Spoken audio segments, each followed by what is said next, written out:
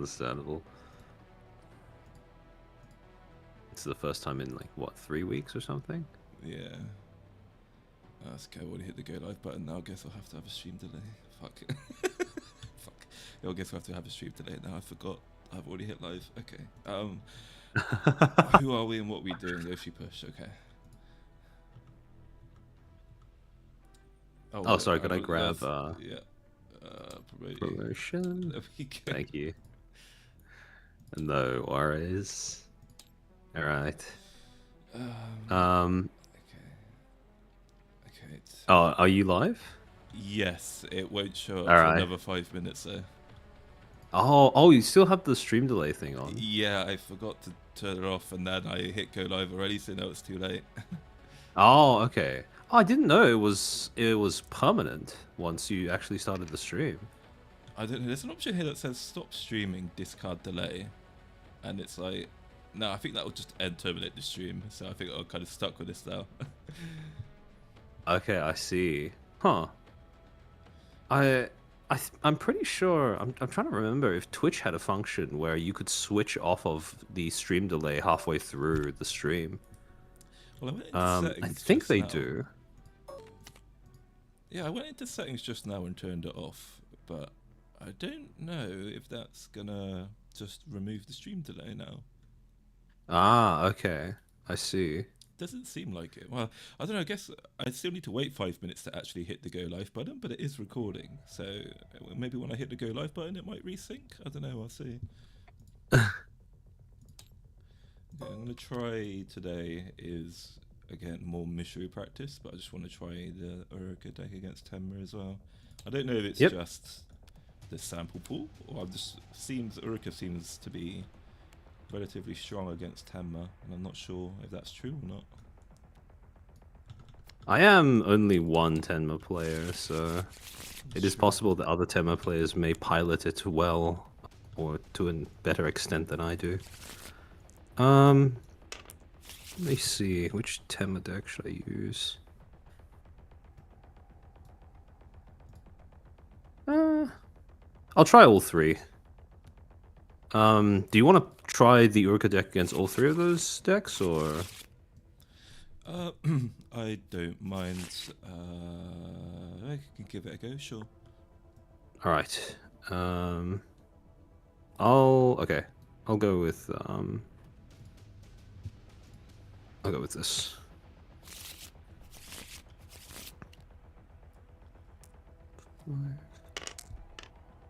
Oh damn, 6. Right. I'll start with this hand. 2, 3,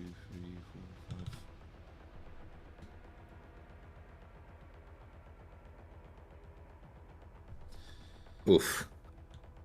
I might.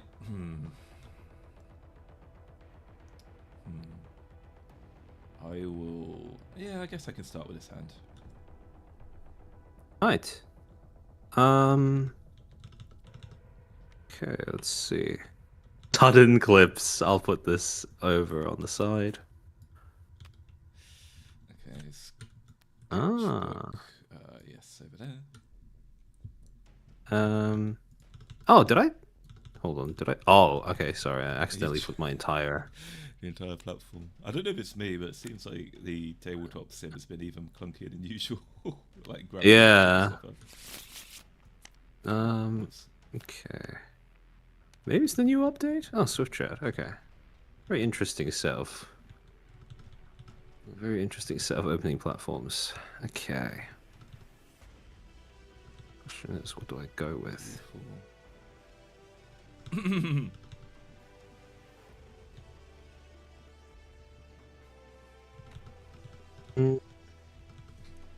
That's a bit of a filthy opener for Tenma as well. Like, yeah. I have quite the number of options here. Question is, do I actually use them correctly? I'm going to choose to start on Swift Chat. I'm going to start on 7 clips. All right. For 3 bits, I will upgrade Tenma. Big Ma, I will pass. I will also pass. I'm going to choose to start on Sketchbook. I will pass. I will pass. Yep. Then on Swift Chat, I will pass. I will pass. Yep. Draw 2. Then on Sudden Clips, I will pass. I will pass as well. Yep. Ah, shit. Back to refresh. Oh my god. Oh, I fucked up so bad. Never mind. Fucking morning brain. Oh my god, that's painful. Playing with an unfair advantage because you're basically debuffed by having woken up recently. Okay, you're about to see why I was upset about that. 1 second. Okay, I'll put Uruka over here. Yep.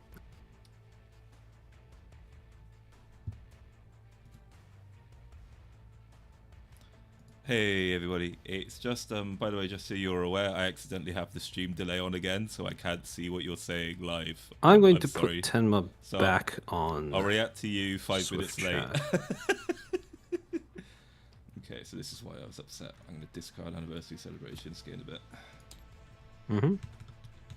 For 1 bit. Actually, I'll pass. I can spend 1 bit, and I'm going to play free spit. I will pass. Oh.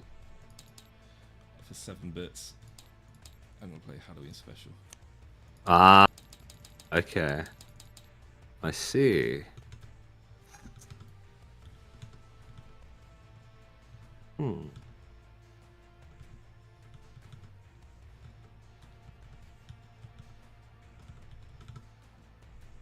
Archer's got a yellow fish, but can he get the cards to play the yellow fish?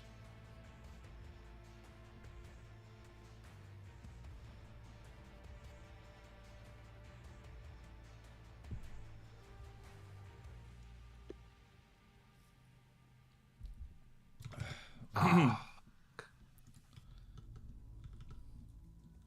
have not long just woke up, so my brain I'm trying to figure out what would be the best play here. It's honestly a little difficult. Special. I don't think Armchair can do it on this turn because he's got 1, 2, 3, 4, 5, 6, 7 cards. Yeah, so he can't do it right away. So I for 1 bit, I will play a Depressed Single Divorced Fathers. I'll activate Halloween special to free spit. Yep. For 3 bits, I will play an Origins video. So this will go up to a 16, and then I will move Depressed Single Divorced Fathers over to Sudden Clips.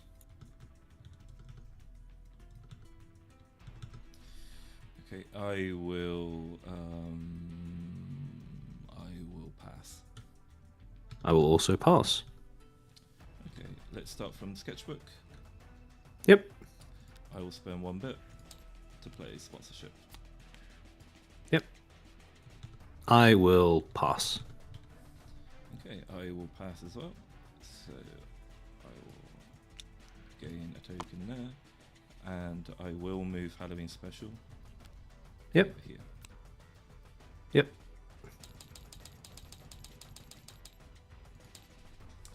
On Swift Chat, I will pass. I will also pass. Okay, nothing happens. And then on Sudden Clips, I will pass.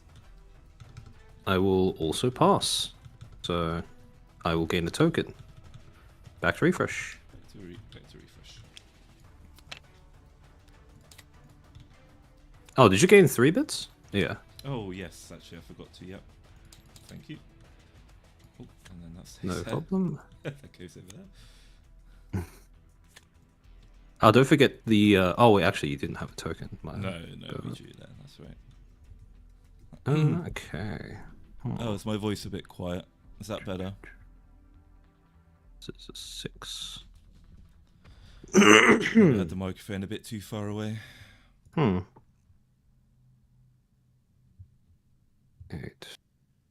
This is a bit of a rough platform setup for you. It is, because it's like, obviously, they're so small platform cards. It's like, oh, I don't want to drop anything big there and lose it.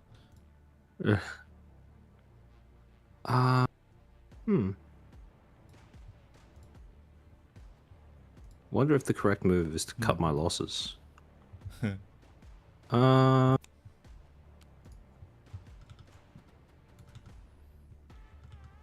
I will start with Tenma on Swift Chat.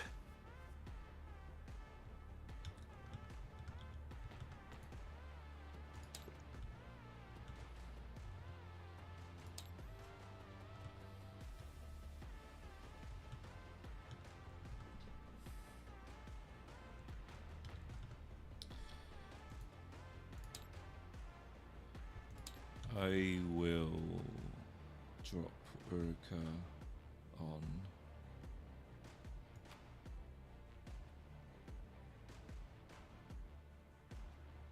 sketchbook. Yeah. How long do you have to do that for, or is this just like a like a thing that you do now? No, I got out of that several months ago.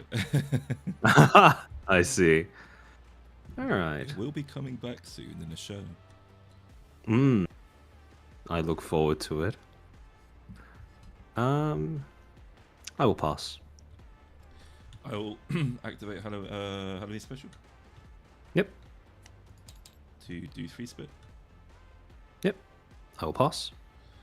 I will spend 6 bits to play Mukbang ASMR.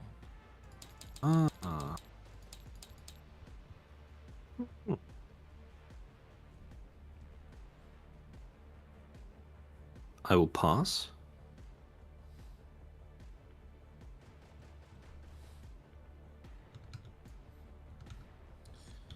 I will activate Mukbang ASMR and put it over here. Yep. 24.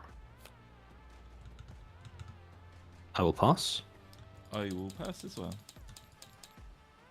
Yep. I'm going to choose to start from sudden clips. So starting on sudden clips, I will pass.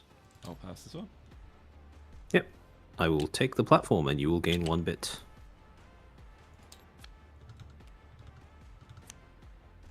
Then on Swift Chat, I will pass. I will pass as well, so I'll gain token, draw a card. Yep. And then, oh yeah.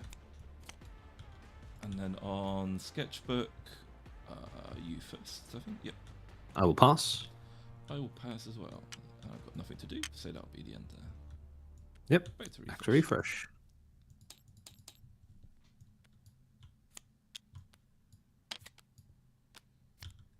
Draw a card.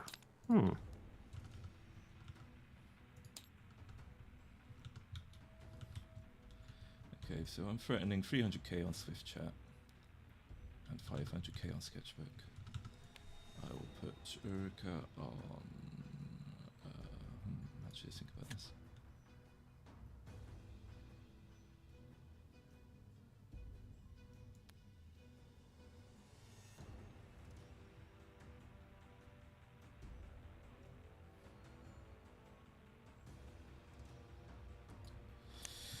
Okay, what am I going to do?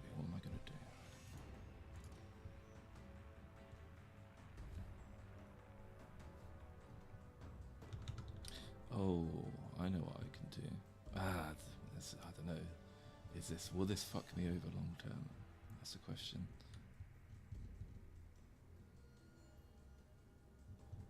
Oh, you know what? This is so filthy, I have to do it.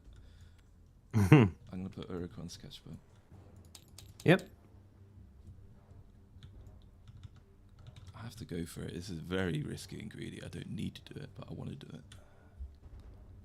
it.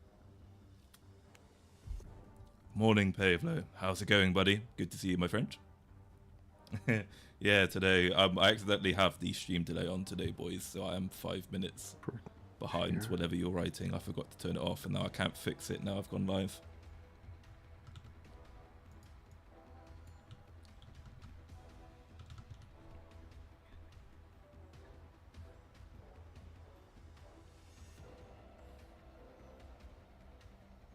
I'm trying to decide if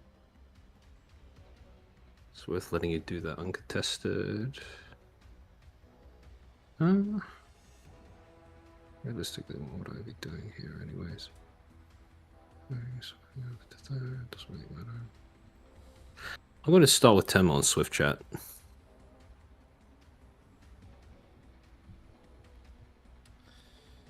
I'll activate. Yeah, I'll activate Halloween special.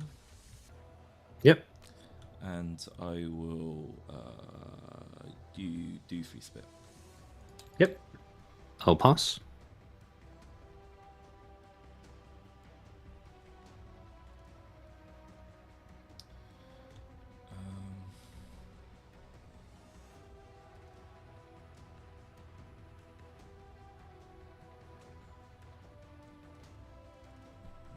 I'm getting second thought, getting cold feet now. Hang on.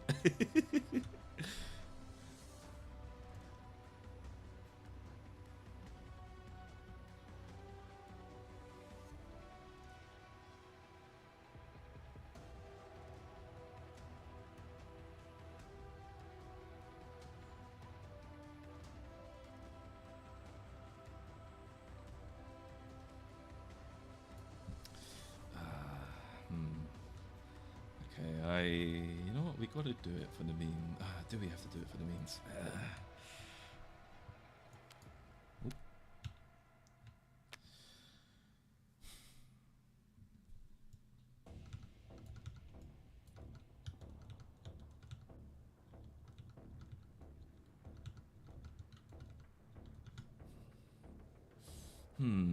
Do we have to do that? Do we have to do that?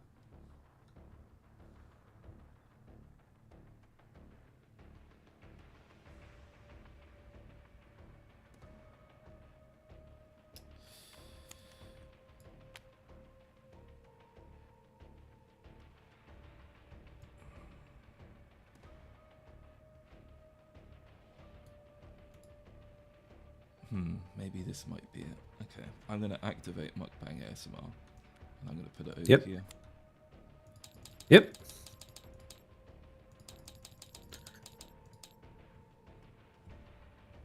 I will pass.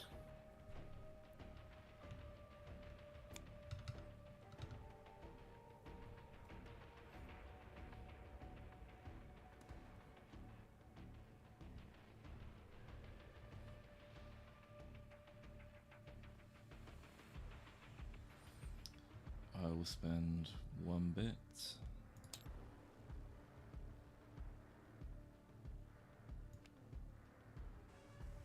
To play original song on Uruka's platform. Yep. Over to you. I will pass. Okay, I will pass as well. Yep. Let's start from sketchbook therapy going across. Yep. On sketchbook, I will pass. I will also pass. Okay, I will gain the token. I will choose first to draw 1, discard 1. Yep.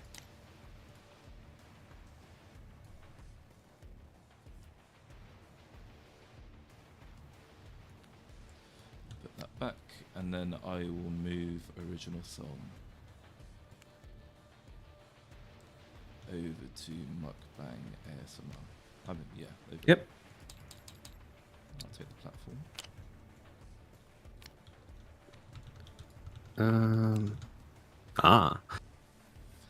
On Swift Chat, is there anything you'd like to do? I will pass. For 2 bits, I will play a Fuck You targeting Tenma. So she will gain +6.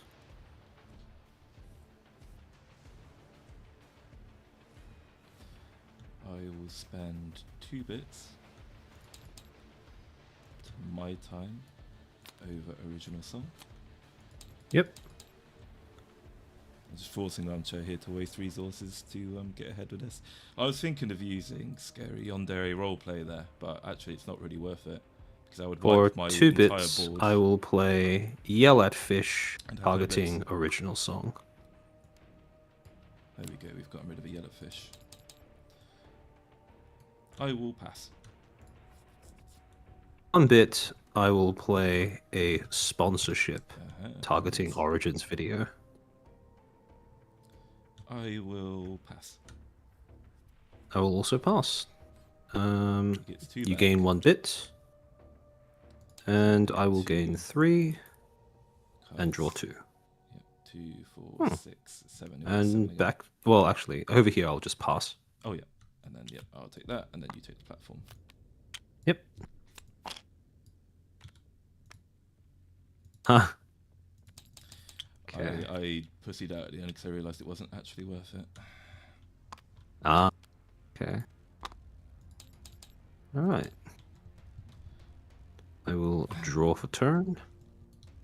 Hmm.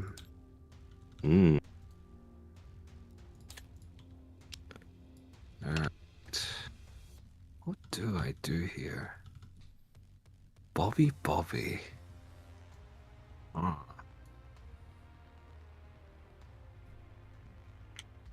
Going first here is a little iffy. Okay, so I've saved my mukbang ASMR, so that was the right play. 11 bits.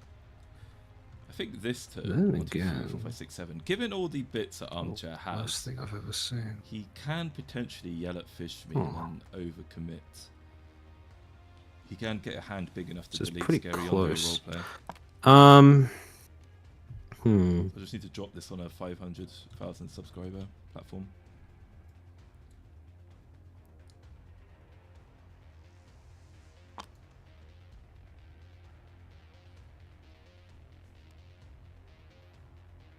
As long as he doesn't go on convulsive movement, I might have won. I'm going to start on Historical Congratulations Lion. on the mystery card there, Pavley. Oh, good for you, buddy. Well done. I will put URUKA on convulsive movement. Yep.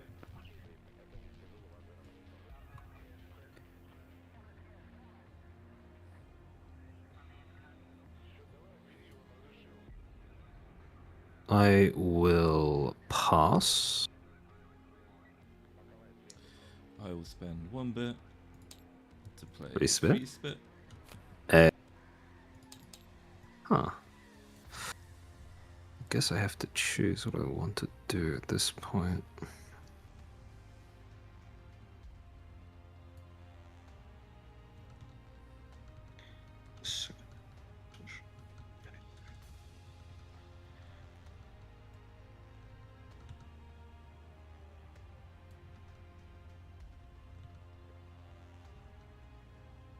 It's not awful.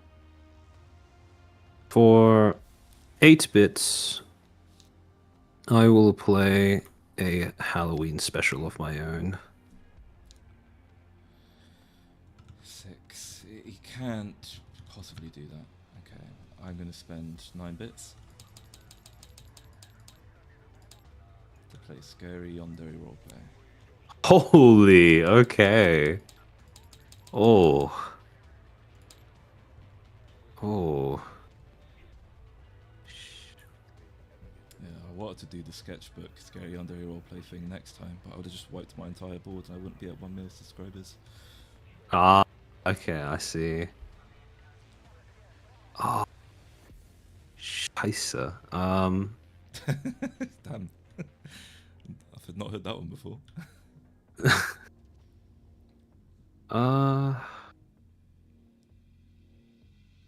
What do I do here? I don't know if there is anything for me to do here at this point. Instead of gaining 1 token at the platform, gain 1 for each card in your opponent's hand. Armchair currently has 6 cards in his hand, so I would gain 6 tokens. 6 tokens would allow me to take convulsive movement. I would be at 1 million subscribers. Ugh.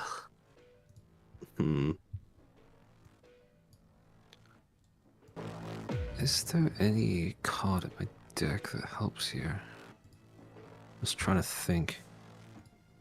For 1 bit, I will play Freeze Spit. Yeah, thank you, Richelieu. Yeah, my eyes are my favourite part of this model as well. It's exactly why I went for this modeler and rigger in the first place. I really like her eye design.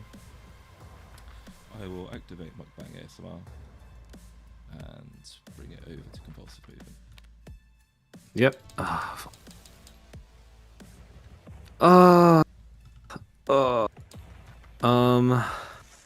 Uh, I don't really know if there's anything I can do at this point. I will discard. Is there anything I can do? Yeah, I think I might just forfeit at this point because I don't think there's anything I can do about those two particular. Yeah. Yeah, because I didn't have anything that could deal with big content cards like that. Yeah, I think that's what it is about URUKA, is that unless you go for a big, well, I mean, you can't use Sweaty Gaming or Rick. What can Tenma do about big cards, other than Yellowfish? Frying pan. Ah, frying pan. Oh god, but yeah, that's so expensive, right? Yeah, it is. But I think it kind of depends because Tenma usually doesn't have any answer to big content cards unless you're willing to play peaceful ASMR. Because that's our other one-for-one answer to your opponent playing big content. Yeah, actually, you're right. That requires an independent platform, does it? Or is it anything? No, this is just anything. But it does need to be played on the same platform as the card you try to get rid of. Gotcha. Which is the only restriction. I think what... That aside, I don't think Tenma has any other answer to big content cards. Yeah, I think what helped me there was risking the challenging you with a Swift chat. So I let you draw those. Oh yeah, for sure. Probably would have had an answer. Yeah, for sure. I mean, I don't know if I would have had an answer to Yandere roleplay, but probably to the mukbang ASMR. Yeah, it's always, especially as an URUKA player, it's not nice to like challenge someone over Swift chat because it's like I'm investing so many bits into. You know, yeah, it feels bad. It feels bad, but then it's like you just can't let a Tenma player accrue all those cards, otherwise, you know, they will. It just hurts. Yeah, that's the same thing that I've been drilling into the head of all the people who've been practicing with me for the tournament, which is if you ever play against the Tenma player, you must harass them early. You cannot let them just do their thing uninterrupted. Yeah, I agree. Okay, let's get the next one. I'll kind of alternate it between URUKA and Mishru, I think. So let's get Mishru back. Yep. All right. I don't know. I was surprised at. I was expecting Sentinel to lose yesterday because I was expecting. I don't know. I'm just not really confident in Mishru, but he managed to make it work, I suppose. So I haven't finished watching the VOD for that game. He was dropping big Mishru each round, and I'm like, Christ! I wish I had the space to drop big Mishru. I wish I could see my big Mishrus. Luck of the draw. Did the big Michiru actually end up making a difference? Because that he was playing against a very specific type of Nasa deck. Because usually big Michiru would be complete dead draw against most Nasa decks that I've seen. Yes, it did actually. He was able to delete a card with it that took the wind out of Kabu's sails in round 1. Huh. He deleted a Donut with it, and then with that went obviously he just lost 7 bits with a 7-bit drop for free, and then Kabu had very few content cards left. Huh. Interesting. It's like I'm still just not 100% sure what the dream opening hand is for Mishru. I guess it have to change it depending on who you're playing against, because what might be very good against most decks is bad against Tenma because of Yellowfish. I suppose having Potion in your hand as well as an upgrade would probably be the dream for a Michiru deck, right? Yeah, that's what I tend to. Or some combination of discard 1 bit and also discard gain 1 bit and also your upgrade card, I guess. Yes, I think you need the lower upgrades. A potion would be good, and maybe an original song or some form of like card draw, I think is the way to do it. I see. Yeah, that sounds a pretty reasonable assessment. Okay, Bobby. Ooh. Huh. I will. Sudden Clips. I'll put this to the side. Sudden Clips, a highly underrated card in my opinion. I agree. very disgusting with any deck that discards content in order to move to another platform. Yeah, so I used to run that on my URUKA deck, but then I got rid of the discard teleportation URUKA herself because I don't think it's actually worth it. I mean, when you have My Time and Cover Song in your URUKA decks, I don't really see much need to move your persona around. Yeah. Okay. Where would you like to start? Oh, yes. I will start at...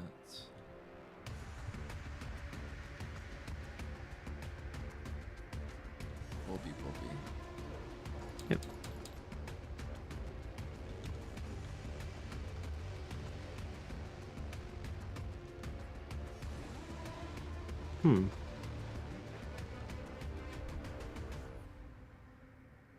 I'll start on Sudden Clips. Okay, first thing I'm going to do is I'm going to spend 2 bits to play original song. Ah. Okay. Makes sense.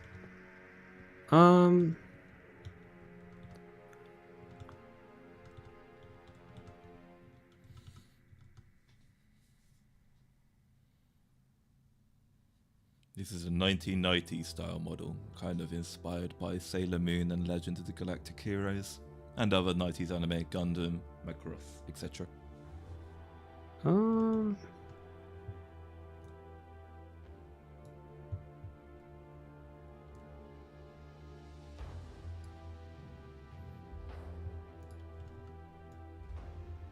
With 3 bits, I will upgrade Tenma. Upgrade. I will. I just love how, by the way, how many like different ways you can just add ma at the end of words and it works. Yeah. Tenma has my favorite naming convention thing out of all of the talents, because the putting like pip something in front of different words, like, it's cute, but I just think something ma sounds funnier. Yeah, it does. So you get cool little ones like Pipinus, which works really, really well. Yeah. But it's like you've got Gorilla Ma, and you've got like Discard Ma, and you've got stuff like that. It's just fun. Like Brick Ma, you know, all of that stuff. Ma, yeah. Chimp Ma. Okay, I will pass. I'll also pass. Okay, let's start from... Yeah, let's start from Bobby. Yep. On Bobby, first thing I'm going to do is I'm going to discard... Wait, actually.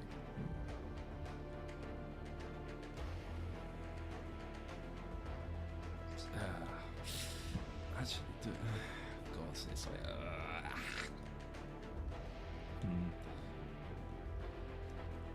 It's like, fuck, do I want to... God, what's the right play here?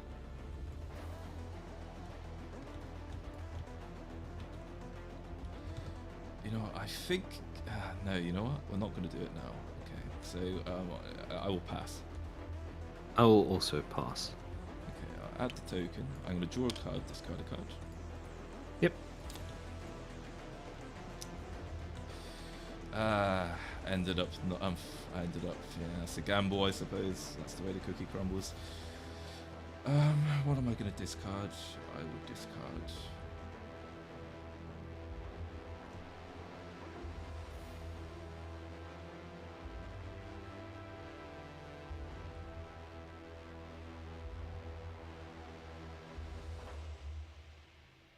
Oh wait, hang on a minute. Yeah, I see. No, I'll discard the Suck on Copium, and then I'll use the effect of Bobby to bring that back. I was thinking about discarding it first, but yeah, never mind.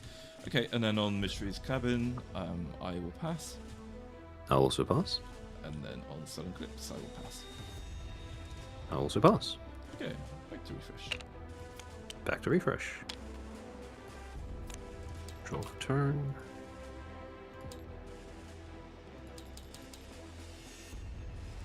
Okay, what do I do here?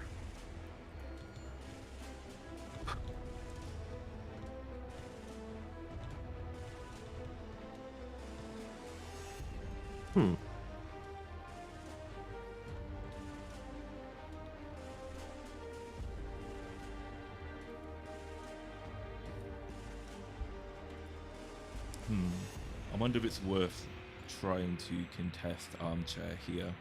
Bobby and Original Song are a really strong combo.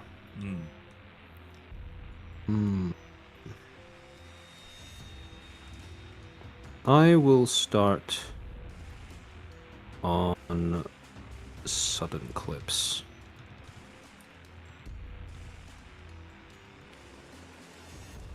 I will meet you on Sudden Clips. Yep. I'll pass. I will discard, suck on Copium, gain a bit. Yep. I will pass.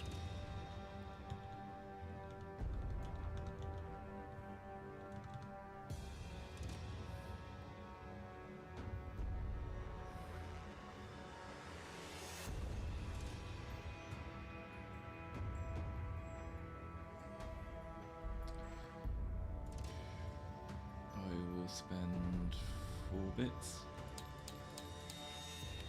to upgrade mission.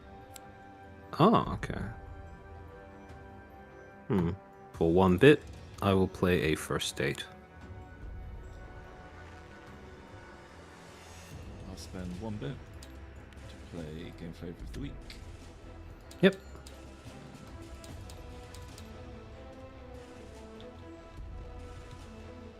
Force Armchair to invest a lot into this platform. I will pass. I will pass as well. Yep. Starting on Sudden Clips, I will activate First Date, and I will return Game Flavor to your hand. I will pass. I will also pass. So I will Not take the platform, draw a card. Will be First Date. Hey, and Sketchbook. Okay. Then over to Michiru's Cabin. I will pass. I'll pass as well. Yep. Then on Bobby Bobby, I will pass. I will pass as well. So I'll gain a token. Yep. Draw a card, discard a card. Yep.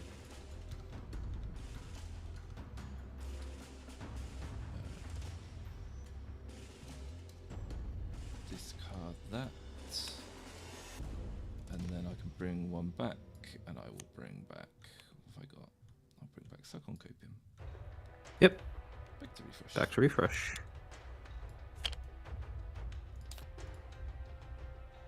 Go for turn.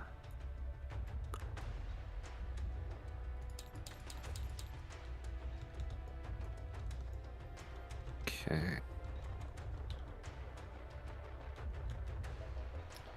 I will put Damichi over here. I will match you with Tenma.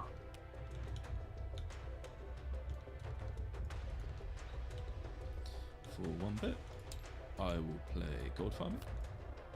Mm-hmm. 7, 11.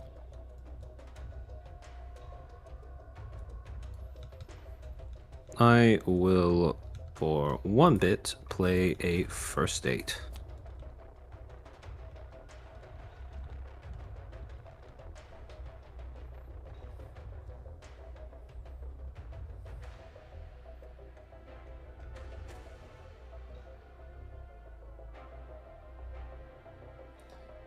For 4 bits, I will play a Witch Mommy Energy. Ooh. Okay.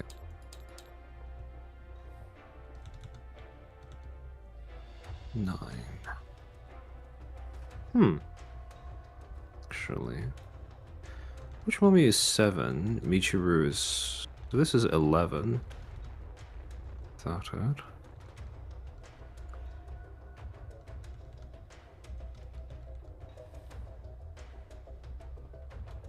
Is there anything I can do here about that?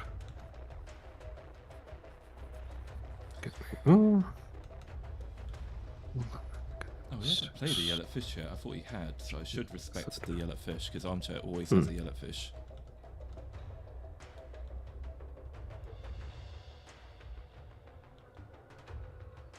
For 2 bits, I will play a sudden Riz. I will discard a small Tenma in order to draw 2 cards. Okay, I will pass. I will also pass. Would you like to start? Let's start from Bobby. Yep. Bobby, I will pass.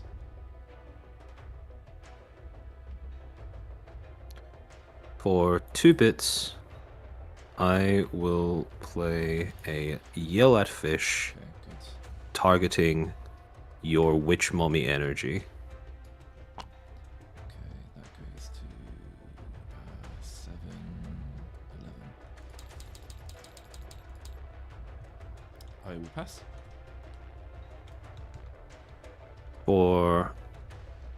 That's good. That's why I didn't play long game that round. I knew you'd have it and you would just Yell at Fish that, and I'd be very sad.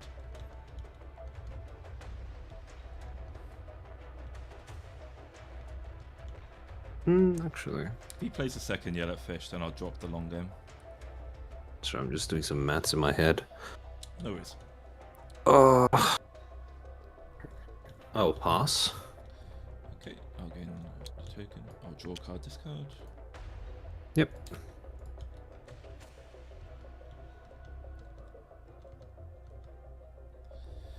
I'll discard gold farming. Bring back Witch Mommy.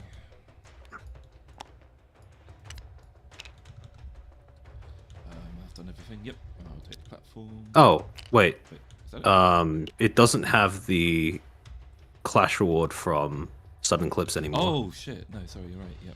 Oh, my bad. What does it do again now? No oh yeah, problem. Clash reward of number. Oh, move a content card to another. Sketchbook. Yeah. Okay, gotcha. Okay, move original song. Yeah, I'll move original song over here. Yep.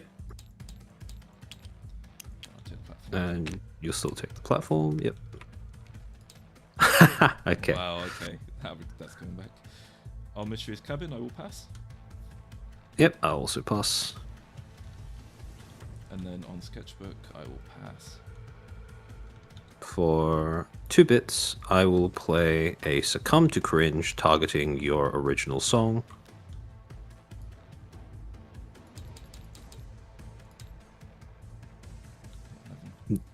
I'm assuming. Are you? I'm assuming you're going to pass. Yep. Yep. I will activate First Date and bounce your gold farming. So this goes down to 6. Should have kept that one. I will pass. I also pass, so I will draw this back into my hand while getting a token. Back to refresh. To refresh.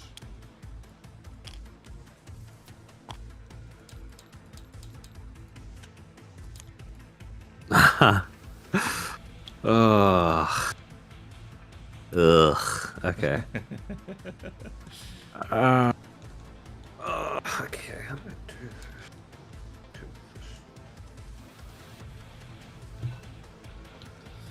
Okay, what's the plan here?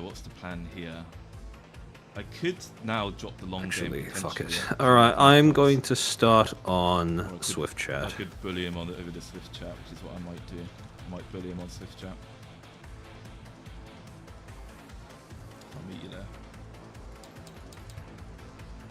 I will pass. Spend 1 bit to play Gold Farmer. Yep. 1 bit. I will play a First Date. I will spend 2 bits to play original song. Yep.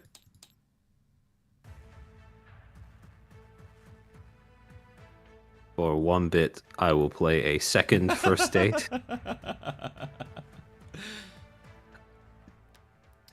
I will spend 2 bits to play Confessional Stream, and I will Yep. target Gold Farming. Yep.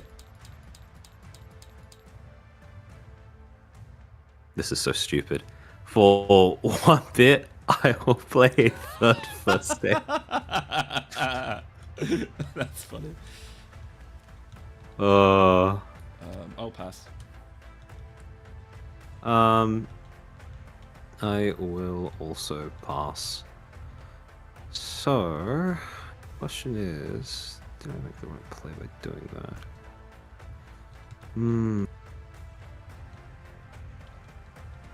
Okay, so this is a 7.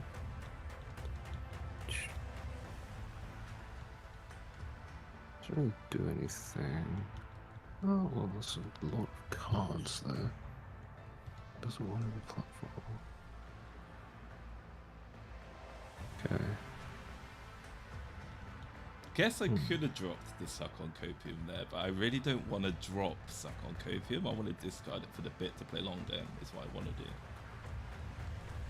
So this is 15.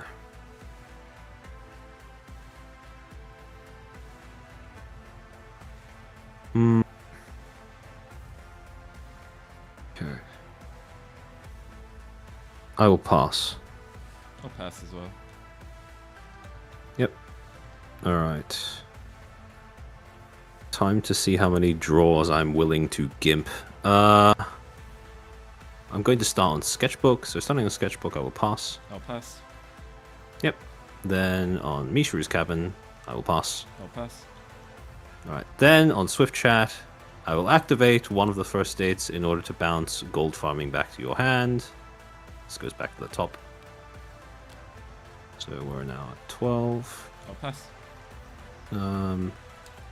Then I'll repeat the same with the other two as well. Okay. 1, 2, 3, 4, 5, 6, 7. Okay, and then what I'm going to do is I'm going to discard Suck on Copium and gain a bit. Yep, I'll pass. I will pass as well. Yep. Okay, I will win the clash and draw 2, which will be 2 first states. Yep. And then back to refresh. Back to refresh. Holy moly. So you're going to essentially draw 3, so you've got your 3 first states back and gained a token. Yeah. That's worth it. That is worth it, though. I think so. It's just a funny play. Because I wasn't expecting to draw my entire playset within the span of like 2 turns. That's funny. Okay, I will play Damichi. What am I going to play Damichi? I'll play Damichi over here. Yeah. Okay.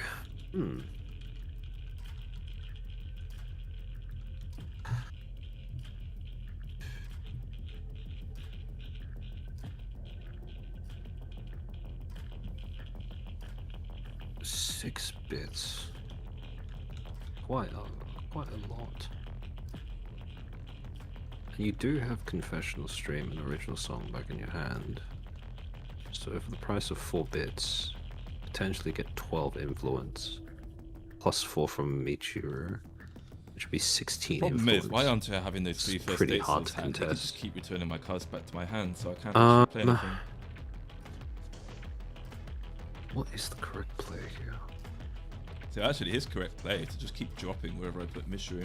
This may be a shit idea, but I'm going to start on Michiru's Cabin. Interesting, okay.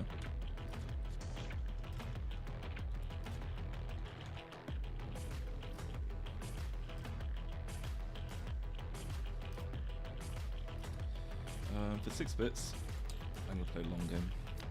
Oh, okay. Interesting. Huh, I wasn't expecting that. For 1 bit, I will play First Date. I will pass. So you're able to move this. Oh, you could win a platform this turn. Is it worth it for you though?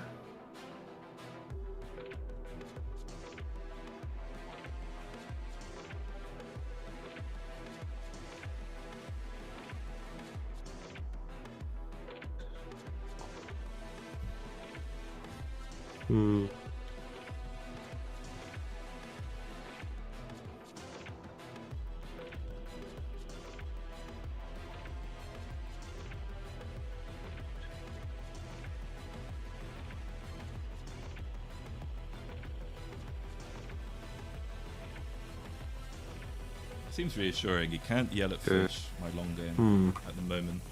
He could still draw, use some cards to draw a bigger hand and do something.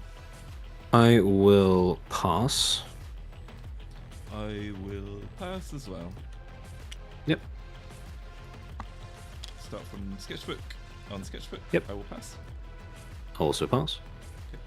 Gain token on there, and then do again. And maybe one of your content classes platform. Yeah. First, I'll use Casual Rule of Long Game. Yep. To put a token.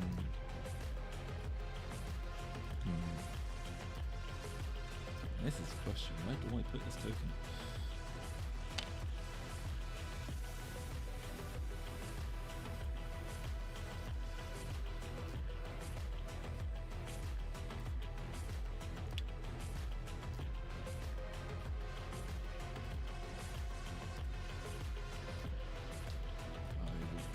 This on.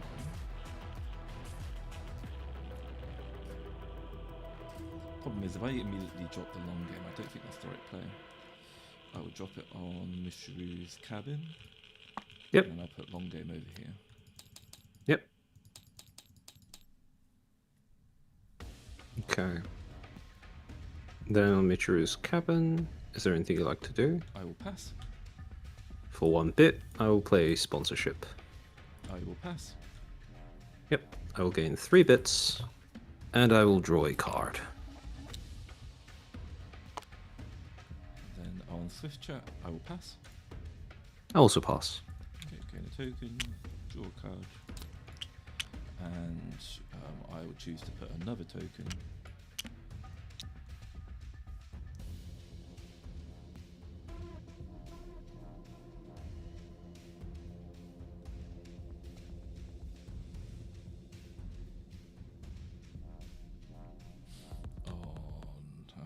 Choices. Where am I going to put it?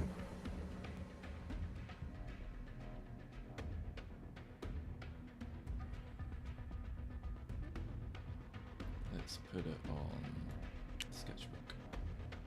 Yep. Back to refresh. Back to refresh.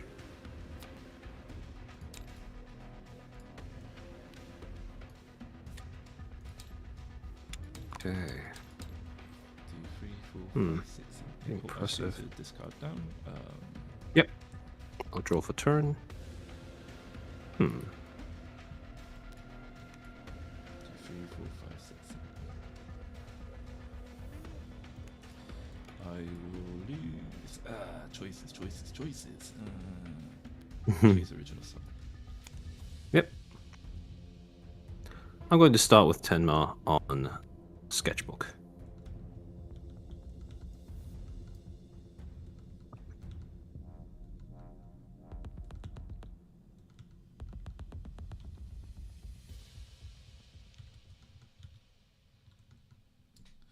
I will start with Mishiru on Swift Chat. Okay.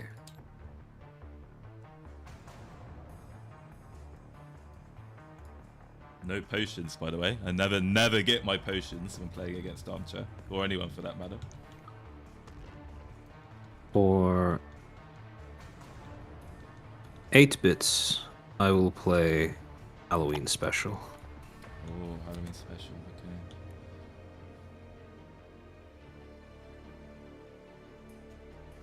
I'll spend 1 bit to play gold farming. Yep. Okay.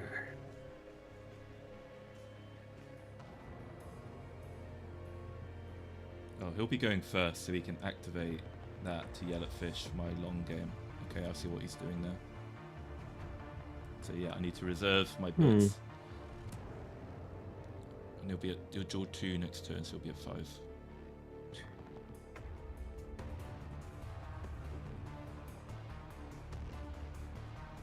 Hopefully I get a big Mishu upgrade next turn. That would be the dream. If I can get the big Mishu, I can just activate the I will pass. Am I worried about him doing it twice, though? I think I am. Am I worried about him doing it twice? It would be such a waste.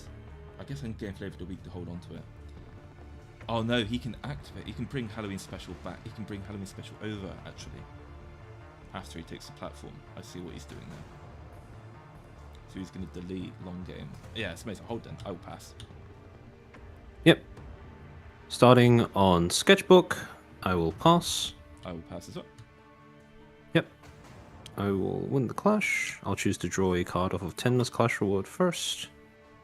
And then I will choose to move Halloween Special over to Swift Chat. So he's not going to activate Yellowfish, he's going to activate sponsorship then. God, that's bad. I will pass. On Mitru's Cabin, yep, I will pass, then you will pass, so yep. I will gain a token. Then on Swift Chat,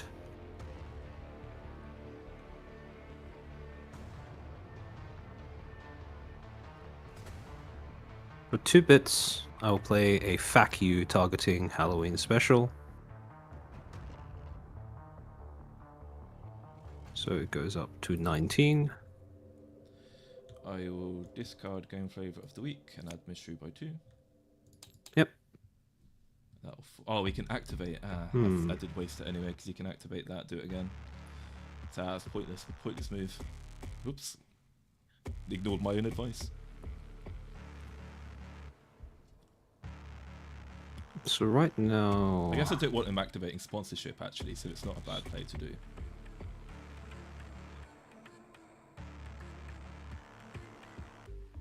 I will activate Halloween Special to play Yell at Fish, targeting your gold farming. Okay.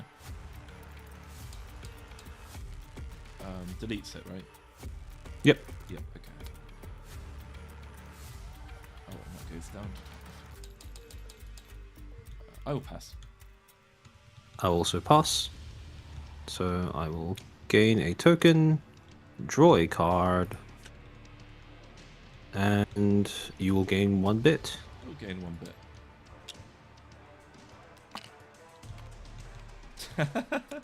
Aha! Back to refresh. Alright, back to refresh.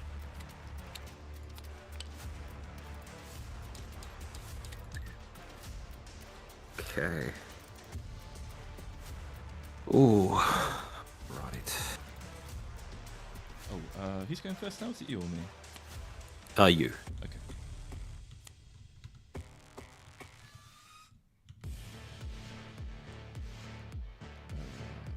I put Mystery on.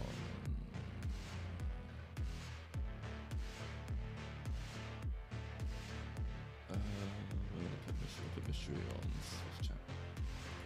Yep.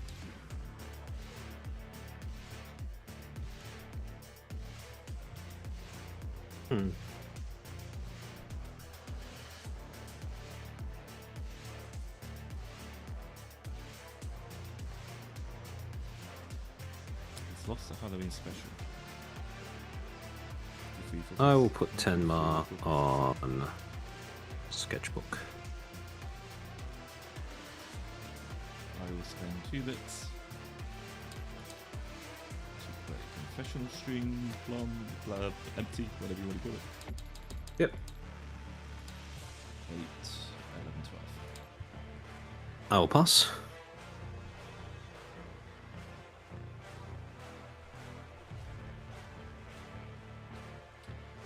For 6 bits. Play a long game. Oh. I have to hope he doesn't have the second Yellowfish. Fuck. Sounds like he doesn't. He's still going to take Mystery's Cabin, though, it's a problem. My only hope here is I get a potion from the card draw.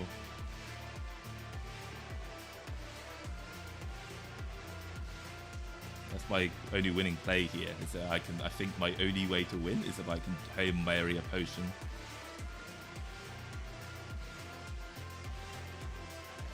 But I'm not going to get the potion because it's Lord Maulington playing.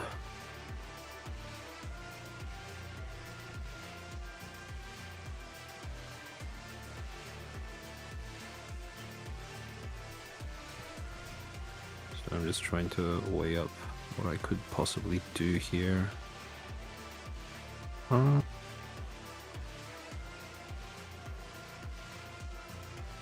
Yeah, kind of this play leading up to this point was built on the hope I'd eventually draw a potion to long game potion the tokens over. But I just haven't been getting my potions. Unfortunately, I've drawn half my deck. I have yet to play a single potion. For 2 bits, I will play a sudden Riz, discarding a first state to draw 2 cards. I'll pass. I'll also pass. Okay, let's start from Swift Chat. On Swift Chat, yep. I will pass. I'll also pass. Okay, I will gain that. Draw a card. Okay, and then on Mishri's cat. Oh wait, no, sorry. Yeah, I added a token, and then I will add a token on that. GG's. Is that? Oh wait. Oh, you don't. Oh wait, I forgot. Yeah, oh yeah, because you don't actually win it. Oh, okay. Nope. So I gained 2 bits off that. 2 bits. Yep. Huh. And then yeah, I will pass. I was hoping for a potion there, but I don't have a single potion. Oh, okay, Yeah, I see. No, my potion's at the very bottom of my deck. Of course they are. Maulington never is. It's never allowed a potion. No big mysteries either. Big mysteries and potions at the bottom of the deck. Parasocial trap. Big cheese. No, nothing. Oh, wait. And I pass over mysteries cabin, so that'll be your win. Yeah. Oh, okay, yeah. Okay, I thought for a second that you won that because, yeah, I thought that you were able to capture Swift Chat there. Okay, I must have miscalculated that. No, that's only my first token on Swift Chat. Sadly. Ah, okay. No.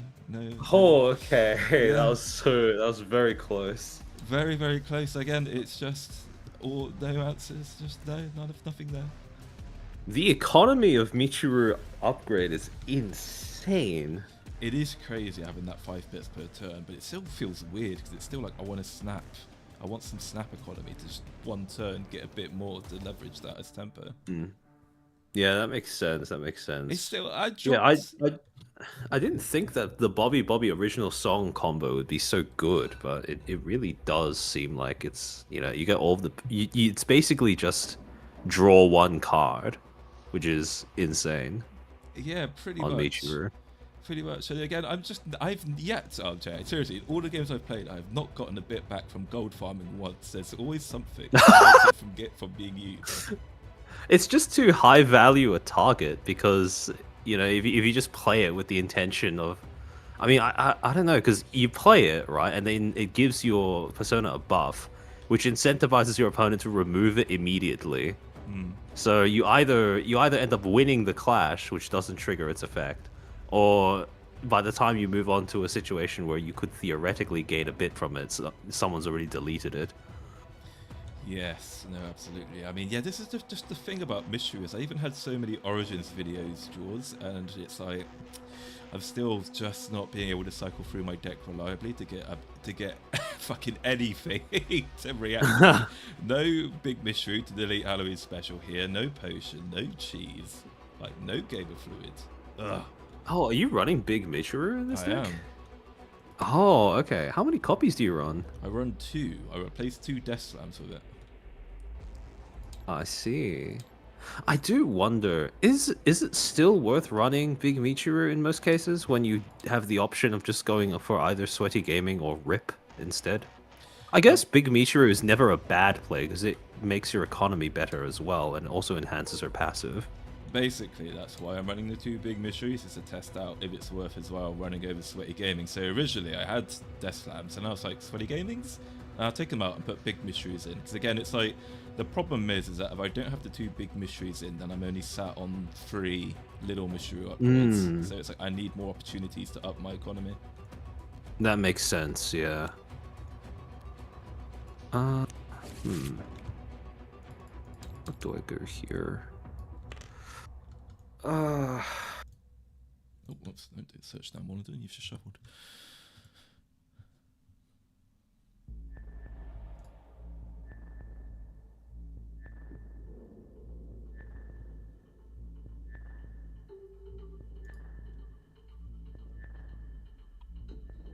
I'm going to try out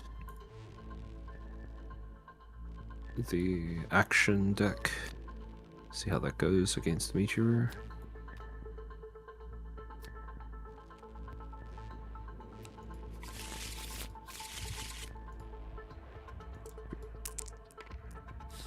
Six. Hey. 6. 2. 2. Ooh. Oh, whoops. There it goes. There it is.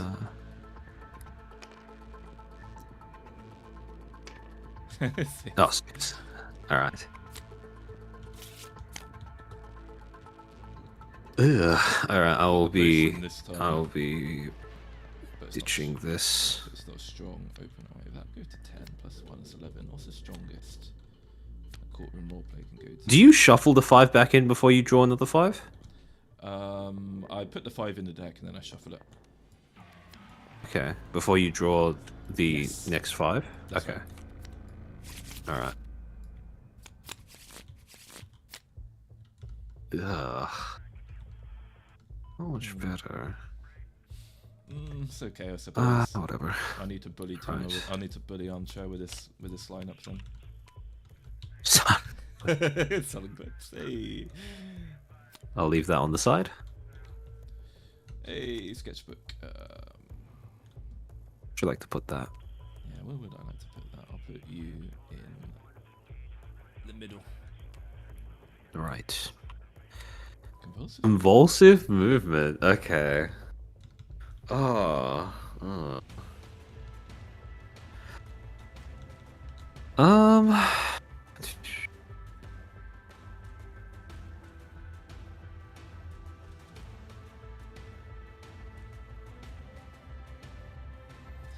think the plan here is we are going to try to bully Armchair. We're going to go where he is and try to fuck him up.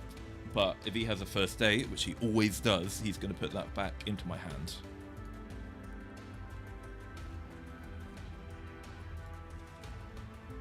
Lordo Maulington. No luck in the Irish. I'm going to start on Sketchbook.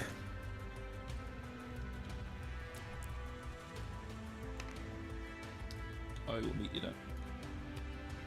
Yep. Alright.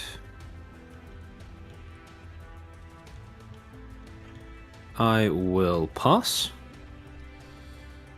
I'll spend 1 bit to play gold farming.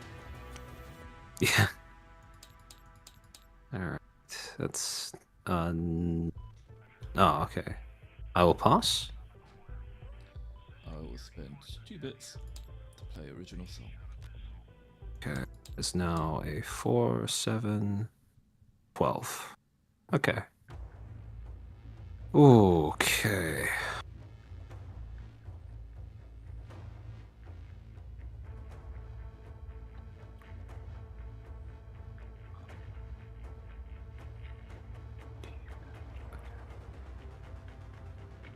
Sorry, I'm just doing some maths in my head. Am I stupid? What am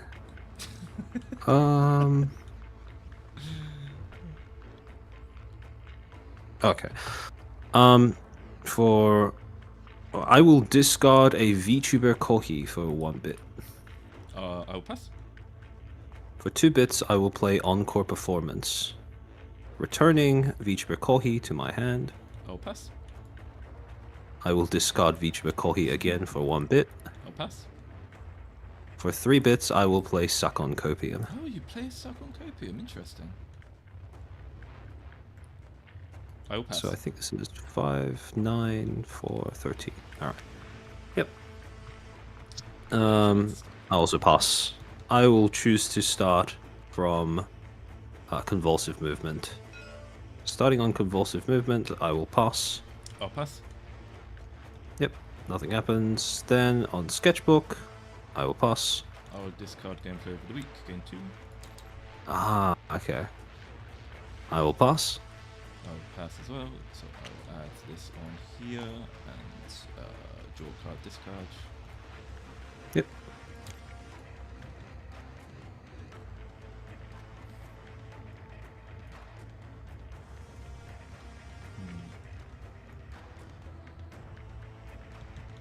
I have to assume he might over to selling pips. So what do I want to show? I'll put that in there. Yep. And then I will move original song over here. Yep. I'll pass. Okay, I will add the token on here. I will choose to draw a card, discard a card first. Yep.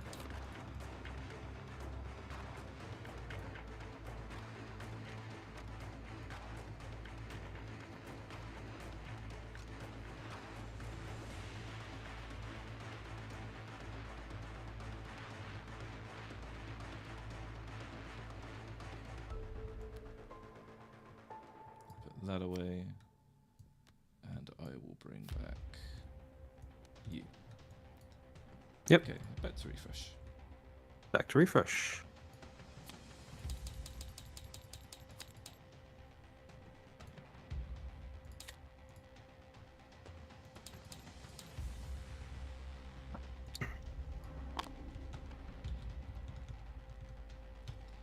I will put Mishru on convulsive movement. I will put Tenma. Oh, should I put Tenma?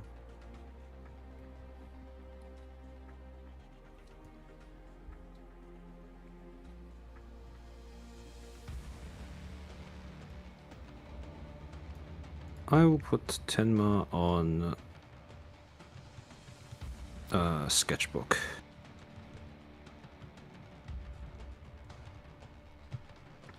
I will spend 2 bits to play Confessional Stream, and I will buff original song. Yep. Over to you. I will pass. I will pass as well.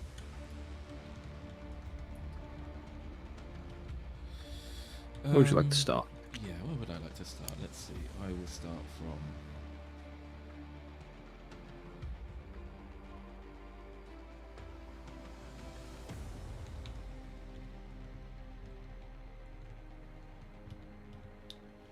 I will start from convulsive... sudden clips, sorry, going over. Yep. On sudden clips, I will pass. I will also pass. Okay, draw, discard.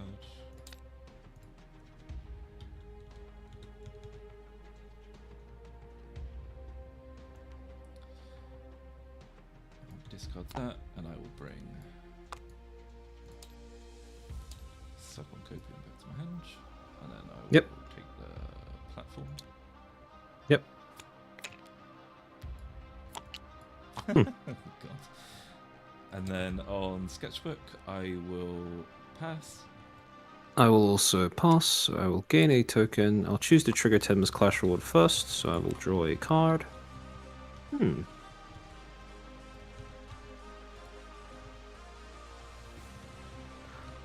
And I will choose to move Succon Copium over to Convulsive Movement. I will pass. I will also pass. Oh, actually, on this, you get 1 bit. I don't have any Poggers cards in play. Oh, yeah, sorry, I forgot about that. So you pass for 2 bits. I will yell at fish, targeting your confessional stream. I will pass. Yep, I will also pass, so I will choose to trigger the effect, gaining 2 tokens on convulsive movement. Okay. And back to refresh.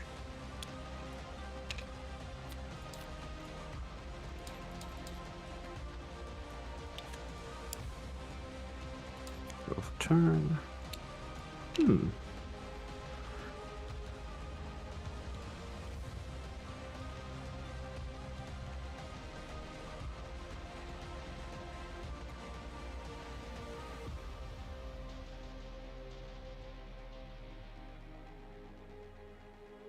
What am I going to do?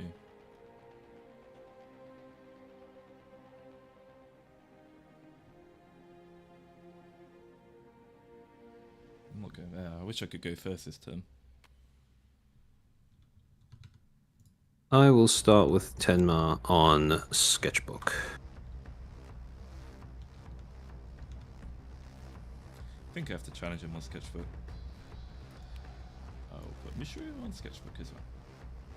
Yep. I will pass. I will...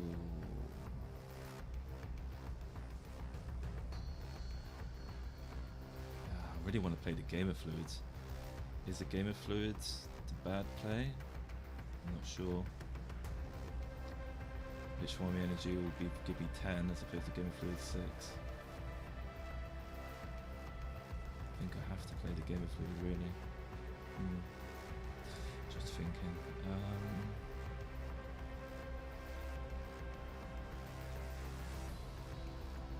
I'm not sure this is the right play, but we're going to go for it. I'm going to discard Second Copium, gain a bit.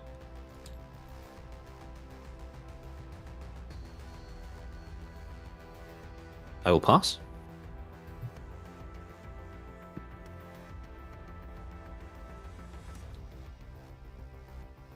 I will spend 5 bits to play Game of Fluids. Oh, okay. That's 10, 13, 14, I think, right? Yeah. 14, yeah. Draw card. Yep. 6, 10, 14. Yep, 14.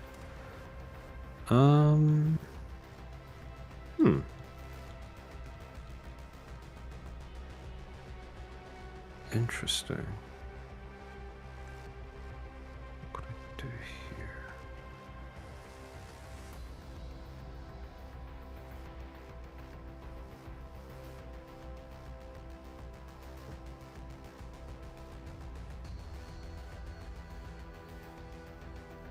Could have played the Witchwami Energy, which would take this out of...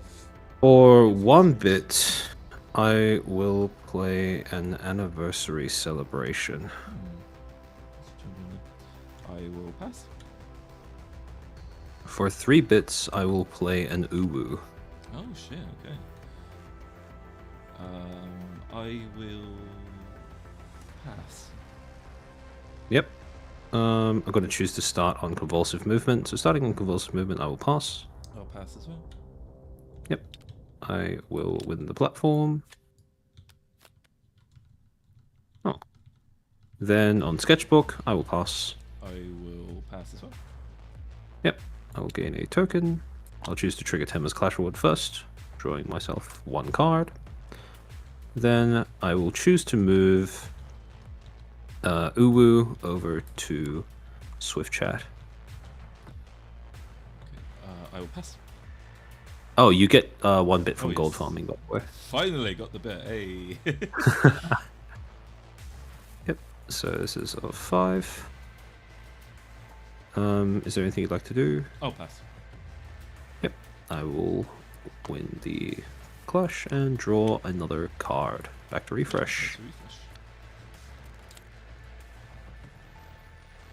Draw for turn. Ugh. Alright. This is a 6. Okay,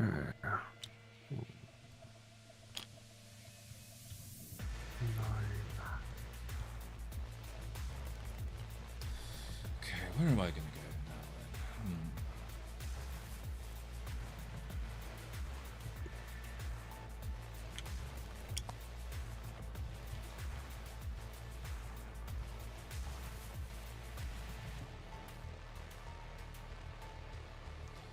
I will put Stamichi.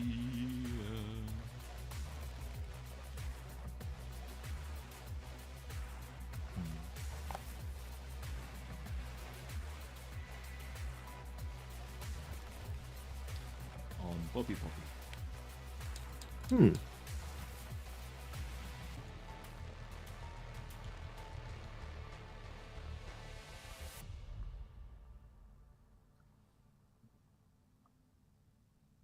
Okay, the plan here is to drop I Professional will... Stream, a sweet combo.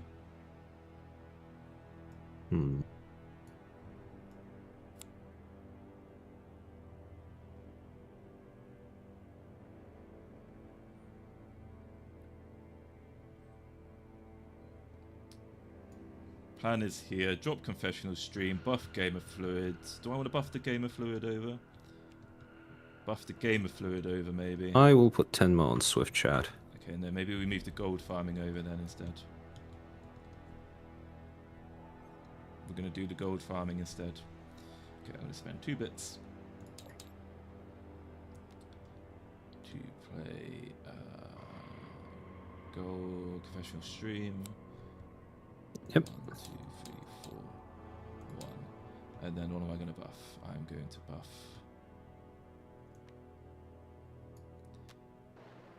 gold farming by 4.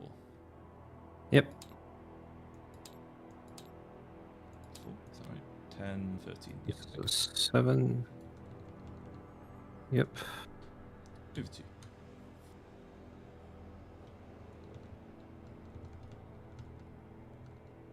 I'm not too upset. For 2 bits, I will play an encore performance. Ah, shit. And I will return Yell at Fish to my hand. There it is. So he's going to discard Yell at Fish, which I'm not too upset about, you know, actually. That's fine. I will pass. I will also pass. Would you like to start? Okay, let's start from...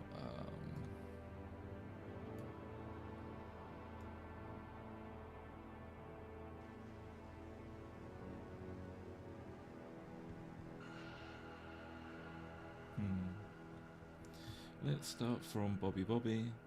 On Bobby Bobby, I will pass. I will also pass. Okay, I will gain a token here, and then I will use the clash reward of Swift Chat to draw a card. Yep.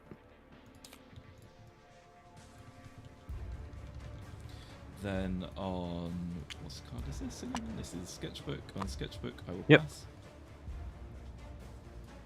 Or I will discard a big Tenma for 1 bit. I will pass. I will Yell at Fish to zap your gold farming. Okay, so it's -7. That goes down to 6.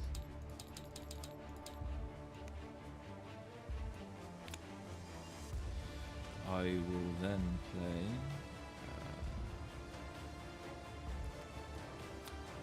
So I will then spend. I don't want to get rid of the amplifiers. I'll spend 1 bit to play Sweet Combo. Yep. And buff that by 3. Yep.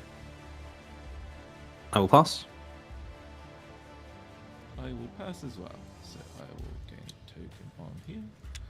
And am I going to keep it there?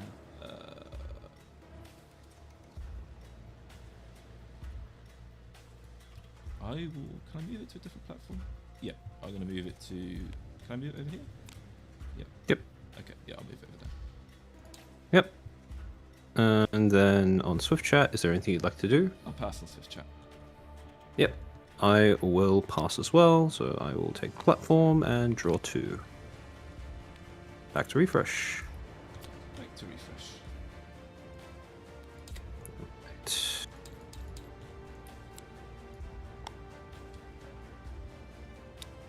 Oops.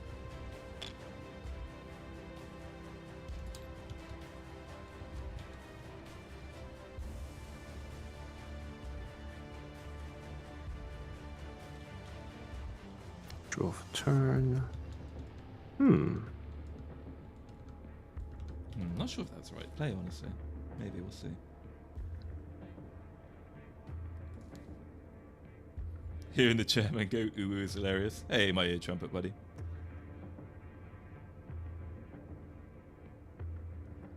My audio is low again, is it? Okay, hang on. I did try to reduce things a little bit after last stream because it is still peaking quite a bit. I noticed when I talk loudly all of a sudden.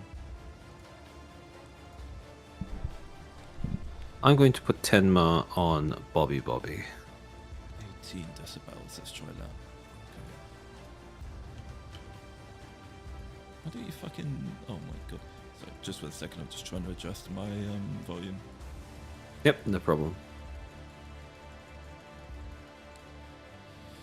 Okay, there we go. Hopefully, guys, this should be better.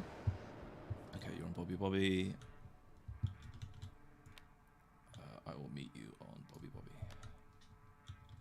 Yep.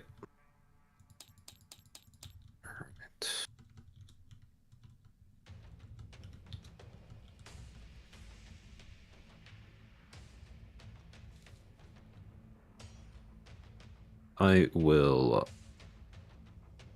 pass. I will spend 2 bits to play Poog Champ. You will draw a card. Oh yeah, I forgot about that. Thanks. No problem. What do I do here? I'll pass. I'll pass as well. Yep. All right.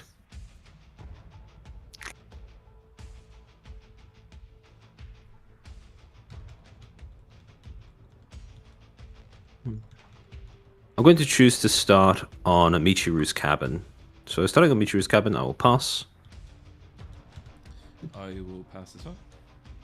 Yep. Then on Sketchbook, I will pass.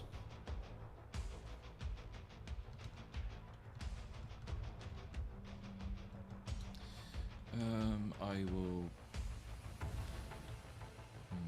will pass as. I'm going to spend 2 bits. Yep. 2 potion. I will move original song over here. Yep. And then I will bring Prog Champ over here. Yep. So this goes down to a 2. Yep. He does have an Uwu. I could Uwu him 2 over. bits. I will yell at fish, targeting your PogChamp. Oh my god, is that your 3rd yellow fish? I think it's my 2nd. Yeah, it's my 2nd. Okay. I will pass. Yep, I also pass, so I will gain a token. And I will choose to use the Clash Reward in order to move Anniversary Celebration over to Bobby Bobby. So this goes to being a 4, plus 4, plus 2, so that's a 10. I pass. I will... The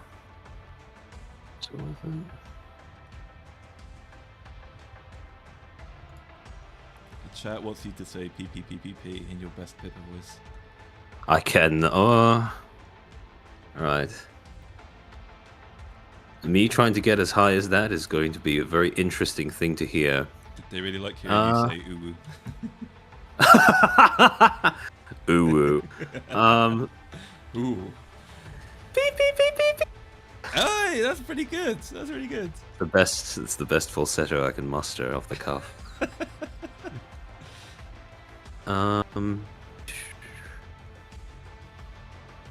I'm trying to figure out how much I really want to fight over Bobby Bobby.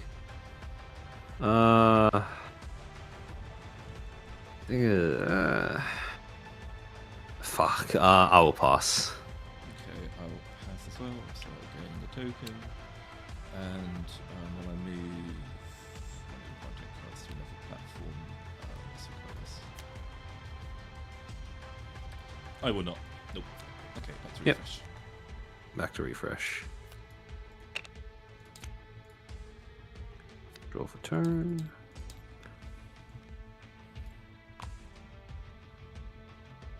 Alright. Okay, what will I put damage in? I will move Damichu over here. I will match you with Tenma. That should be 10, 15. Okay, I will discard Sarcon Copium and gain a bit. I'll pass. I'll play Witch Mommy Energy, which becomes a 10. And draw a card. I will pass.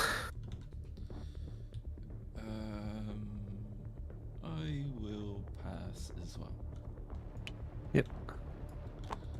Starting from Bobby, I will pass. I will discard an anniversary celebration for 1 bit. I'll pass. I will discard a Mrs. Worldwide for 1 bit. I'll pass. I will discard a big Tenma for 1 bit. Oh God, I'm gonna see frying pan ASMR. I pass. I'll pass. Oh, okay. I'll gain the token on here. So I'll get Clash Reward. And I will move over Witch Mommy Energy to this platform. Yep. And I will take this platform. Yep.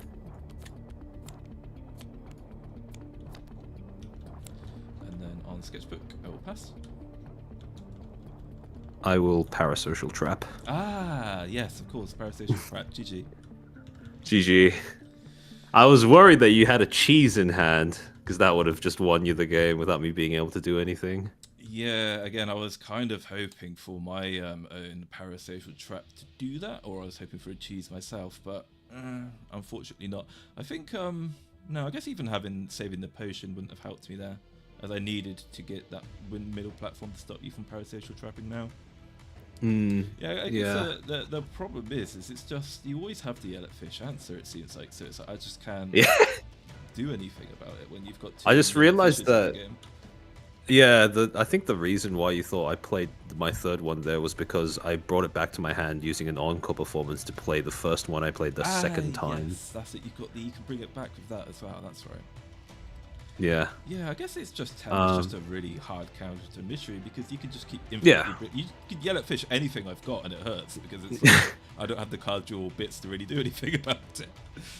Yeah, this is also the version of this is also the Tenma deck that runs Frying Pan ASMR, so even the ones that cost like 6 or above are not really safe, provided I draw well.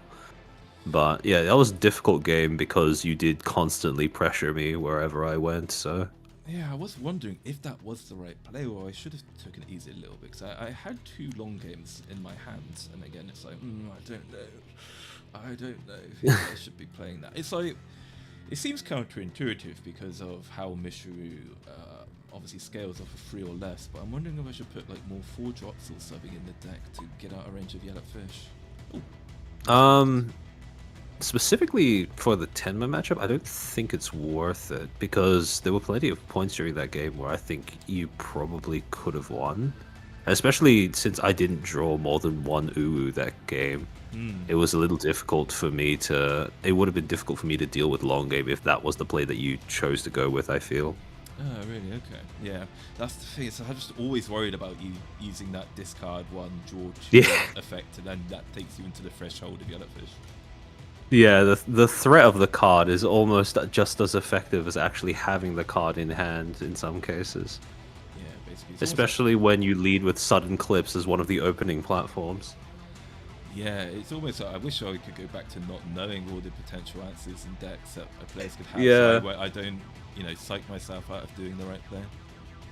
Actually, this is something that I said to you in private before watching the match, but when we were watching the match between Pebble and was Necro? Did Pebble play against Necro? Pebble and Necro, yeah, that's right. Yeah. I thought that the combination of running both Cheese and Bear With Me was a pretty interesting one. Because it's impossible for your opponent to play around both of those cards at the same time. Oh, yes, actually, good point. Yeah, I thought for a second if he played one, if he just played the big cheese, even if it didn't do anything, I thought that maybe he was going for a mind game there, where now that you know that the URUKA deck is running both Bear With Me and cheese, you have to 50-50 which one you're actually choosing to work around. Yeah, I guess that might be able to work now. If you want to run cover song, original song, whichever the 6 re-summon cards, I guess that can work, because I used to think about doing that. That was my first go-to when I first looked at URUKA. I was like, oh, Bear With Me, cheese, reduce my opponent's cards to 1, then dominate after that, but it's like, I don't know, it seemed too expensive and circumstantial to use, really. I think it's worth even just only running one cheese as a one-off because, again, it's about the threat of it, right? No, absolutely. I think it's just, yeah, sure.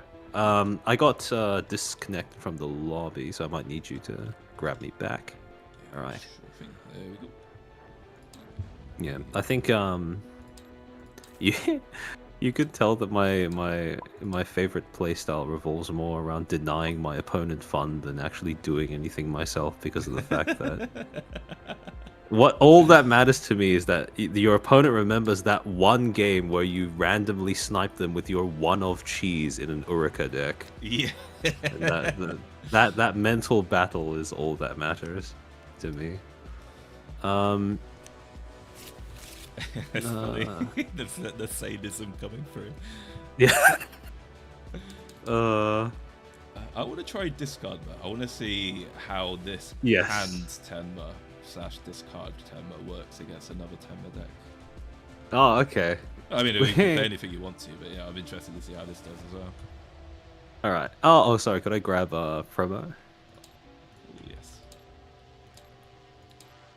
Thank you.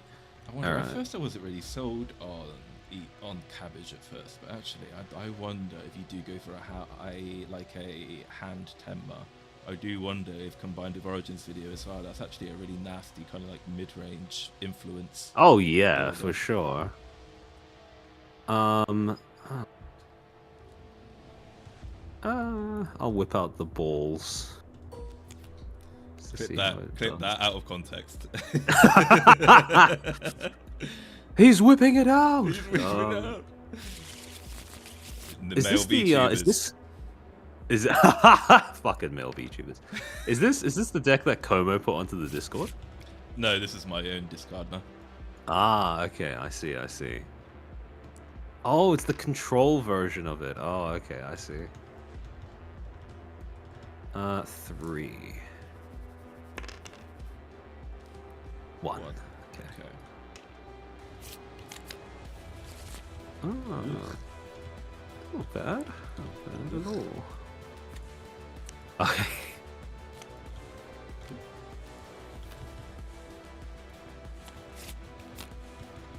I think tabletop has been acting a little strange lately because I was editing my decks the other day and I was taking out some of the placeholder cards that Hero added into the mod to try and replace them with the actual ones that he now has on the manager mod. And the changes haven't saved, even though I distinctly remember saving them. Yeah, I know what you mean. Kabu had the same problem. That's why we had a slow start, is he had to rebuild his deck again.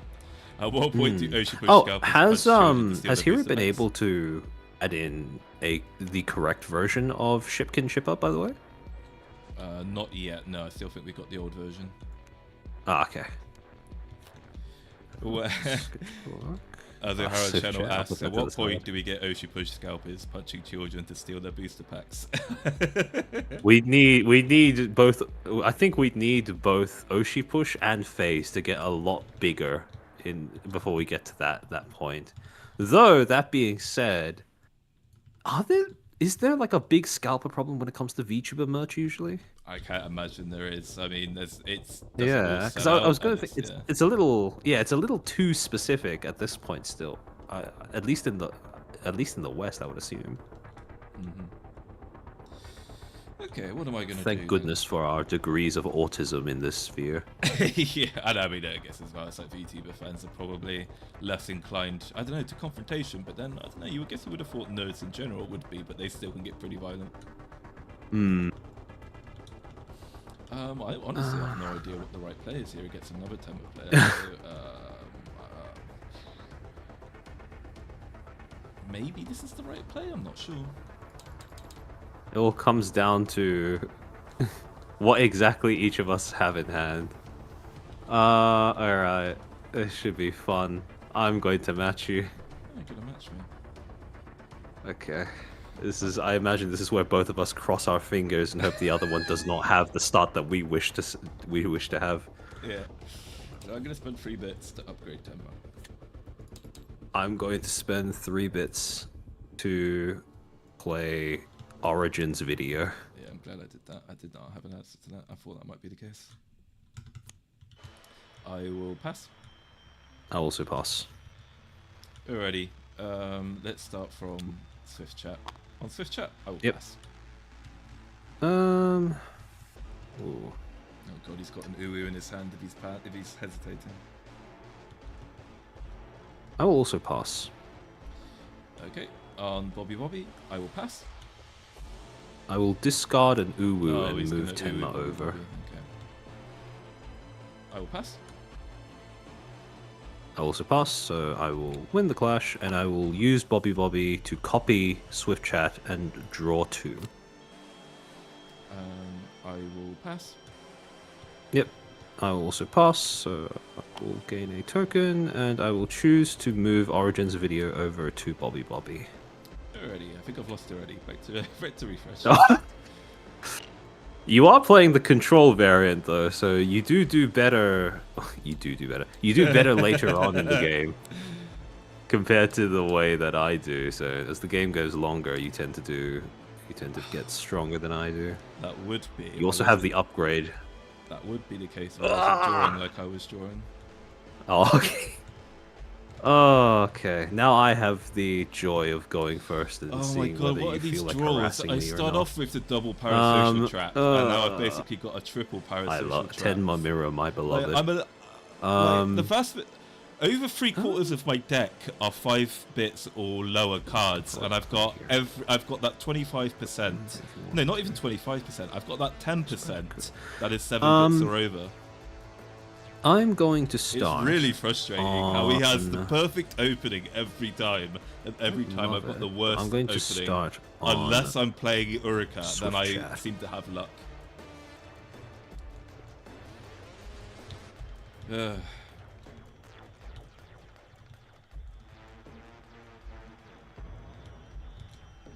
will put Tenma over here.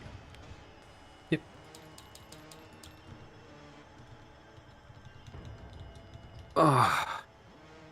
I will for awkward ball here, ASMR. Actually, I will pass. If I pass, you know, he just needs to buff it with anything. I won't be able to play Bigma next turn, but then I can mukbang ASMR. Do I want to do that instead, or do I want to play Bigma? Oh, Christ, I don't know what the right play here is. You know what? I'll spend 1 bit and play a first day.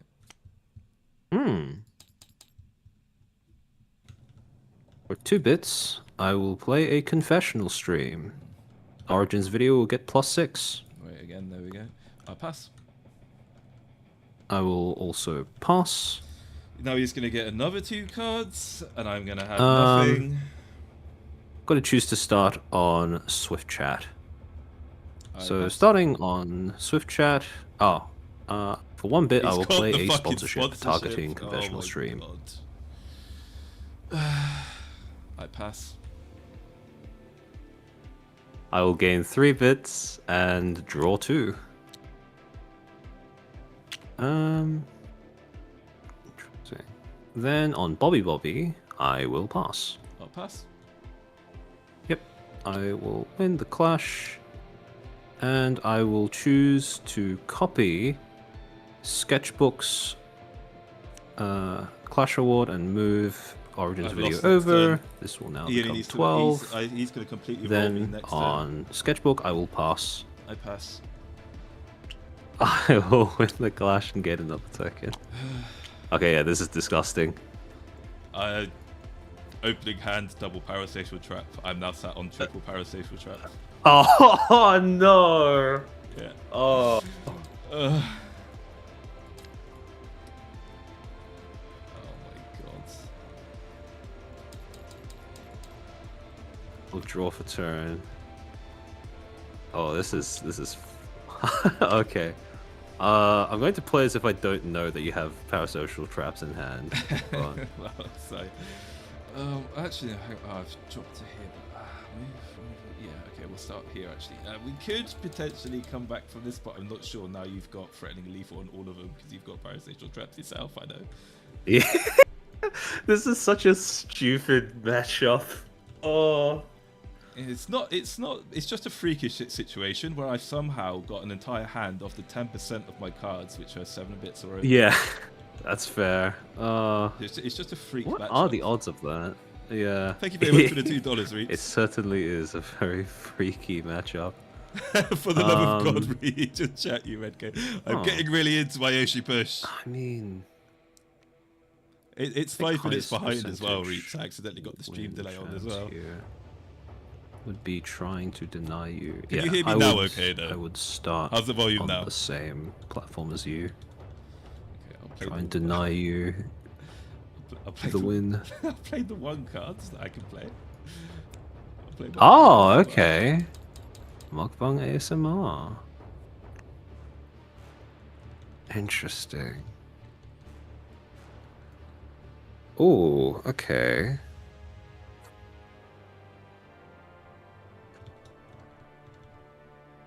For 1 bit, I will play... He must have a yellow fish. He's just being nice. Oh wait, actually no. For 2 bits, I will play a courtroom roleplay, my beloved. Origins video will go to being an 8, so it gets +2. Then I add the 7 from courtroom play. It's still worth playing. Okay, I'm gonna activate Mukbang ASMR and put it over here. Yep. Yep.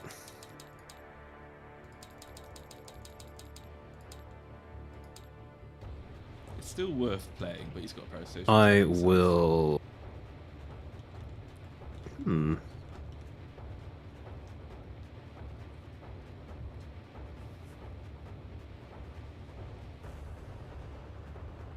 For 2 bits, I will play an encore performance. What's he gonna do? Goes to 23, and I will return Uwu to my hand. Return Uwu to his hands. He can move Tenma over. Yeah, and he can probably move Tenma over and buff it, can't he? Okay, I will pass. I will also pass. Okay, let's start from Swift Chat. On Swift Chat, I will pass. Yep. I will also pass. Okay, add a token, draw a card. Yep. On Bobby, I will pass. I will discard an Uwu and move Tenma over. That makes sense. It's not a million subscribers, so I will pass. I will also pass, so I will gain the platform and I will trigger the Clash reward from Swift Chat in order to draw a card. Hey! Alright. Then Sketchbook, assuming you'll pass. Yes, I pass. Yep, alright. I will win the Clash. And I will choose to move... what's it? I'll choose to move Origins video over to Swift Chat over here. Alrighty, back to refresh. Back to refresh. Okay. Oh my god. Oh my god, what are these fucking draws? Oh my god, why am I drawing all my worst cards for the moment?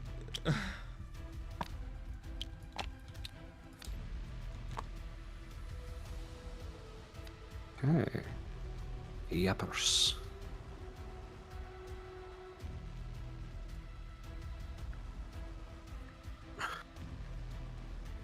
No, I've lost this. I'm starting this round, right? Yep. I will start on Swift Chat. You will also start on Swift Chat. Okay. Fun. Alright. I will pass. I will spend 3 bits to get Yellowfish while I play Origins video. Yeah. I'm not even going to pretend I don't have it. So yeah, I was just gonna yell at Fish the Origins video. Okay, I pass. And yeah, I was going to just drop 2 first dates, buff up Origins video, and that probably would have been Jover. Oh my god, my last 2 draws were these as well. So parasocial traps and license warnings. Oh, that's such a painful draw. Oh. Yeah, no, I don't even think that was much of a competition because of the fact that you had the parasocial traps clogging your hand. Yeah, while I was going for the most aggressive opening possible. I did it twice in a row. So I had to open of 2 parasocials, put it back. Hey, there they come back. Oh no. Yeah, sometimes you just get screwed by the shuffler. 2 parasocial traps in opening hand is basically a death sentence for any Tenma deck. It's still comebackable. It can be comebackable, but the problem is it's like once you draw the 3rd, it's kind of. I've got 5. Yeah. I've got 5 7-bit or more cost cards in my hands, and I drew all of them in my opener. I mean my deck. Yeah. No, let's go. Oh wait, and actually I forgot about Halloween special, so I've got more. But let's go again. You do that again. Yes. All right. All right. So, which deck will you be using? I'll be trying discard Mer again this time, and hopefully I'll have a reasonable opening hand. Okay. Let me see what I can use here.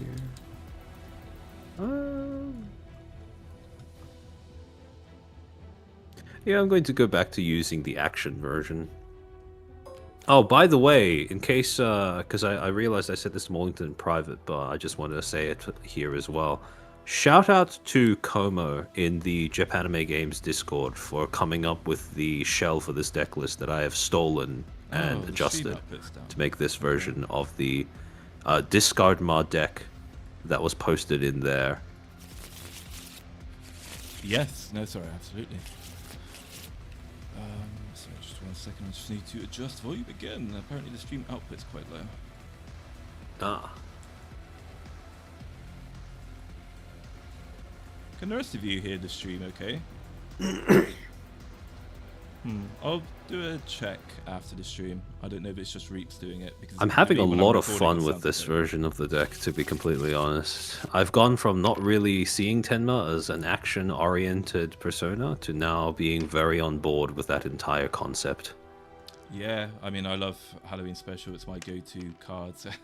So I mean, I've always I love making every deck an action-oriented card if possible. Makes sense. Oh, I will be keeping this hand. It's so weird because usually when you see big costed stuff in your opening hand, your knee-jerk reaction is to go, okay, no, I want to mulligan this. But oh no. Oh, ew. Okay. Okay, mulligan. Don't let me down. What is going on? Okay, that's more serviceable. Okay. Alright. Okay, let me see. What do I have? Okay, Historical Lion. No sudden clips yet. Sketchbook. Okay, and Tenma's Basement. Okay. Tenma's Basement. Do you have a copy of Tenma's Basement in your platform deck as well? I do. Ah, okay. It's entirely possible we see 2 Tenma's Basements, one after another here. There's no question, right? Like it's gonna happen. Yeah. You guess the question is what the next card is Tenma's Basement. All right. Where do I want to start here?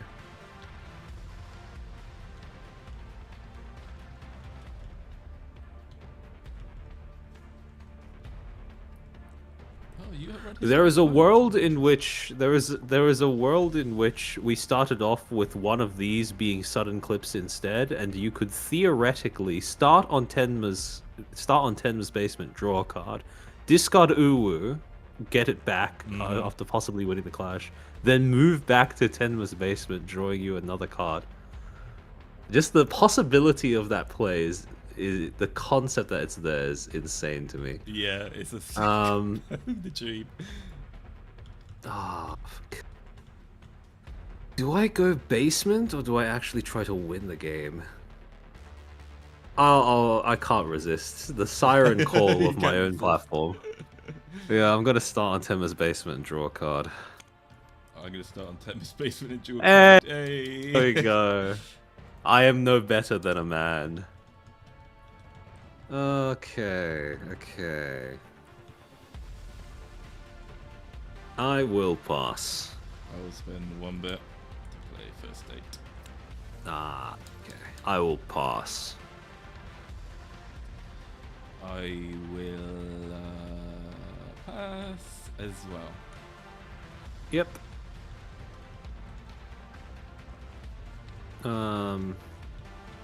Gonna choose to start on. Where do I start? I reckon he's got an Uru in his hand, so he could Uru over the historical lion. Yeah, I'm gonna choose to start on historical lion. Oh, pass. So. Oh yeah, you're going first. Yep. Oh yeah. Trying to think what I should do here.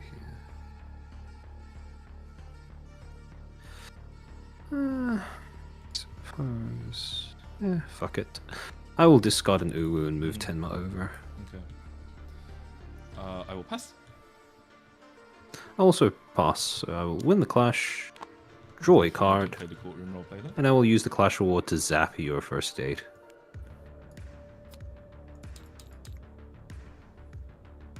Roger, roger. Then on Tenma's basement, I will pass.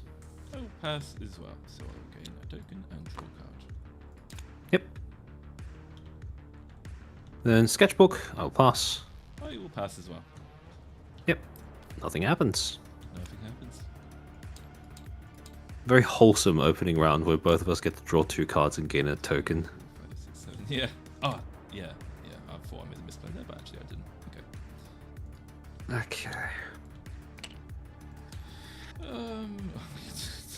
Do I get for the Tenma space again? I think I can, surely. No.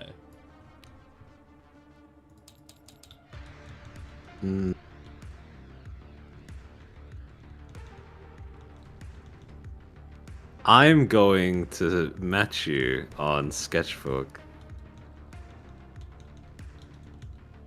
Okay, I will spend 1, 2, 3 bits to play Origins video.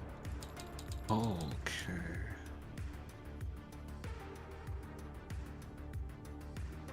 For 2 bits, I will play an encore performance and return Ubu to my hand. Okay. I will spend 2 bits to play courtroom roleplay. Ah. 1, 2, 3, 4. 1, 2. So Origins video is a 10 and courtroom is a 7. Yep, 21. It's 11 all up. Okay.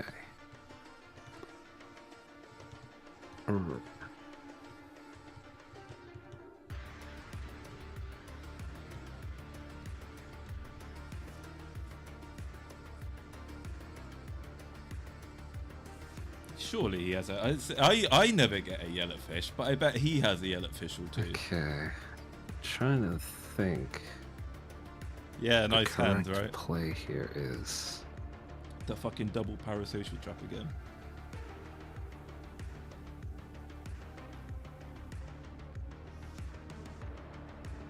Okay. Regardless of what I end up doing over the rest of this turn, I think it is correct for me to yell at fish targeting your Origins video. Fish.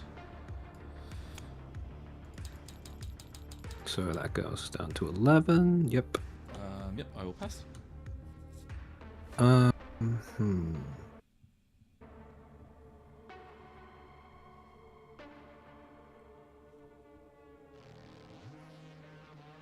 okay. I see the line.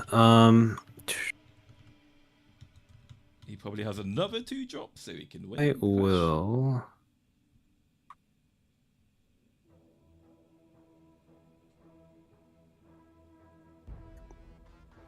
It's every time I check, it's all the good cards, and I get all the shit cards. Well, actually, I I'm will actually discard an getting tilted. anniversary celebration for 1 bit. I pass. I will discard a second anniversary celebration for 1 bit. I pass. For 4 bits, I will play a fundraiser. Oh, you have a fundraiser. Interesting. I will pass. I'll also pass. Where would you like to start? Let's start from historical line, going over. On historical line, I will pass. I will... So we discard the Uru and move it over to historical line. But I prevent him from moving sketchbook over to Tenma's basement. As tempting as it is for me to use my Uru in order to draw another card off Tenma's basement, I think this is objectively the correct play. Yeah, I will discard an Uru and move Tenma over to historical line. I will pass. Yep. I will win the platform. Oh, sorry, not the platform. I will win the clash, draw a card, and I will use the clash reward to delete your courtroom roleplay.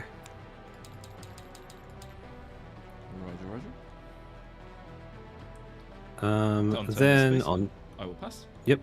I'll also pass. And sketchbook. I will pass. Alright. I will win the clash, and I will choose to move fundraiser over to I'm just not drawing well. Tenma's basement. I'm just not drawing well for some reason. Yep. Back to refresh. Back to refresh.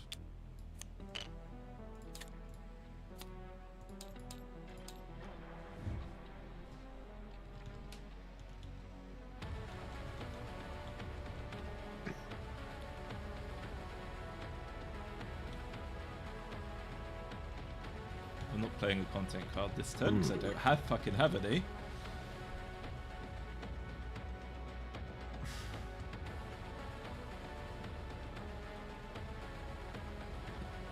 I cannot resist. I will go back to Tenma's basement and draw a card. Join you there. Alright. Okay.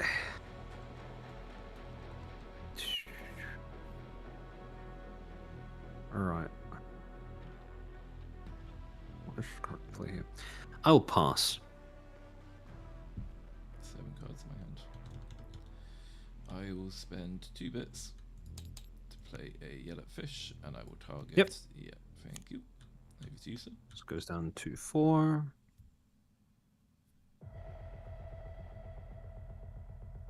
I will pass.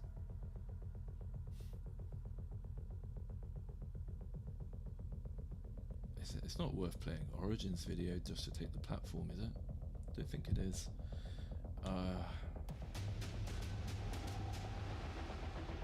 I will pass. Yep. I'm going to choose to start on Sketchbook. Starting on Sketchbook, I will pass. Oh shit, yeah, of course, I will pass. Yep. I will win the clash. And I will choose to use the clash reward in order to move Encore Performance over to Tenma's basement. I forgot I wasn't going first. I will, and then on Tenma's basement, I will pass. Video and I would have won there. That's a misplay. I will pass. Yep. I will win the clash. Draw another card. I'm not going to double discard Tenma for license for winning. Then on Historical Lion, I will pass. I will pass as well. Back to refresh. Back to refresh. Alright. That time, that was just a misplay for me. That's my own bad there.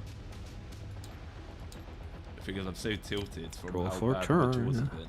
Ooh, okay.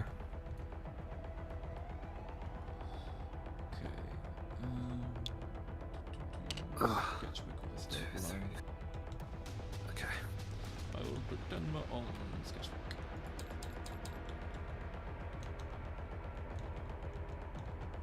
It's just really tilting every time for Armchair to always have the yellow fish and other shit, whereas I'm always drawing shit like this. Or I'm drawing these cards very late when they're of no use. Like, I don't have Uwis in my... I've got Uwis on my deck. He gets I will them, I don't. match you. It's just very frustrating. And then if I drop Origins video, he's going to have another one, I think. So I can't remember if he's already got one back or not. I'm going to spend 3 bits to play Origins video. Yep.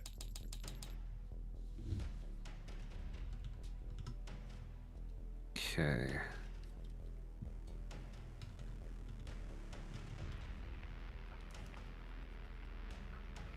If he wants to go one more, I'm dropping the URUKA deck. I'm fed up of trying to do the Tenma mirror matchup and just losing to draw luck.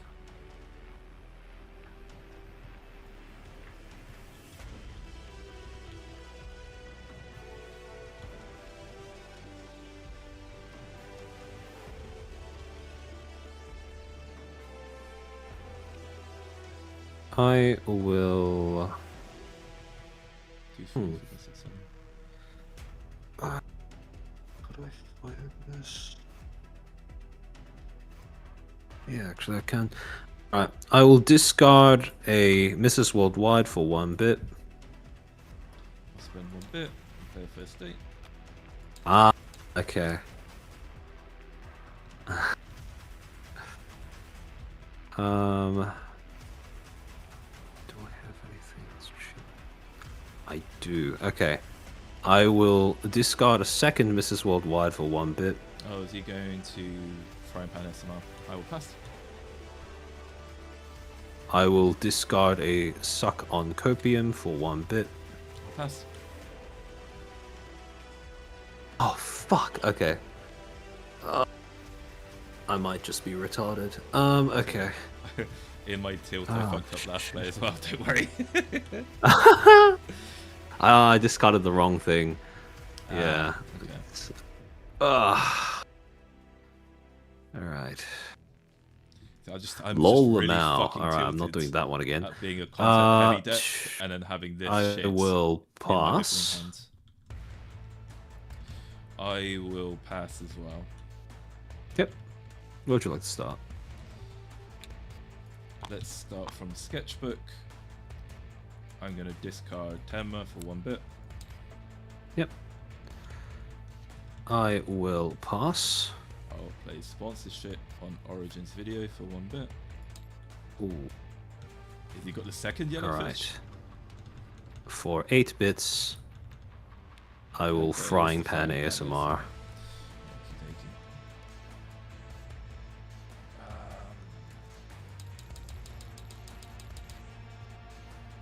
I will pass. I'll also pass. He's just got the perfect answers to everything. He can discard all his cards to play that one specific card. I'm just going to pass throughout the rest of the yes, me too, rounds. Yep. Okay. I'm just busy complaining to chat about how you've always managed to discard into the perfect answer to anything I play. This is tit for tat bit denial at its finest. Alright. Fuck.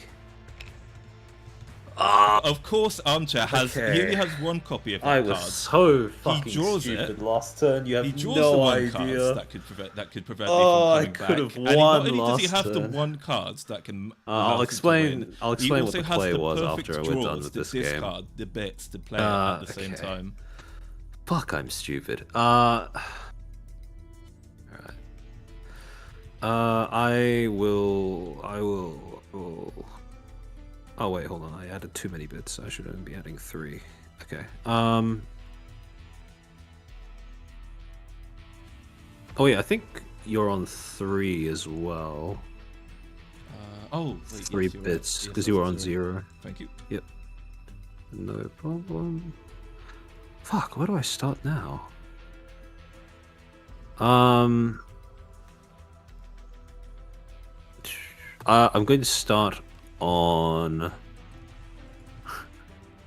I'm going to start on the Sketchbook. I will also start on Sketchbook. Alright. If I play Origins video, then I can't yell at Fish, whatever he does. I will But pass. I think I have to. Do I have to? Is yell at Fish the right play? I think yell at Fishing whatever he drops is the right play. I'll spend 1 bit to play first day. I think I have to do this and then hold on to that for yell at Fish. It's on 2. Before I hit the thing. Thank you. There we go. Oh, yep. TTS moment. Okay.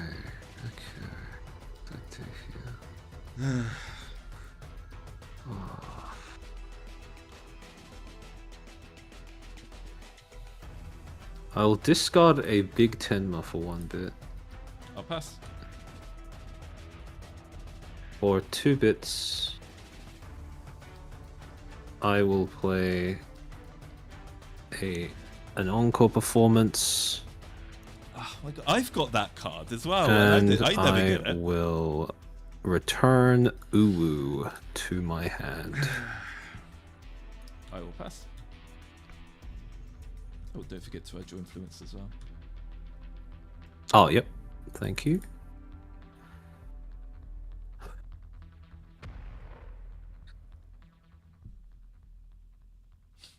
I will pass. Oh, sorry. Oh wait, actually, yeah, never mind. I will discard Vtuber Kohi for 1 bit. I will discard Tenma for 1 bit. There we go. Yeah. He's going to Uru Tenma over there. And then delete my first day. If he can Uru Tenma back over, then I will be winning with the Origin. Just trying to think about all the ways that this could possibly play out. I was kind of able to fish out a potential yellow fish if he had it, but not. Yeah, there's no way I'm coming back from this game because I'm just. For 4 bits, I will play a fundraiser. Terrible, terrible hands. This goes up to 15.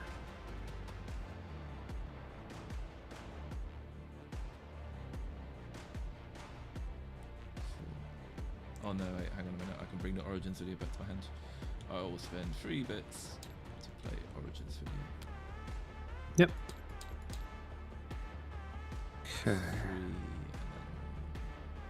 then 8, 5, 15. Yep. 15. Oh, okay. That's not too bad, actually. So we're both on 15 for this platform.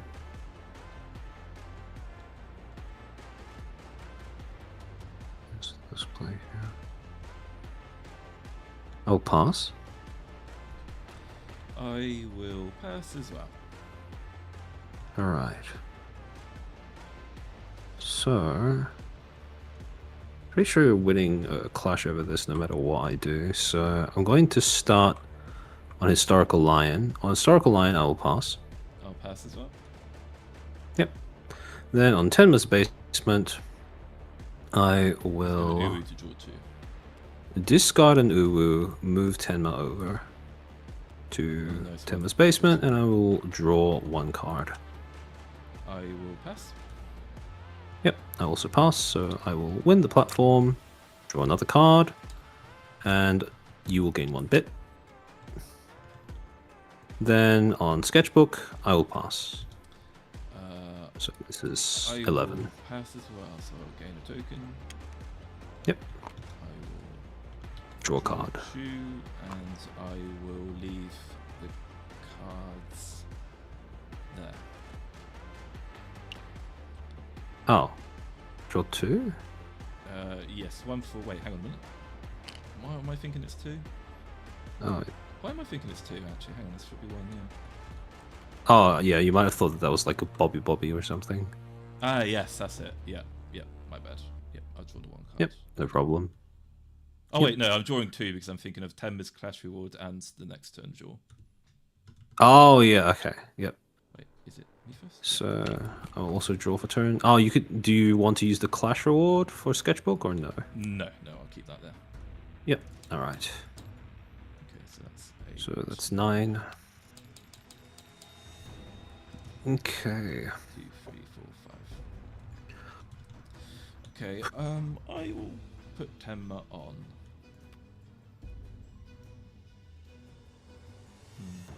Tenma's Basement. I will put Tenma on Historical Lion.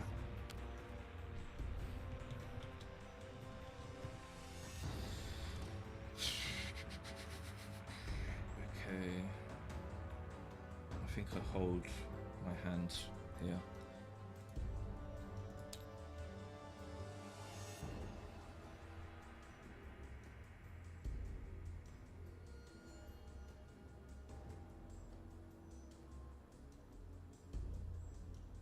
I hold my hand here?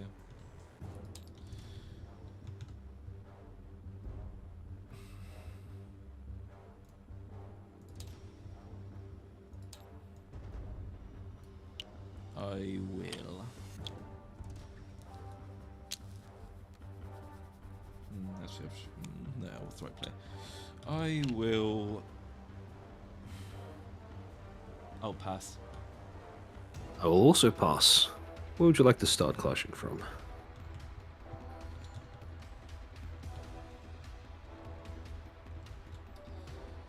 I will start from.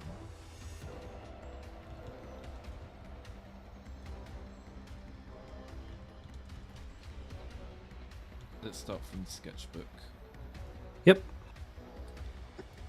On sketchbook, I will spend.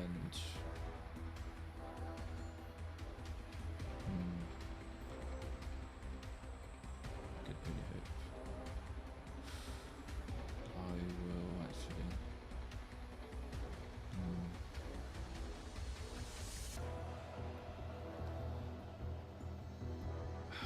God, I really need a bit.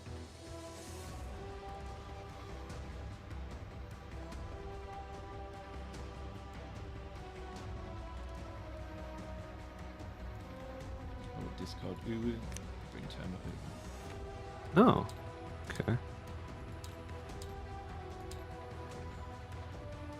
I will pass. Okay, I will gain a token here. I Yep. will draw a card. And then I will move Origins video over to Historical Line. Yep.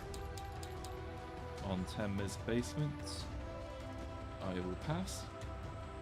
I will also pass. And then on Historical Line, I will pass. I'll also pass. Okay, I'll gain a token there, and I will delete Origins Delete. video. Yep. Okay, back to refresh. Back to refresh. That's really risky. That could have Drop gone the way turn. worse. Okay. Some gas.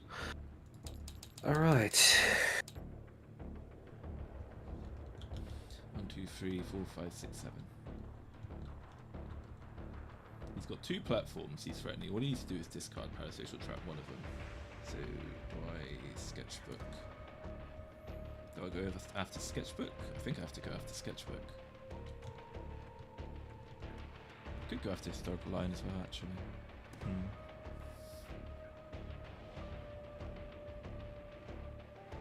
Okay, so... Isn't this how the Sith work? The student has to slay the master. Yeah, something like that.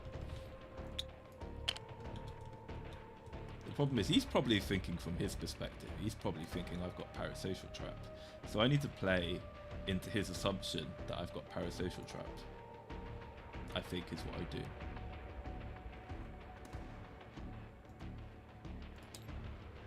I'm going to move over to Tenma's basement and draw a card.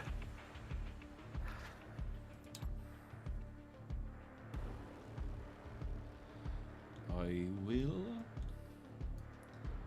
also go over to Tenma's basement and draw a card. Okay. Hey, Parasocial trap. Awesome. I will discard a fundraiser for 1 bit.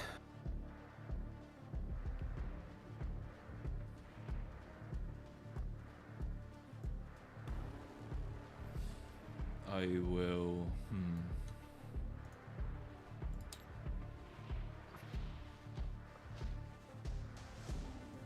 I'll pass. I will also pass. Alright. Going to choose to start on...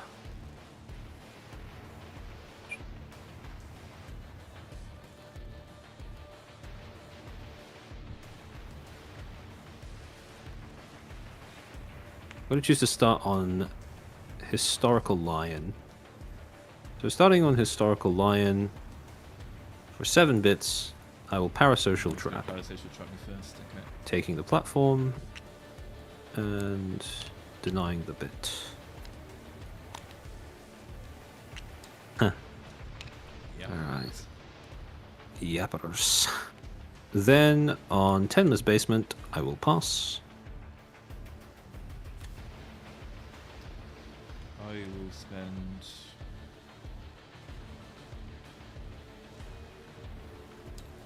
3 bits to play a license for winning. Ah, okay.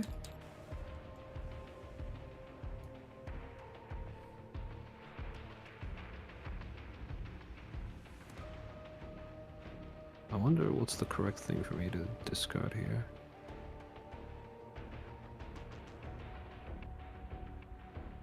Not sure that was the right play, because I would have been able to use Halloween Special next turn if I'd saved something. If I just yelled at fished and gone for the... Ah, my god, I think I just made a game-ruining misplay there. I'm just so tilted, I'm not thinking properly. If I'd saved, if I just allowed the draw there and then yelled at fished, I could have dropped Halloween Special next turn and I'd be in a much stronger position.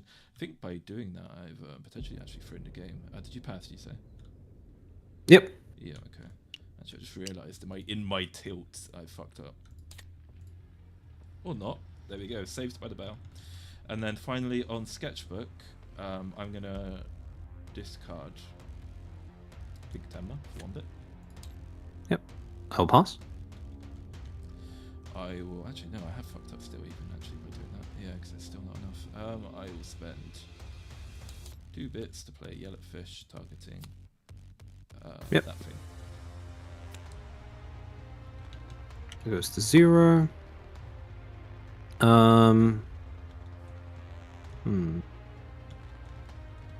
I will pass. Okay, I'll gain a token. I will use the Clash reward to move it over to Tenma's basement. Yep. And I will gain 2 bits. 2 bits.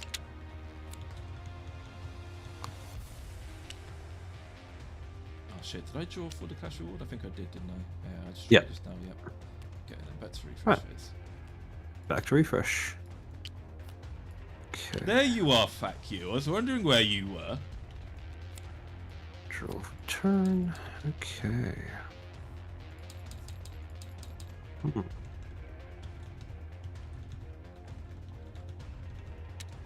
I go first.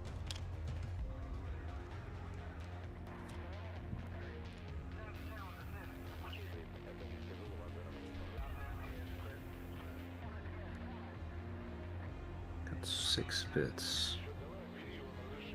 That's a lot. That's the correct play for me here. I have to win Tenma's basement at all costs. I will start on convulsive movement.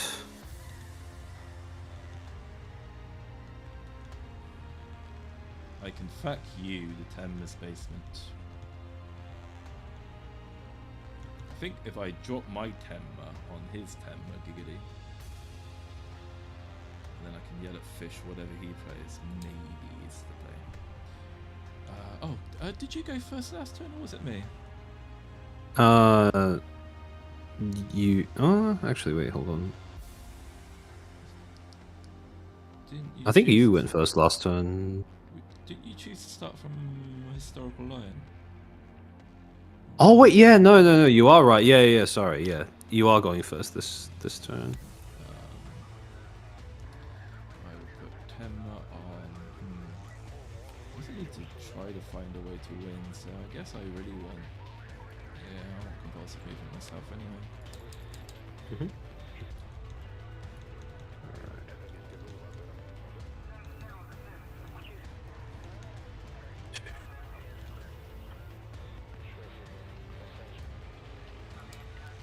I will start on Tenma's basement then.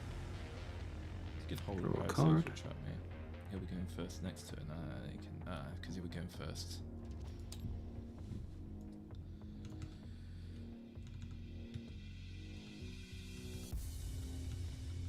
One, two, three, 4, 5, 6, 7. I need to be scared of his yellowfish though, is the problem.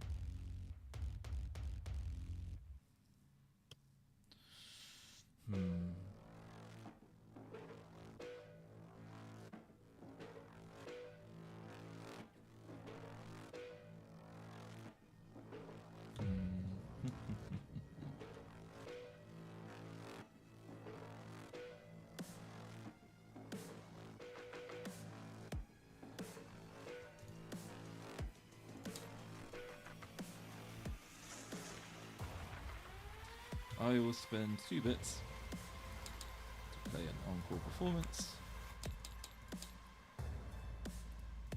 to bring a card to my hand. Yep.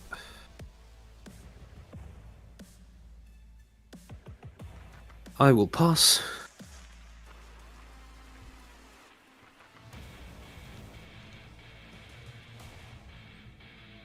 I will pass as well. Yep. Where would you like to start? Let's start from convulsive movement. On convulsive movement, yep. I will pass. I will also pass. I'll gain a token there. And then I will move that over to here. Yep. Then on Tenma's basement in the middle, I will...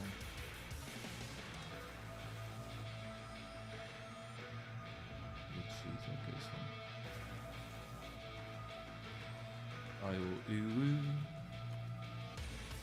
and move my Tenma over. Oh. Okay.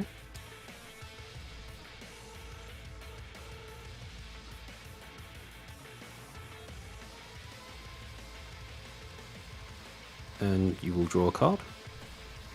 Oh yes. Okay. One bit I will play in character.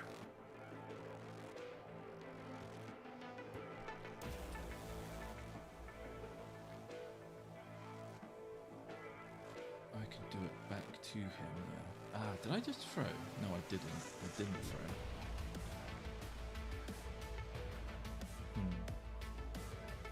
I get 3 bits back. I'm scared of the yellowfish. If I force him to do something, I will spend 2 bits to fuck you, my Tenma. Yep.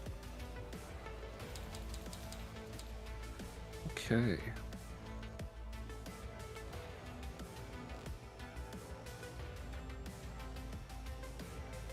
I don't fucking believe it. Am I gonna actually come back from this? We'll see.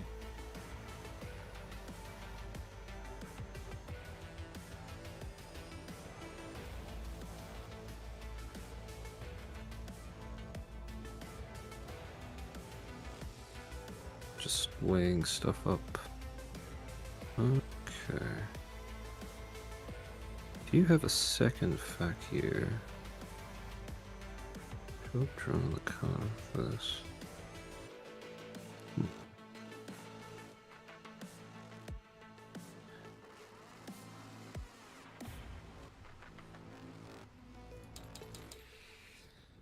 Problem is, I wanted to reserve for my parasocial trap, but if I force him to do something here to win the clash, then he can't use his parasocial trap next turn. I mean, he could use the parasocial trap next turn to take the token here in the middle. Question is, do you have a second fac here? Which would bring you up to 18. Not sure if that was the right play, but oh yes, if he is gonna hold it. Trying to think what the correct play here is. No, I should have put it on first day. I was gonna do that. God, this is so tricky. I don't know what the fuck he's got in his hands. I don't know what to play around. Should also give you 6 at the beginning of next turn. So that'll bring you back up to 3 plus 4, 7, 13. On the other hand, would only be able to go up to... Okay. For 2 bits, I will play SSD support funds. 10 will go up to 16. I'm missing a bit. I will pass. I will also pass, so I will gain a token, draw a card. Then on Yappers, is there anything you'd like to do? No, I'll pass. Yep. Pass. Nothing happens. Nothing happens. Okay. It's a very intense game. Very intense game. Oh, I think I made okay. didn't think I made the right play there now. I think I had a chance to come back. I might have blown it. We'll see how it goes. I'm definitely going to make some adjustments to the deck after this one. Right. So yeah, ideally I needed another 2 discard bits to just parasocial trap swipe Tenma's basement off of him. Then he could have done it back to me, honestly. But he doesn't have enough bits to parasocial trap me, so I still got a chance to win just through sheer influence.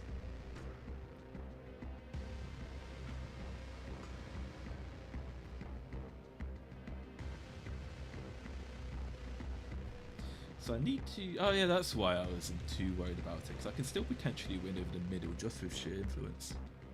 And then I can parasocial trap next turn, potentially. I'm going to start on Tenma's basement once again. So I'll draw a card. I'll meet you there, so I also draw a card. 1, 2, 3, 4, draw a card. Alright. Okay. Comes down to this. Okay. It does all come down to this. So what's going to happen, boyos?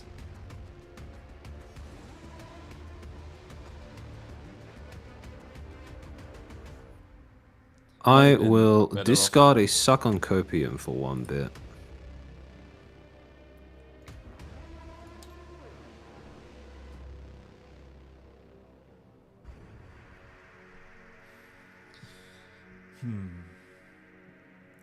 I will spend 2 bits. But I actually, hang on.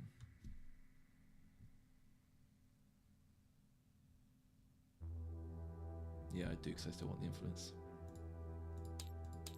I'll spend 2 bits to play an encore performance. Yep. What am I going to do with this? Bring a card back. Yep.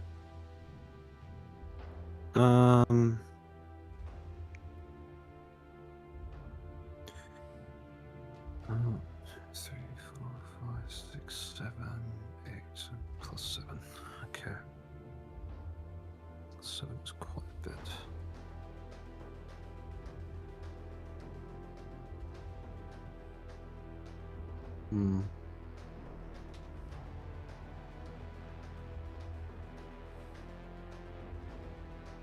Yeah, I might have wanted to, instead of bringing Fat Cube back, I probably should have brought back a Persona upgrade and gained the extra bit so I could drop 2 cards.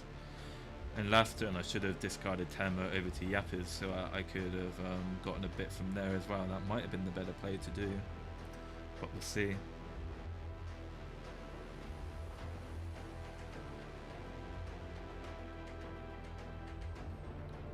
Thing is, if I add my 1, 2, 3, 4, 5, 6, 7, 8, or 17, 14, if he's got an SSD, I'll take him to 12.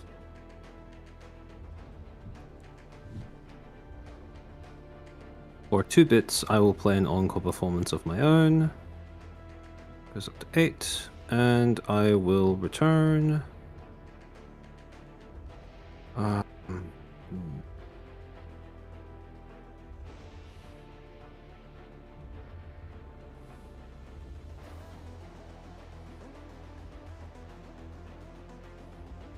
I'll return an SSD support funds to my hand.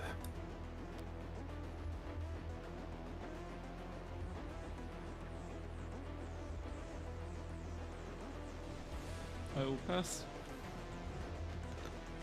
I will also pass. So I'm going to choose to start on Yappers. So starting on Yappers, I will pass.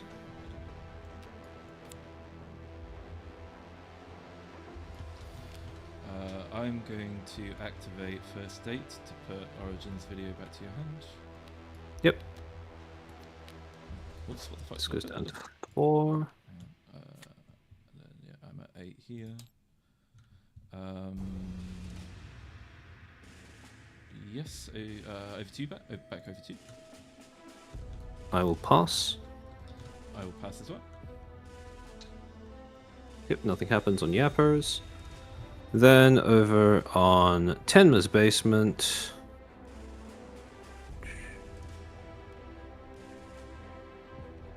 For 2 bits, I will play SSD support funds. So this goes up to 12. 2, 3, 4, 5, 6, 7, 8, 8, 7, 15. That's 3. I think the only way I can go around this is I will spend 2 bits. Play React Meta and draw 2. Oh, okay. No. Oh. I will pass. I'll pass as well. Okay. Yeah. Alright, GG. Yeah. I was sat, my opening hand was 2 license for winnings, 2 Tenma upgrades. Ah. So, okay. Yeah, so I'm getting rid of these license for winnings and I'm just replacing them. Yeah, fair enough. Yeah, I'm just replacing them with another fuck you and something else because it's... I'm not drawing the fucking staple of this deck, which is a Cabbage Voice Pack either. Yeah, I do feel like Cabbage Voice Pack is a little too fair. In terms of, it's just, you know, a big content card that it's just good good influence for the cost. But I feel like, yeah, a lot of other decks have ways of removing it because it costs 5. And which isn't, it's not too difficult for Tenma to reach potentially if she snowballs. And also it gets hit by Rip and Sweaty Gaming and stuff like that. Yeah, that's true, I suppose. I just kind of like it because it's cheap and allows me to drop it somewhere, and then it's like I can just go elsewhere and I don't have to worry too much about being influenced here. Makes sense. Good game. I think I definitely could have played that much better. I got very tilted at the beginning, which was influencing my full process. Yeah, that's more than fair enough. Let me explain the play that I was kicking myself over. So this was where we all had... So I had 1 token here, 2 here, 2 here. I had... fuck, what was it? I think I had this and Encore Performance on the platform. I think. Does that look right? Yeah, I think so. Okay. So at this stage in the game, we were both on Sketchbook. I had fuck, what was it?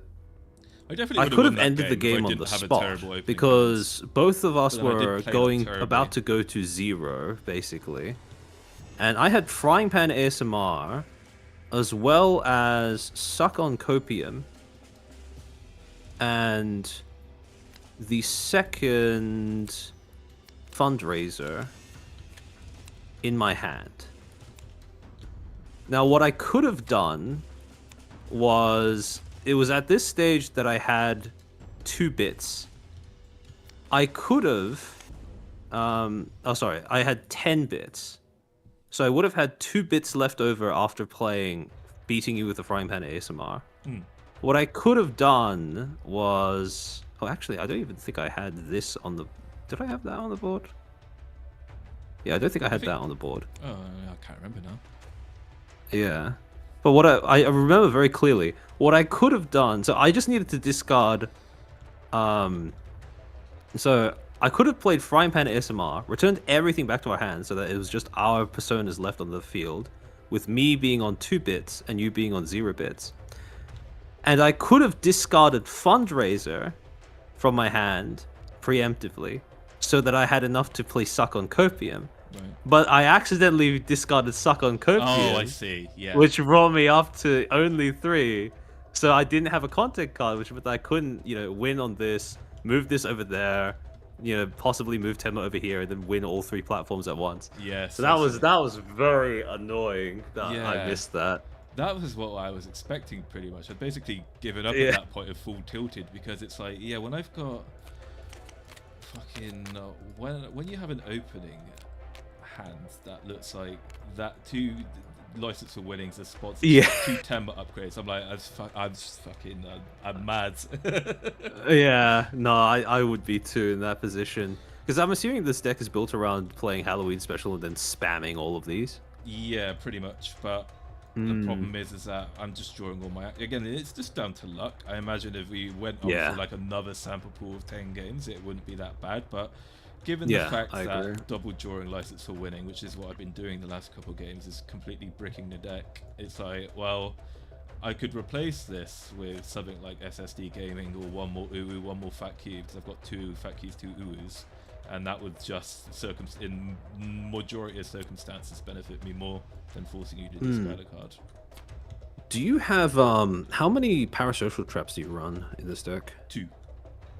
2? And how many react metas do you run in this deck? 2. 2? Okay. And I'm assuming you have 2 sponsorships as well? I think I've got 1. So, 1? Okay. Yeah, I'm going to get rid of the mukbang ASMRs, and I'm going to replace that with something else instead. It doesn't quite work with this deck. In the Tenma decks that I made where I run Halloween Special, I've chosen to include Sudden Riz in them as a way of making my draws a little bit easier.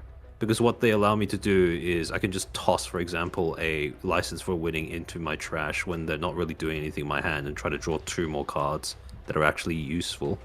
Yeah, that makes sense. I think I'm going to get rid of the mukbang ASMRs, get rid of the license for winnings, and then instead I'm going to go back to my classic Tenma instead, which is more around buffing. Just value generation. Rather than...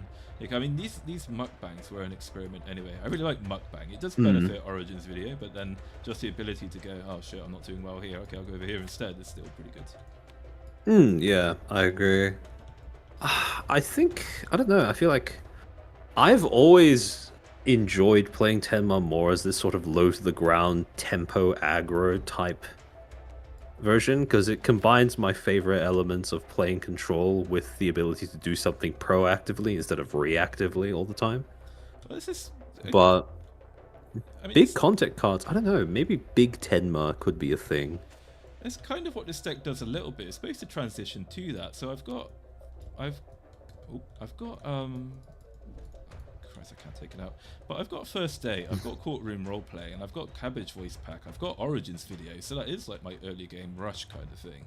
But it's just a case of I'm just drawing Tenma up. I'm just drawing loads of action cards and Persona upgrades in my opening hands. But I think what I'm going to do is I think I'm going to replace the mukbang ASMRs. What should I replace them with then? Maybe more content cards. Maybe I might replace them with something like Depressed Single Divorced Fathers or something else. I don't know, something else low. Depressed Single Divorced Fathers and Confessional Stream are both pretty strong here because of the fact that they synergize with First Date. So if you don't have a reactive play with First Date, you can proactively try to re-trigger their when played effects in order to get some more value out of them. Yeah, pretty much. It's just, again, the problem is I'm just not getting the UU Encore performance combination either, which is essential in this kind of matchup. Do you run Soul Exciting in part of your platform deck? I don't think I do, no. I run Bobby, Swiss Chat. I basically just run a bunch of stuff to buff my card drawing ability and increase my hand size. That makes sense, that makes sense. Do you have if you want to one more game? One more? Sure. Sorry, you were going to say? Alright. Yeah, I'm just thinking about what other cards work here. If what you want is to fill your hand. Are you sure you're going to take up both copies of License for Winning? Yeah, I'm going to take them out. It's just too expensive at 3 bits as well. If it's 2, it's better. I feel like at 2 it would be kind of broken. It would be overpowered at 2. It's fine at 3, but it's like, it's a bit slow for this deck's game plan. Yeah, and the reason why I run those cards, I'm not normally concerned about it, 'cause it's like, in a hopeful situation, I should be drawing so many cards. I've got stuff to discard, so I discard the License of Winning. But then the problem is, if I'm double drawing License of Winnings and Persona upgrades, it's a bit rough. Yeah. Would you replace it with SSD funds then? Because it's a pretty aggressive card. It's it's got high replay value. It's usually more consistent in terms of how much it buffs your persona than FAQ even. Yeah, basically my plan is to remove the mukbang ASMRs and License for Winnings, and then replace the license for SSDs and replace the mukbang for another Uru, and then I might have another card left over to do something with, probably another fat key. Okay, interesting. And then I'll just have my late game be Parasocial Trap and Halloween Special, and I'll leave the rest of it for early to mid game rush. That makes sense. Alright. Let me see, what deck do I go with? The last one. Okay, last game. This is shaping up to be me playing all of my Tenma decks versus whatever decks you feel like using. I'm gonna try my this little rush Nata strategy. I'm very pleasantly surprised with how much I've come to enjoy playing Tenma over the course of my time playing Oshi Push. Because I didn't think that this would be like my go-to persona, but the playstyle is just perfect. Yeah, I mean, yeah, Tenma's very versatile. She's not really weak at anything other than just having raw influence power on the board sometimes, but she's got so much control and versatility to kind of support what she has. Yeah. It's like you can play Tenma as control, you can play her as aggro, you can play her as mid-range, you can play her as tempo. She's not really weak at any playstyle. Yeah. Let me give this deck a try. What do I run in this again? Let me just check real quick. What is this? Oh, I remember what I run in this. Okay. Interesting. Actually, I do remember how this deck works as well. Let me have a look. Oh no, actually, this deck doesn't actually look that good at all. We'll see how it plays. Yep. All right.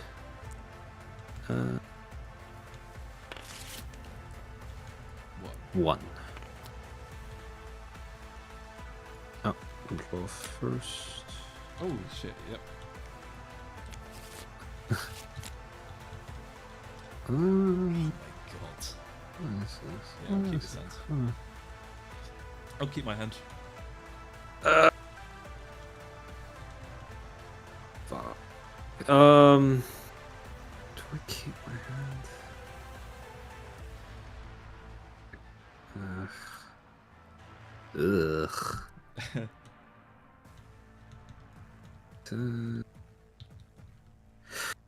Fuck it. I'll keep this hand. Quick look. Yep. Swift chat. Interesting. Sad Girl Company. All right. Oh, sorry. I moved my entire platform deck over. Okay, I will put NASA on Sad Girl Company. Yep. I'll put Tenma on Swift chat. I will pass. I'll also pass. Let's start from Sad Girl Company. I will pass. I'll also pass. On Swift chat, I will pass. I'll also pass.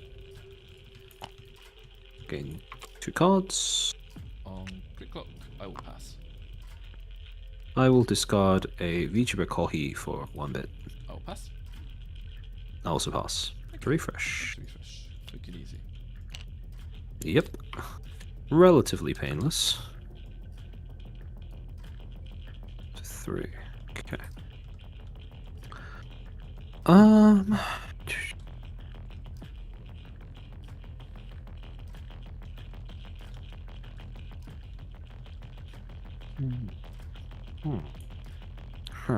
I'm once again going to start. I'm going to start on Sad Girl Company. I will also start on Sad Girl Company. Yep. I will pass. I will upgrade NASA for 6 bits. Oh, okay, that's an 11. Okay. Ugh. Pain. I'll pass. I'll pass as well. Going to choose to start on click clock. I'll pass. I'll pass. Then on Swift Chat, I will discard an Uru and move Tenma over.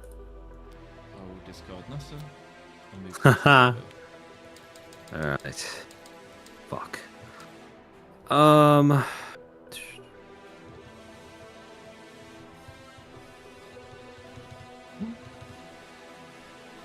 Force him to play an SSD. Not a terrible loss for me, really.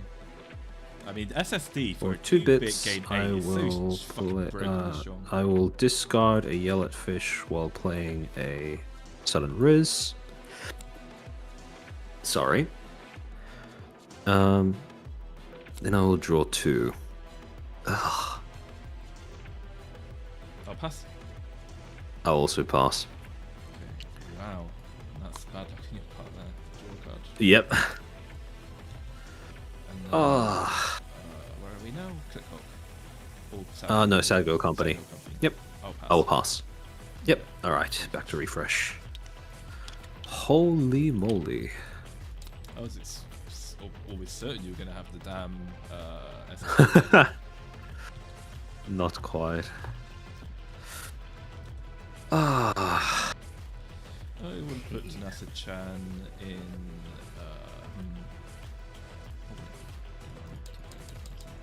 I'll put Nasa-chan over on Swift Chat. Yep.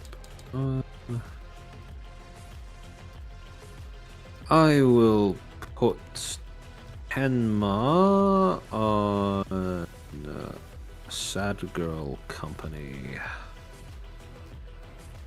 I will spend 1 bit to play Gorilla Stream on Click Clock. Yep.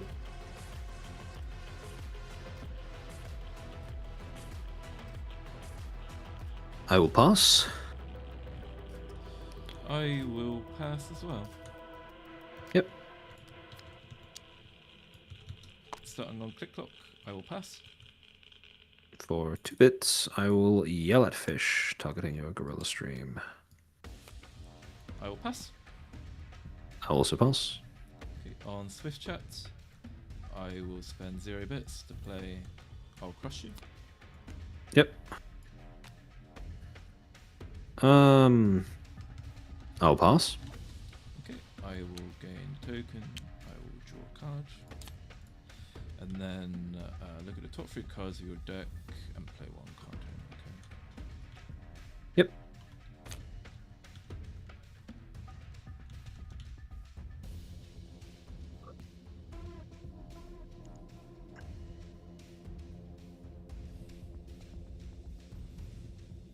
I will spend 1 bit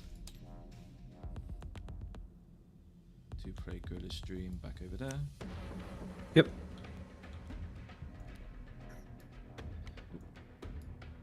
And then I will put the cards back on top like that. Yep. You will take the platform. Take the platform and you'll gain 1 bit.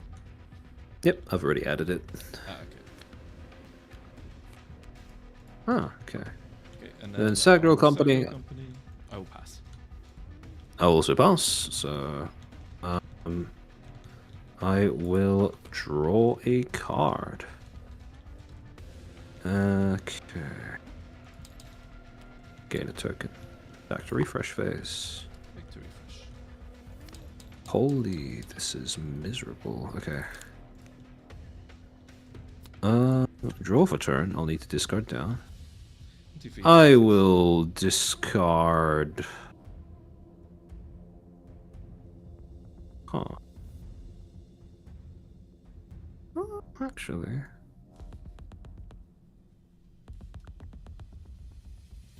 Okay, I want to take Click Clock and Yappers. So I know I'm going to get 2 gaslightings. So I'll start building up on Yappers and feed. I will over to discard a Yell at Fish. Pretty painful, but yeah, never mind. So I need to start building up on Yappers now.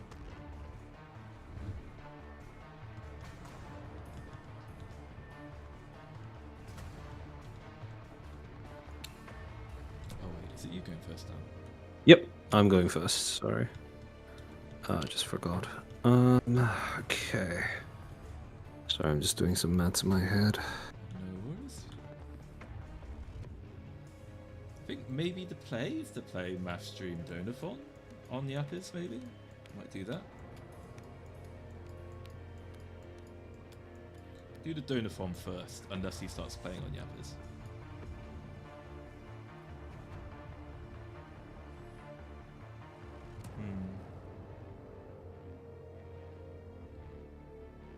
Okay, I will start on Click Clock.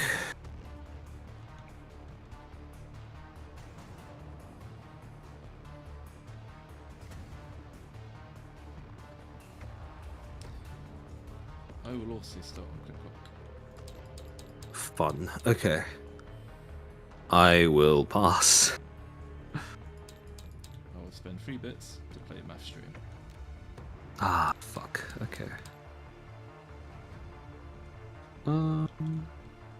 I'll pass. Really interesting. I will spend 7 bits to play Donathon. Oh, okay.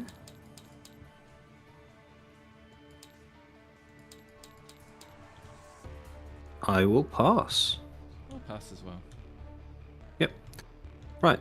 I'm going to choose to start on Sagro Company. So on Sagro Company, I will pass. I'll pass. Yep. So I will gain... Oh, nothing will happen there. Then on Yappers, I will discard Uwu and move Tenma over. Fair enough. I will pass. Yep, I also pass. So I will gain 1 token, 1 bit, and 1 card. Alright, then on Click Clock, I will pass. I will activate Donathon for 1 bit. Yep.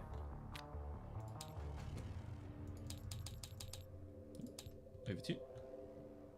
I'll pass. I'll pass as well, so I'll gain a token, and then back to refresh phase. Back to refresh. I will need to discard down 15, after I draw 17. this card. So 1, 2, 3, 4, 5, 6, 7, 8. I will discard a React Meta.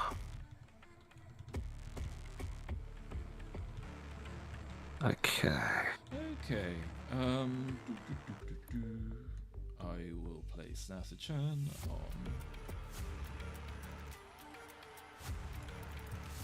Sadler Company.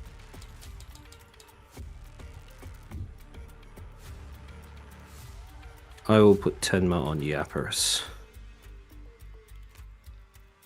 I will spend 7 bits to play Donathon again. Yep. Over to you. Is he going to double parasocial trap me?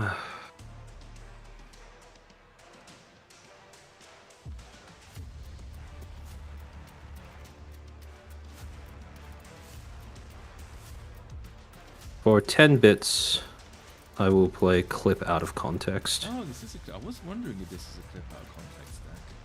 I pass. Right.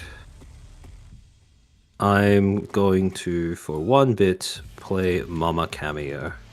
I pass. Go ahead and do the combo. Yep, so I have infinite bits. Alright, this is where things get tricky.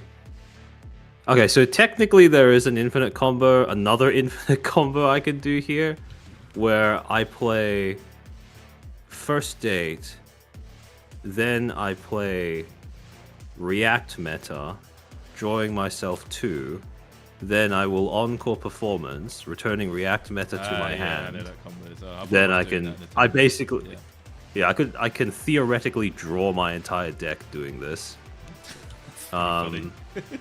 Yeah, yeah. I used to, I forgot that this was like a thing that I didn't even need, because I also have this in my hand. Yeah. So I forgot I didn't even need Frying Pan in order to do that. But yeah, I will, I'll just do that once, and then I will Frying Pan, bounce everything back to our hands.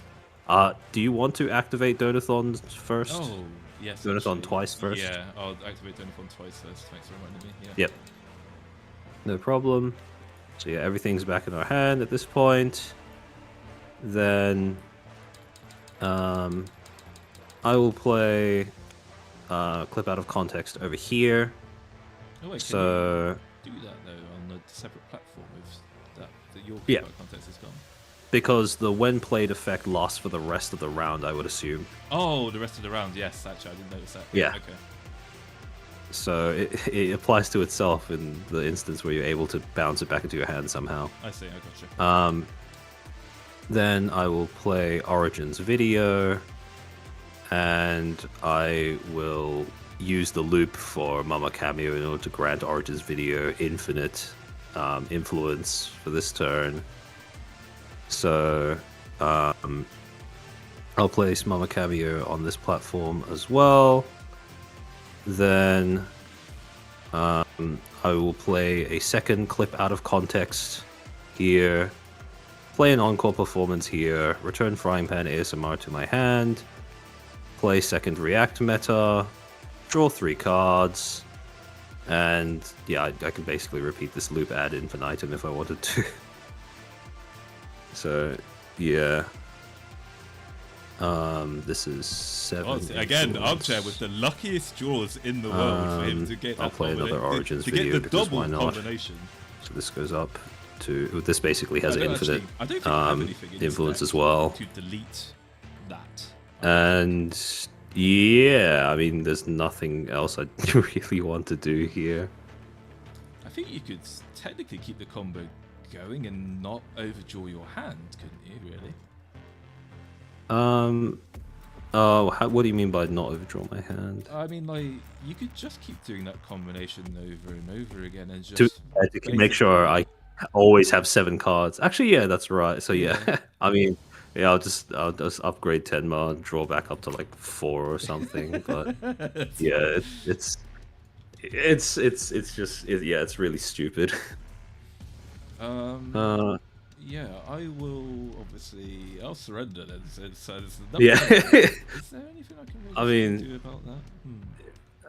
I mean, maybe if you like, yeah. I mean, at this point, if I have a Frying Pan and encore performance in my hand, then it's basically impossible to come back from. Oh yeah, because I can just keep bouncing. Yeah. Yeah. Okay, then yeah, just surrender it. Yeah. Yeah.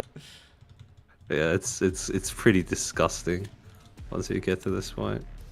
I guess it's how much does the combination cost to make? It's 11 minimum. 11 minimum, and that includes does that include the drawing infinite combo as well? Or do you need yes. Or no, I would need 2 more to play React meta at least. Or actually, no, I don't need more than that because all I need is Mama Cameo and clip out of context. And once I have infinite bits, it doesn't matter about It doesn't matter if I still need to pay bits for React meta. No, that makes sense. Okay, no, good games. God, I can't believe how quickly that 3 hours and 20 minutes went. Fucking hell. Yeah, I mean, I was having a blast. So time flies when you're having fun. Yeah. Amen. Amen. Yeah, good games. I feel like this is well and truly solidified that yeah, this is my favorite Persona. Yeah. My favorite degenerate playstyle. Yeah, the fortune there, not in my luck that time. I did have no big head moments at the very bottom of the deck, and this at the bottom of my deck. Okay. I had the double gaslighting in my hand as well, so I was hoping to try and snipe a platform with that. But yeah, unfortunately, Yapis isn't independent, so I was hoping I could. Well, no, I guess that wouldn't matter. I don't have anything in this deck really that can handle the Tenma infinite combo. No, I don't think I do. I really hope that in the next set they end up releasing, they have some form of trash hate, because right now the fact that there's nothing your opponent can do to interact with your trash is kind of insane. Because theoretically, if they were to print like a 1 to 2 bit action card, for example, that allows you to shuffle a card from your opponent's trash back into their deck or something, I feel like something like that, although niche in application, would probably only become more useful over time as the game adds more and more cards that have some form of trash synergy. Because Encore performance right now, in conjunction with stuff like Frying Pan ASMR in this deck, is absolutely insane. Yes, I think for the most part, most of like the strategy and cards in the game are fair and balanced, but I still think there's some stuff that's too weak and some stuff that's too strong. I think the infinite combo with Mama Cameo, Battle Context, and React Meta, I think that's a fine combination because there's so many counters to it and it's so expensive. But I do think that SSD is way too cheap for what it does. For like, especially full Tenma for 2 gain 8 on your persona, there's nothing else in the game that has that much power for that cost. Yeah, it actually, now that you point that out, that is true. That is true. And it's 2 like bits for 8. unconditional, because it's like you've got courtroom roleplay is 2 for 7 on the condition of, whereas you've got SSD with 2-8. I do feel like SSD would be a little bit more balanced if it was a kind of what's it? If it was similar to instant replay, where you still need to pay its initial high bit cost first, even if the net is cheaper than what's printed on the top right. Oh yes, you're right. That would make it fair and balanced. I think you're right. Yes, absolutely. So you still end with net only having to pay 2 bits, but you have to have that 3 initially first. Yeah, I think that would make that card fair. Yeah, it's the same reason why I think Iori's platform is a lot. It's between them printing all action, the first action card you play costs 1 less and get 1 bit after you play your first action card. The version that they went with is infinitely more balanced than the other one. So yes, I kind of see what they're doing with this platform card. It's like it basically allows you to play scary story writing for free. Yeah, card basically does. But it doesn't. I don't think it pushes anything over the edge because of the fact that it isn't a discount. It's just a reimbursement. Yes, that's right. Yeah, reimbursement balances it more than just a straight up discount. Yeah, definitely. I have been trying to think up some sort of combo between what's it? Do you mind if we hop into the deck builder for a little bit? Sure thing. All right. I have been trying to think up some sort of combo that utilizes a combination of speedrun and where is it? And instant replay. Because especially when you combine that with Iori's, when you combine that, well, actually you can't combine that with Iori's platform because Iori isn't independent. But yeah, the whole thing that I talked with you about before, where if you play instant replay on the same platform as a speed run, you gain a net positive of 1 bit by the time everything's over. Yes, I know. I've been really trying to fight for speed run in something, but I don't know. It's just. It's got such good art. Yeah, it does. I fucking love mystery as well. So it's like, oh, I want to put this in the card. I think no, it can. I would nerf the influence of this card and make it basically really special with a different. And reduce the cost to 8, reduce it to a 14, so it's a different kind of Halloween special. Huh. I don't know. My only hesitation with that is that it would make. I feel like that would make Halloween special less special. Ironically, as a result. It would, but the problem is that Halloween special's effect, I find, is just a stronger effect because what? Yeah, I agree. It's just more value. It's just more value. More flexibility too.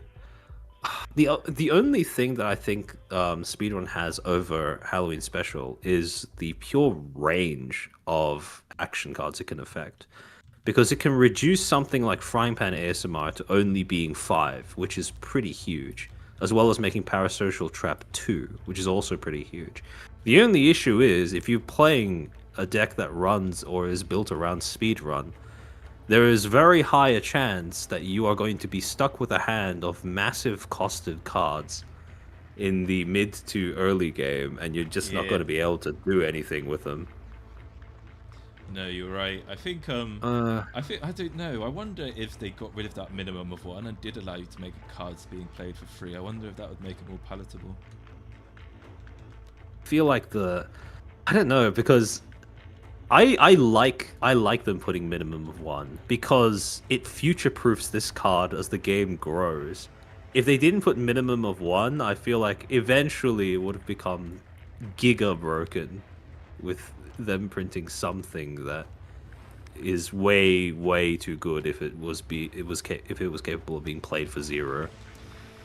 Yeah, it's true. It's just like I just can't think of a situation where I'd really want this card to help me. I mean, if it was at any platform reduced by 3, then yeah, sure, absolutely. But at this particular, I guess it won't clash against platform. So you could use action cards on other platforms technically, whilst clashing on that platform. Does it work that way? Yeah, it does. It does. So you can play the actions targeting anything on other anything on targeting other platforms while you are clashing over the platform that Speedrun is currently sitting on. Okay, that kind of makes it better. I think that does make it better. Actually, you know what? I'm gonna revisit Yuri, and I'm gonna try to build a Yuri deck around Speedrun and see what I can conjure up. Yeah, because I spent some time the other day looking over all of the cards that get discounted with the full 3 discount for by Speedrun. And it is a pretty strong collection of cards. Well, obviously you don't want to instant replay while you have Speedrun on there, but I mean, in terms of other, so you have, if you're playing Michiru, it discounts Banhammer. Well, okay, obviously you don't want to play Banhammer as well. So like these two are kind of like the this is like the. Do you know One with Nothing in Magic? I'm really not that familiar with Magic, unfortunately. No. Ah, fuck. So basically, in Magic, there's this card where it's it costs 1. Well, I mean, it basically costs like 1 resource, 1 black mana, and its effect is you discard your entire hand. Oh, right. So it's very counterintuitive play, and this is like the Oshi push version of that for anyone in your chat who does play Magic or is familiar with Magic. Like playing Rip or discounting Rip or Banhammer using Speedrun is like the very much equivalent of One with Nothing. But in terms of all of the other cards that you could benefit from, the full discount from, I mean, you have like what? Cheese, Gaslight, Ada, Parasocial Trap, Frying Pan, instant replay if you're running independent platforms. That is a pretty huge list of cards that are very strong in terms of their effect, and also receive the full 3. You know, you can. And with the others, it's just like 1 bit. But the only action cards you wouldn't want to play in conjunction with Speedrun are action cards that just cost 1. And the only ones that do that are the ones that buff your influence, to my knowledge. So, with everything else, you get a discount of like 2 or 1. Oh, well, there's also the free spit and sponsorship where it does nothing. But aside from that, there's like a whole other collection of possible cards you could synergize using this, depending on what color/genre combination your persona is. So I do think that it is possible to make Speedrun a build-around, but the challenge is just finding the right balance of how many 4 cost, 7 cost, 4 cost or 7+ cost action cards you choose to include into the deck alongside Speedrun, so that you can leverage its full discount while also not compromising your early to mid game too much. I've got an idea for a Yuri deck, actually. I'm gonna. Oh, okay. Yeah, I'm gonna build something with Yuri that involves this deck. I've got an idea. It's a big Yuri deck, but we'll see if it's feasible. We'll call it Big Order. I can't wait for them to release the second set, because this kind of thing where I just go, oh, okay, this card looks funny, and then look for every other possible card that might have a synergy with it is one of my favorite parts of deck building. Because the end result may be complete garbage, but it would have been fun to theorycraft my way to realizing that fact in practice. The problem I still have with Oshi Push is it's just I'm looking at the cards and I'm like, this card makes my deck weaker, but I want to put it in because it fits the persona. Yeah, I just really like the art. I'm hoping that set 2 has some. What right now in your view, what are the weakest like strategies or cards that you wish you were able to play competitively, but aren't really that great when you actually try to use them as part of like a coherent strategy or competitive strategy. That one, this one, discard strategies in general, anything relating to kickback. Yeah, kickback. Kickback's one of those really weird mechanics where I don't think it would be in their best interest to make it good. Because it's sort of like if you reward the player too much for losing a clash, then it kind of defeats the purpose of winning a clash for the opponent, right? Yes, and my problem as well with this stuff like Disruption Stream is the counter token stuff. It's like you're spending 6 bits just to move your opponent's token somewhere. I mean, it might prevent you. Not even you don't even get to make the choice. They choose where they want to move the token to. Yeah, and it's like, well, okay, you've not lost this round, but now you're at a 6-bit deficit. So you haven't lost this turn. You're gonna lose next turn, no? Yeah. Stuff like this just doesn't seem very efficient. Like the only deck that I run Disruption Stream is the Pippa deck that also runs where is it? Oh, it's not in here. That also runs You Laugh, You Lose. So I just run those two alongside one another, plus controlling the narrative as kind of like a meme strategy in order to make sure I always have the buff from You Laugh, You Lose. But I don't know. I feel like a lot of investment though, just to get yeah, exactly. I mean, it also doubles as a form of specifically controlling the narrative might double as a form of pseudo removal at the cost of giving your opponent a platform. But like you said, it's an awful defensive token manipulation is not nearly as good as offensive token manipulation. Yeah, and so which, to be fair, I don't think that's a bad thing because it would be really, really unfun if your opponent could just say no to you winning through the the main mechanism that you're supposed to be able to win through. But tying into that, Pavlo just asked, is there an established meta for Oshi push at this point, or is it still up in the air? And I still think there is an established, like, a dominant strategy in Oshi push, and it does revolve around the token manipulation, bypassing, going wide token manipulations that way. Yeah, because the last the Pippa long game deck that's currently in the Japanime Games deck build Discord, I think it was posted. Was it by Gen Echo? I haven't read it. I haven't seen it actually. No, I've built my own one, so I haven't looked at other people's. But I think I've seen the name of it there. Yeah. So that won their last I think the last Japanime Games tournament that they hosted. If I'm not misremembering they had a tournament and that was the deck that won. And it's a deck that focuses on exactly like what you said, like going wide and then token manipulating your way in terms of building up a lead on multiple platforms at once. So like that does seem to be a strategy that kind of invalidates influence because it's entirely focused on, well, you still have to win a clash on one platform, but it allows you to gain tokens on other platforms at the same time when you don't have that influence lead as well. So yes, I think in order for defensive token manipulation to actually be viable, it would have to be something like Year Zero Science that makes it more difficult for your opponents to put tokens on there in the first place, rather than you moving them around yourself, I feel. Yeah, it says can't gain here, so I do wonder if moving over is technically, like using gaslighting bypasses Year Zero Science. Oh yeah, because it says they can't gain, but it doesn't say.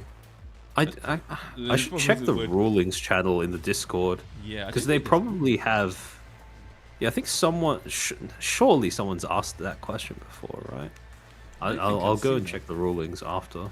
The way I do my Pippa token manipulation is I obviously use my old friend Long Game, but then rather than doing, funnily enough, rather than actually having content cards heavy, I actually make it more of a drop shipper or and then move them around a lot to gain loads of bits, kind of thing. I feel like Long Game has far and away been one of the strongest additions to set 1 now that the full list has been complete. Yeah, this is This is my new favorite card. Well, no, it's not. Halloween Space is still my favorite. This is up there, though. Yeah, very close second, I'm guessing. Yeah, close second. Yeah, thank fuck NASA doesn't have access to this card, because that would be absolutely disgusting. It would be, yeah. Why she doesn't. I have been thinking about how do you make kickback worth it. And the thing is, before when I set you ideas for how to make kickback viable, it was all around defensive token manipulation. So using the bits that you generate from kickback in order to do things like delay your opponent's ability to win on the platforms that are currently hosting the kickback cards. But then I sort of thought about it and I realized, well, why are you using the reward that you get from kickback in order to get more rewards from kickback instead of just playing better cards? Yes, exactly. So why would I have like deliberately losing as a strategy? yeah. I don't know. I'm just trying to think. What makes kickback cards worth running, I guess? This is the only kickback card is gold farming. This is the only one that's worth it, because if you do get the effect of it, then you lose it. It pays itself off with one loss. And it's if your also opponent wants to get rid of it, they have to invest some more resources. And exactly. Yeah, exactly. Usually most removal, well, I mean, pretty much all removal that gets rid of this costs 2 bits. So you're already up 1 bit on your opponent if they choose to remove this card. But on top of that, it's also efficiently costed in terms of cost to stats. Because a lot of other 1-cost content cards are only 2 influence, whereas this one is 3. So it's even value strong for its type, yeah. Exactly. So I don't know. It's the reasons why gold farming is a good kickback card is because it functions without being a kickback card, which is, I don't know. I feel like the kickback mechanic right now, there's probably some way of breaking it, or there will probably emerge some way of breaking it with set 2 or beyond. But right now, I'm just not seeing the mechanic being that good. Yeah. Nor is it something that I think they want to make good either, because of how unfun that might be. I think in order for kickback to have any relevance in the meta, there even needs to be an ability to steal like the effect of kickback. Like you have cards. Oh yeah, so this card sure. steals the clash reward or like special effect. Yeah. Or you go another route and you still keep the cards weak, but you make them really difficult, like really sticky and difficult to get rid of. Kind of like how you've got hand cam stream where it just returns to your hand. It's kind of like where you need to, like, I don't know, almost kill the card twice to properly get rid of it or something. Yeah, because another issue with the kickback cards that I've noticed as well is, again, with the exception of gold farming that can potentially return its value with just 1 loss. With the other kickback cards, they usually need 3 losses at minimum in order to refund the cost of playing them. Like Royalty Song, Menhera Club, this doesn't need... this only needs 2 rounds, but also it gains 10 influence the round that it's played, so it becomes a 6-12, which inhibits your ability to lose the turn that you play it. Yeah. Meaning that functionally it will need like 3 rounds, the same as the rest. But when you don't control what platform cards get put... Well, you don't get to control all 3 platform cards that are on the field at any one time. If your opponent is playing anything, or if you end up playing something from your own... Even if you try to build your own platform decks, that every single platform is minimum 3 tokens in order to win. You can't control whether your opponent is coming in, whether they start first or not, meaning they get to dictate the first 2 out of 3 platforms in round 1 or not. If they play something that has like 1 or 2 tokens in order to capture it, and you have a kickback card in your hand, like you are going to be very sad most of the time, because it's just not going to be a playable option. And then you have Historical Lion. Yeah, and it's like when you have most platform cards being played of 3 or 2 wins, it's just way too fucking slow. Yeah, exactly. And that's what makes token manipulation so strong, is it's the fact that in 2 wins you can potentially take. Yeah, exactly. It's just, I don't see kickback being that good. I do think that eventually they're going to put enough support for Year Zero Signs to the point where it is a viable build around as well. Because I was having this conversation with Necro when I first started playing games with him, where he really wanted to make a deck that made Year Zero Signs work. But I don't... Right now, I don't see any way of making Year Zero viable in a competitive sense in that regard. Because all of the personas that could play it just have much, much better things they could be doing. Yes, I have a Year Zero Science deck here, which is I call Big Lear. And again, the thing is, it's a viable deck, but it's not Year Zero Science doing the lifting at the end of the day. Yeah. It's sort of just like there as this kind of this sort of token meme that you've included in for the sake of like flavor or representation or something.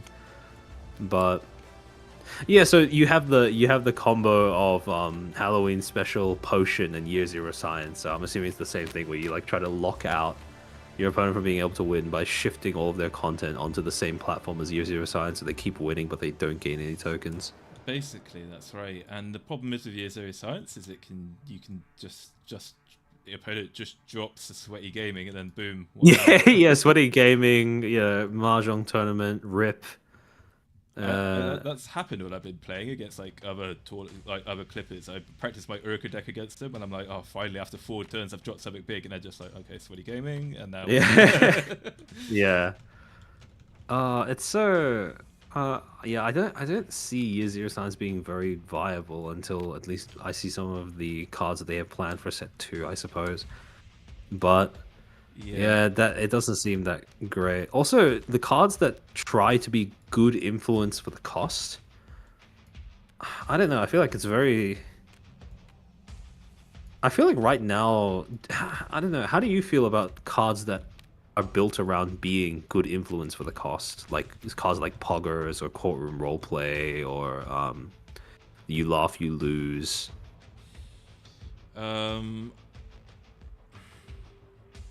Or Cabbage, I suppose. Cabbage as well. It depends on how you want to frame the question, really. I do, like I said, I do think the most dominant meta of the game is just sheer token manipulation, because it completely bypasses the influence gain. I think going for soft, just sheer influence, some decks are forced to win that way, but I think that most decks or most personas who are dependent upon influence to win games are just weaker than the decks who can go very heavy into token manipulation, like your Pippas and your Nasses and stuff like that. Because I can see what Oshi Push are trying to do with the design, I think, is that they've got the little platform cards of like 2 and 3, which are the bulk of them, because games can go, like they want to make the game casual and approachable enough that they can be over in about 20 minutes or so. But then the problem is that then they've added all these direct add a token, take a token, move a token stuff, which just makes it... They've basically castrated their own potential for like really long drawn out control games, because they're just in the current state of the game, it's just a directly inferior strategy to token moving. Yeah, because all of the best strategies that I picked up on are either straight out combo, where you win on the spot by getting infinite bits or something. Infinite bits and then drawing your entire deck in one go. Or you have tempo, where again it's a bunch of trades where you keep trying to you grind out incremental value round after round, or just aggro, where you try to rush down your opponent as quickly as possible by grabbing platforms left and right. And in none of these do you have the kind of classic control style games, mostly because, like you said, aggression is just such a superior strategy in terms of the way that the game exists right now. I can't tell how many of these complaints are actually valid or just us being too miserable control players. I think it's... I don't know, I'd be interested in... I should probably ask, actually, if I could speak to the design team and ask them their thought process. Because I really want to know what the design team were thinking with Leah, because Leah is one of those decks where I just can't get my head... And I get it in principle, right? It's like Leah, okay, with Leah, she's creative and she's purple, so she's very weak in terms of influence, but she's got so much like utility and support for the cards she has. But I don't know, I just don't see the point of Year Zero Science, because again, going back to the point, it's like, what's one of the best counters to Year Zero Science? It's not even a control card.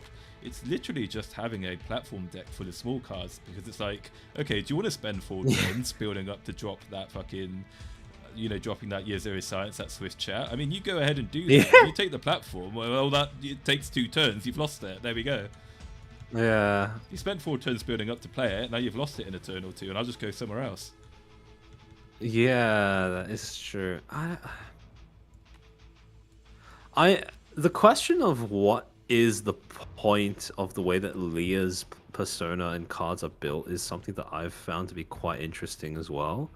Because of the fact that I think out of all of the personas, Leah's is the most difficult to play to a high degree. I agree, yeah. Because I don't know, I feel like right now with the cards that Leah has available to her, it's kind of very jack of all trades-esque, where she has some instances of card draw, some instances of control, some admittedly quite strong ways of buffing her own content cards, and some ways of generating value through resource ramp and or mobility. But she kind of doesn't really do any of those things very, very well compared to some of the other personas. Yeah. Like, she gets the passive buff to her persona influence by playing content, but it tends to be a smaller buff in practice than something like smaller buff and more difficult to trigger compared to something like, I don't know, Iori or Pippa or Michiru, or especially compared to NASA. Yes. No, I'd agree. And also, her card draw is pretty gated behind making sure that not only does she get to stick a feat Holy Deep Dive, but she wins a Clash reward while maintaining that influence lead as well. Yes, and I think that's where Brother Lover comes in to help feat a Holy Deep Dive with that for one bit. But yeah, it's the question is, I think Leah is made to be an independent creative synergy deck, really. Yeah, I suppose. Yeah. I mean, I've got this deck It's here just- that isn't one, but it's like, I think it's just weaker than independent. Yeah, yeah. And the thing is, if you build your deck to be independent, it's sort of... I don't know. I feel like most games, you'll have like 1 or 2 platforms at any one time where your independent synergies actually kick in. Otherwise, they're just kind of slightly underwhelming cards that just sit in your hand. Yeah, I think, I don't know, the game does feel fine in most of the parts. Except for yeah. The game feels fine when it comes to economy and card draw most of the time, unless you're playing mission. Yeah. But the other thing I find is that, realistically speaking, there's these opportunities for sick combos in Oshi push, but you're never realistically actually going to have the bits to do them whilst also actually making progress in the game. So it's like, I don't know, I wonder if everyone could do with just like a modest income upgrade, and then you make the game way more chaotic and combo crazy, but then that might break, probably break things. Yeah, I don't think that would be a good idea, because, for example, none of the green personas need any help when it comes to extra resource generation. Certainly don't, that's true. Yeah, and I don't think giving extra resource ramp to something like Uruka or Pippa would be a good idea either. No, Uruka's actually much stronger than people actually realize. Yeah, I don't think she needs the resource ramp, quite frankly, because free spit into the content she's capable of dropping, plus my time, plus cover song, is already good enough, in my opinion. Yeah, I mean, even in terms of card draw, actually, she's not that bad as I first thought now. Well, with the new cards, because she's got requested song stream and original song. Yeah. So you can do that to draw cards now. I'm just trying to think, because the only 2 personas where I look at them and I don't readily see a strategy that I think is that powerful are Leah and Michiru. Yeah, I would say these 2, yeah. Yeah. I can't tell if it's because I'm just blind, or those two personas specifically are probably waiting for a little bit more synergy in the form of new cards being printed. Because I don't know, using the current pool of cards, what, like, for example, how do you get a Leah strategy that is as powerful as being able to generate infinite bits, for example, Yeah. or how can she match the sort of raw aggression that a NASA or even a Tenma deck is capable of pulling off in the early game, if they're built to be that way? You know, I've even It's thought just of doing stuff like putting Yappers in a mystery deck, even though it doesn't benefit her really, just for that extra bit. yeah. I feel like I don't know, because Yappers and Long Game are, it's not a bad combo. It's not great though; they counter each other really. Yeah, yeah, a little bit. Because yeah, you don't want to be playing too many big content cards with Michiru, but then you get into the situations where late game you know, you don't have that much card draw aside from Gamer Fluid, and you're just top decking possibly alongside your opponent, and you like draw like a 3-cost, 2-cost, 1-cost content card, and it just doesn't do anything. And then, you know, there's almost too much early game control really that prevents swarm decks from being able to do their thing. I wonder. Swarm decks? Like, I don't know, because the thing is, little things. I don't know, because Tenma and NASA have no problem playing swarm decks. Although they are also two personas with the strongest forms of card draw available. That's exactly why they work, whereas Michiru can't compete. It's so funny, because NASA and Tenma fundamentally break the one constraint that exists in most other card games when it comes to constraining aggro, which is they don't have the ability to refill their hand once they've finished vomiting it out onto the board. But NASA and Tenma bypass that entirely. Tenma does so without even having to pay a cost besides winning. Yeah, NASA is basically Hearthstone Warlock, where it's like just... yeah, kind of. Yeah, pretty. I think that's a pretty accurate comparison. I think what we should do is we should kick in the doors of Oshi Push, and we should demand to speak to the game designers and ask them to demand they explain themselves as to what they were thinking with Leah. You know, kind of like Gandalf with the One Ring. It's like, what are your secrets? Tell us. I don't know, because the thing is, I'm pretty sure that between all the people who currently play Oshi Push and or are getting into Oshi Push, someone will end up spotting a synergy between the existing cards for Leah that forms like a coherent game plan where that, you know, self-synergizes, is consistent in competitive play, etc., that we've just managed to miss for all of this time. But if failing that, I'm sure that with the next set, there will be something coming out that will push Leah and Michiru over the edge into being on par with something like NASA or Uruka or Tenma. No, it's true. I guess it's like I'm kind of at the point now where I'm hyper fixated. I think I'm like, what's the word, like almost bullish, like pig-headed on what the meta is. So I just look at this little cool combo from Pippa, for example, and I'm like, how do you compete with this? Yeah. Then I've also got this in here as well for even more like going wide. So it's like, yeah, how do you stop that? I don't know. I feel like the only thing that would be kind of unique, that would also fit their identities as being, you know, purple personas, is the ability to move between platforms during the content phase, as opposed to only during the clashing phase or the platform phase. And I find it weird that not only did they give that ability to Pippa, but they gave that ability to Pippa in the form of a red action card. Yeah, that's true. I've been thinking about that. It's kind of like, I'm looking at what the red does, and it's like red is not only power, it also can be used for movement, and it can also be used for token manipulation. So it's like, god damn, red can do everything. If they for example like inverted the effect, where the primary effect of the, let's say they made a purple version of PPPP, and they they inverted it to being a purple card, and they inverted its effect. So the primary effect is moving your persona to another platform in the middle of the whatever you want, content or platform phase, and the secondary effect is some sort of buff or whatever. Then I feel like that would be, if it was only available to purple cards, or if it was made an exclusive, or specific synergy with either Leah or Michiru. I feel like that would give them the sort of unique edge over most other personas that would make them that would make them that would end up making them at least a little bit more readily on par with some of the other strategies out there.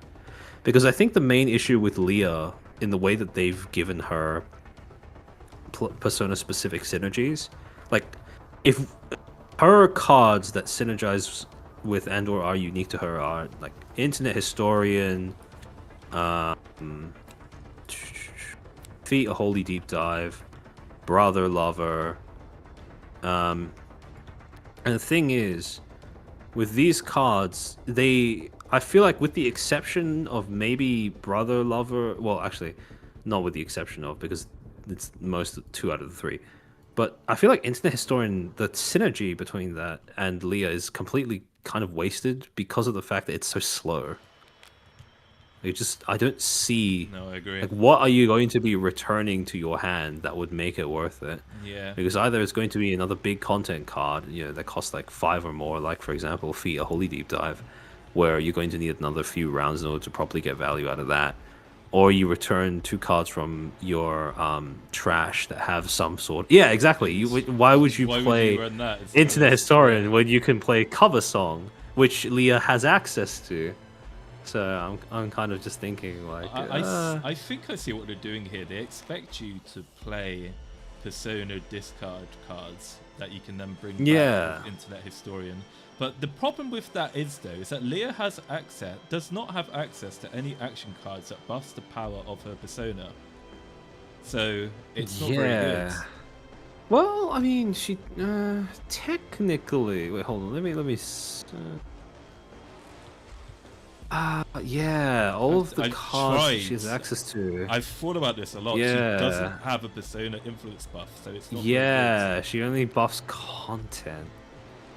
Oh, maybe. I mean, maybe in the future they print some sort of card that has some sort of content card that has a discard effect that moves content from one platform to another. Even though I feel like that sounds like it would be very, very broken if that was available to an entire genre, an entire color, as opposed to just being available to one specific persona. 5-bit action card, purple experience, Phase Wars 2. If your persona is Michiru, no. Teleport your persona to this platform. If your persona is Michiru, delete all content cards of 3 bits or less on this platform. Oh, interesting. Why 3 bits or less? Because that's Michiru's very good at slaying noobs. Oh, true. I have so many so many possible card ideas. We enjoy making custom card ideas ourselves, yeah. Well, nice. Yeah, I don't know, because I'm looking at all of the cards that Lee has access to right now. I'm just thinking that the main strategy that they seem to have in mind when they were building this was some sort of slower, grindier, value-oriented matchup. Because if you look at all of these cards next to one another, Leah is like, she does excel at generating value, but it's just that value generation in general, if it's not in the form of tempo, doesn't win games. No. Like, it just doesn't feel like it works that well, at least right now. So yeah, I don't know.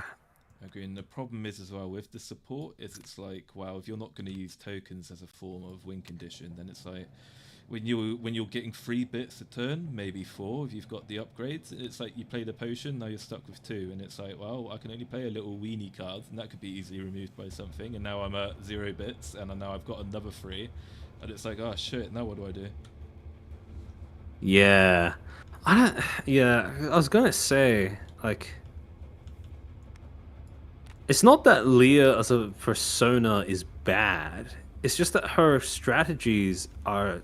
I feel like her strategies are specific to well, actually, it's a combination where her strengths are generalistic, but her specialities in terms of the synergies that they seem to be pushing are catered towards a playstyle that doesn't seem that supported with the way that the game has currently been played. Yeah, that could be the case. I guess the problem is, I guess, with our science here is always the case of the two of us play the same kind of like handfuls of decks in a certain style. Yeah. We need to consider that the game is probably built with some form of rock, paper, scissors kind of Yeah. element built into it. So it's like when I play Mishu I need to. Tenma, it's objectively just going to get its ass kicked, but it might be very good against someone else. I'm curious to see because with the Japan Anime Game Server hosting weekly tournaments, I'm interested to see. Hey, I'm FB. How are you doing, buddy? How many? Good to see you, my friends. Well, what personas people end up bringing to those tournaments? Yes, actually, I might start when I can joining in on those tournaments as well, so I can get more experience in trying the different and weird decks that they've got going on in there. Yeah, because I mean, maybe one of them brings like a Leah deck that ends up winning the entire thing, and we finally get confirmation that it's just us being cooked in the head, and not picking up on some sort of obvious synergy strategy or way that her deck fits into the meta. But I do, if I say so myself, I do think we're correct, and I think I do think we're correct. I think what we've just identified really is that there are decks in this game that are just more objectively stronger, but also more reliable and consistent in getting that. Yeah. It's like in the game I played earlier today with URUKA, I had an opening where I had double. I had fucking 2 bear with me's in my opening hand, like an encore performance and an anniversary celebration. And it's like, oh well, if I was playing Mishru, that's game over right there if I had 4 dead cards like that. But then it's like I draw a Halloween special and a free spit, and it's like, oh well, there we go. Now I get to have a lot of fun. Whereas Leah and Mishru don't have that kind of, oh no, I've drawn this card, now I win the game. Yeah, or even just cards that end up smoothing out the bad draws by raising the floor on what a bad draw looks like, I guess. In the same way that Free Spit tends to do that for your big content cards as URUKA. And Tenma and NASA would also have that problem were it not for the fact that they've got so much card draw they can do something about it. Doesn't really matter, yeah. So NASA and Tenma can draw their way out of it. URUKA can just power her way discard her way. Same thing with Pippa, I guess. And Pippa can just build up so much money, she can drop something big and come back very easily with that. She gets an upgraded persona. And then that leaves you, I think Iori is very strong because Iori has $1 billion of like a billion bits and then can play infinite combos. So Yuri's fine as well, I think. So that then leaves not even ignoring the infinite combo, most of Iori's cards, I mean, you'd have to go out of your way to build a deck that is anti-synergistic with itself in order for Iori to be put into a position where she really can't do anything with the cards in her hand. Yeah, this little meme deck I built here with like moving around is still good synergy, I think, with itself. Yeah. Actually, that brings up another point where after playing a few games with Necro, I really do feel like Leah's network has the exact problem that I initially thought Tenma's Basement would have, where literally every single persona would love being able to play content cards for a discount of 1 bit, regardless of what size those content cards are and how many they want to play in 1 turn. So yes, I like playing this card of Leah. I always did, because again, the problem is if I'm playing a lot of weenie cards, then this just gives me so much value back to it. It fixes the fact that Leah has a weak persona upgrade that only gives her 5 bits per turn, like at the maximum, or 4 at the lowest. Yeah. I mean, even besides that, though, I don't know, because I feel like I feel like every time I've played against I played against Necro and he's had this on the field, it's always seemed to benefit me more than him. Are you mostly Or playing at least Tenma as well, though? Not really, because I am also playing. I was rotating between Tenma,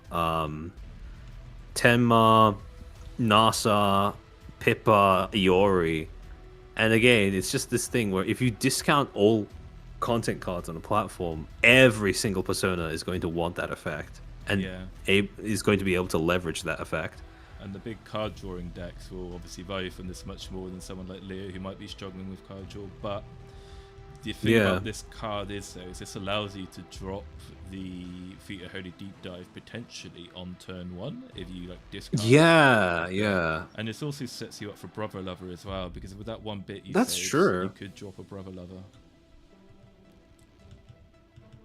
I suppose when you put it that way, I can kind of see how it's supposed to be, or at least how it's supposed to save at least some of its, its full potential for only Leah players. But yeah, because what I said to Necro when we were like first deck building his decks, I was like, Necro, you need Vita Holy Deep Dive, Brother Lover, and My Time, and you're just gonna drag this across the board and make your opponent sad. Yeah, yeah, pretty much. And then you could drop a sponsorship on it as well, but exactly. With sponsorship, I wouldn't work though, would it? Because the sponsorship only works. Yeah, because be confirmed that it only works on one clash, the clash that it's played on. I don't know. I feel like that's a shame. Yeah. I feel like that's a shame because both the way that it's worded and also how I feel like it's much more interesting as a card if the one of your content cards gains clash reward, gain 3 bits. I don't know. I feel like in future iterations, if they end up printing this out, I feel like maybe they want to change the wording so that it's not as vague as to how long that that effect actually lasts. Yeah, I find myself regularly being cucked out of wild and wacky strategies because it's like, oh no, it doesn't say, but you can only do it on this one platform or do this one thing, and it's like, oh come on. I know the feeling, but yeah, I feel like being robbed of the ability to use sponsorship My Time is a bit of a shame because I feel like that was a very I feel like that combo added stuff to the game rather than taking away. It's very fair combo, I think. But yeah, I don't know. It's yeah, I mean, with the official ruling, the sponsorship has definitely tanked in value significantly in my head. Yeah, now I only run I run free spit now instead of sponsorship where I can. Yeah, because it's just so much more consistent. You don't actually have to win a clash in order to benefit from the increased bits. It's one extra bit for like a hyper vulnerable card. Yeah, exactly. I mean, the only time when it's really safe in order to play it is like early game when your opponent is sitting on 0 bits.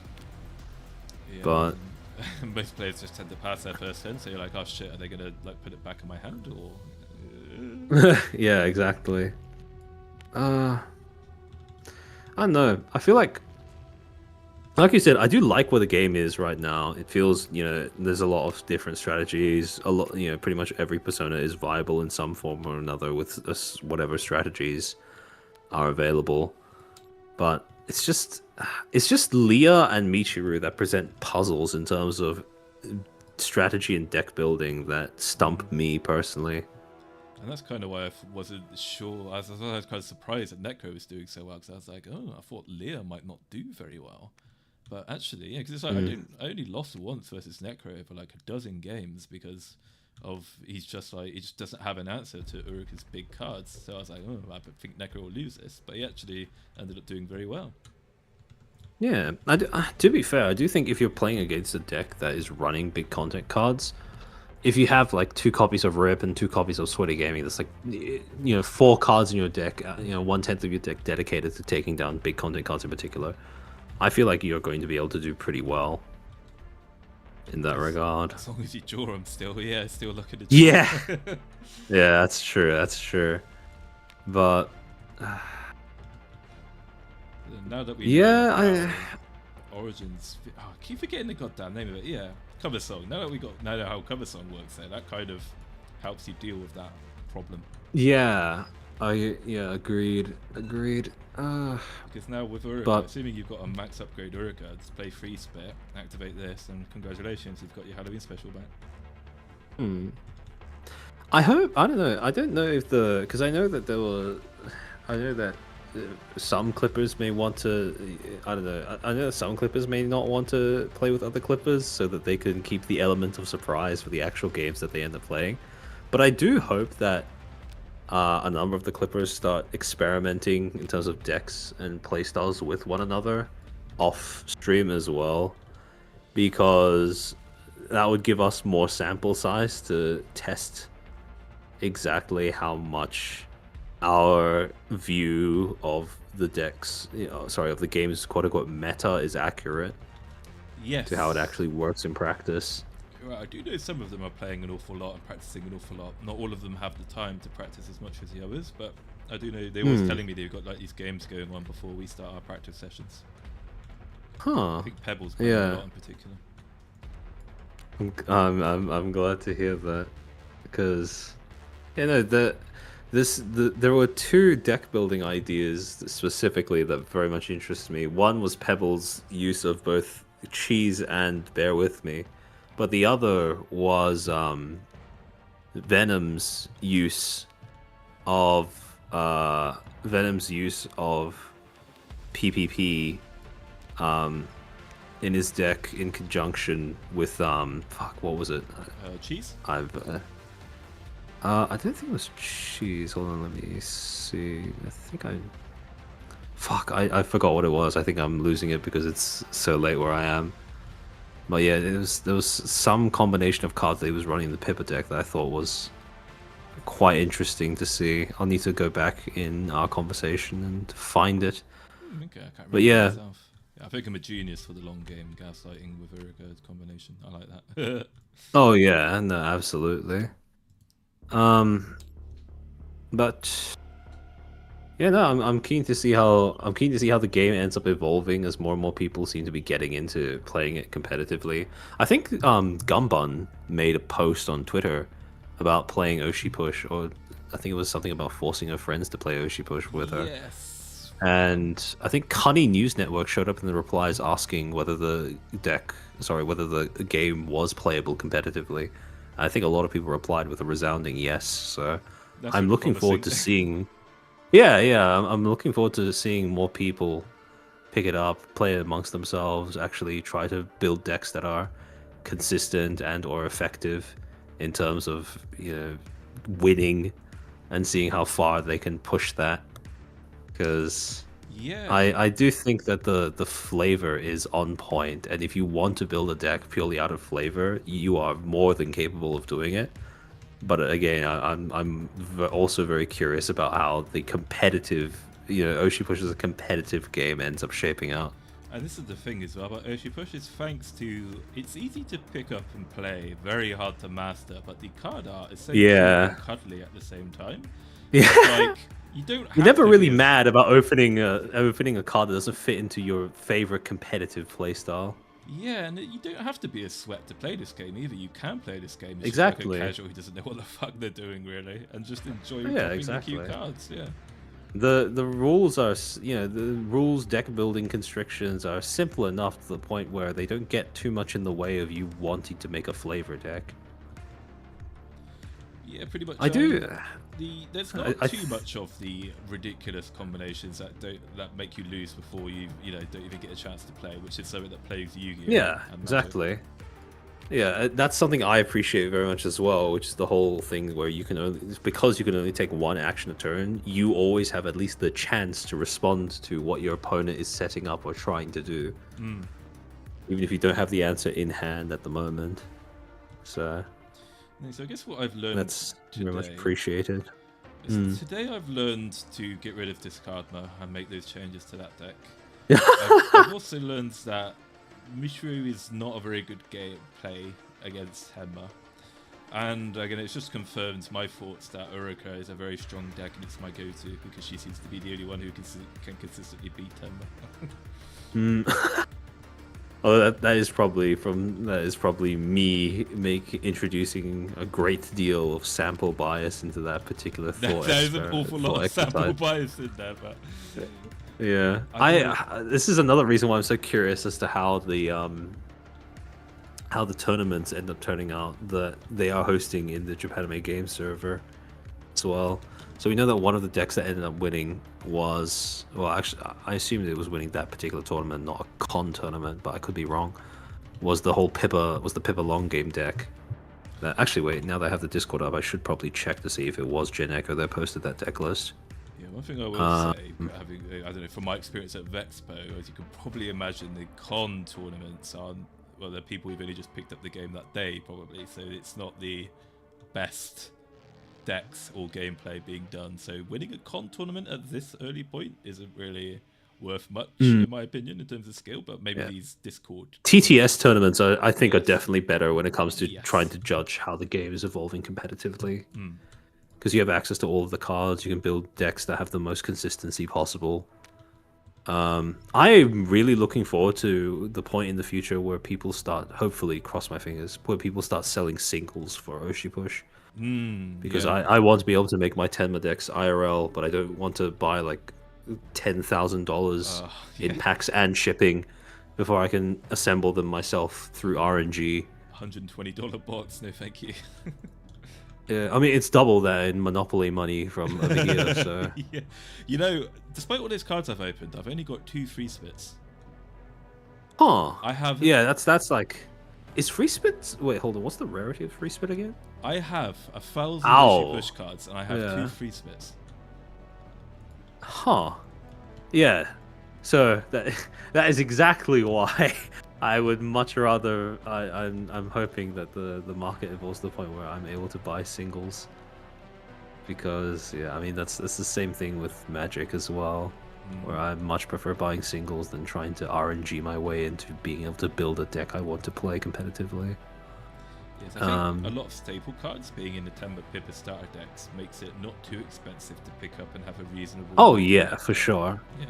Yeah, for sure. I'm also hoping that at some point in the future they make more starter decks or like so Magic has something called challenger decks where they basically take a list from a list from the top 4 or top 8 competitors at a recent tournament or whatever, and then they turn that, maybe they introduce a few fodder cards or a few cards that help to introduce new players to basic mechanics into those deck lists, and then they release that as like a product to try and nudge people towards playing competitively. Oh yeah. Because yeah.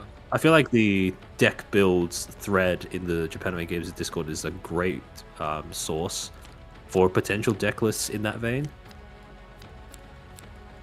Yes, I would agree. I think Shadowverse, the anime online Steam card game, does a thing where after a season's over, it's like you can spend like $30 or £30, whatever, to basically buy the top, like one of the top meta decks that were played in the previous season, and it's like, here you go, have all these legendary cards and signature cards, and then you can go into this season with like the best deck of last season.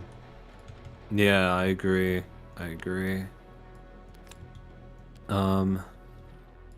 Yeah, I feel like once people have had the chance to host more tournaments outside of con tournaments, maybe more TTS tournaments, then Japanime Games will have the ability to maybe consider a product in that vein to get people, and give people a jump start on playing the game competitively as well as just the starter decks that they have for flavor and for fun. I've been working on my VTuber signature for when I obviously get my own deck in Oshi Push, and I've set it up. Yeah. So, something like that. But no, thank you very much for playing. Oh Yeah. my god, yeah. Yeah, that's been like what, 4 hours or something. It's been 4 hours, but chat did I enjoy hope the so. I very hope graphic. so. I did as well. I'm glad to hear that. But yeah, no, thanks for having me on again. And I've missed being able to do this every Sunday. So Yes, me too. I'm glad that we're able to get back to it with this week. Let's get back on But it now. Work yeah, is a kick in my ass. Yeah. yeah, amen. All right. I'll be dipping, probably trying to get some shut eye. Actually, fuck, did I sign up for the next? Hold on, I need to check what the next JG tournament is that they've organized in the Discord, because I did react to the message saying I was interested in it, so I need to make sure it's not like tomorrow at 6 a.m. for me or something. But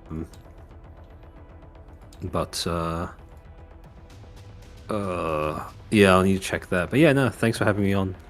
Cheers, Andrew. I'm gonna keep streaming for a little while. I'm gonna go and try and build that Yuri deck now. So yeah, enjoy the rest of the day. For the rest of your day. See you. See ya. Alright guys, well, the stream's not over just yet. I'm gonna try and build that Yuri deck, and I'm gonna see what I can do to get speedrun working. So I think we're gonna need 3 copies of speedrun. Maybe we'll have 3 copies of Hakushika Yuri for the bits. We'll always have a Japanese lesson because that's a very good card. The question is, do we want to have a scary story writing in the deck now if we're going to be doing speedrun? I'm not sure. We'll hang off on that for now. We'll have the Yuri Sten platform card. We'll have the Yuri upgrade. We'll have the Japanese lessons. And we'll have speedrun here at the bottom. We'll start off with at least... No, that's 3. We'll have at least 2 little Yuris. And we'll have the Yuri Persona here. Put that over here for now.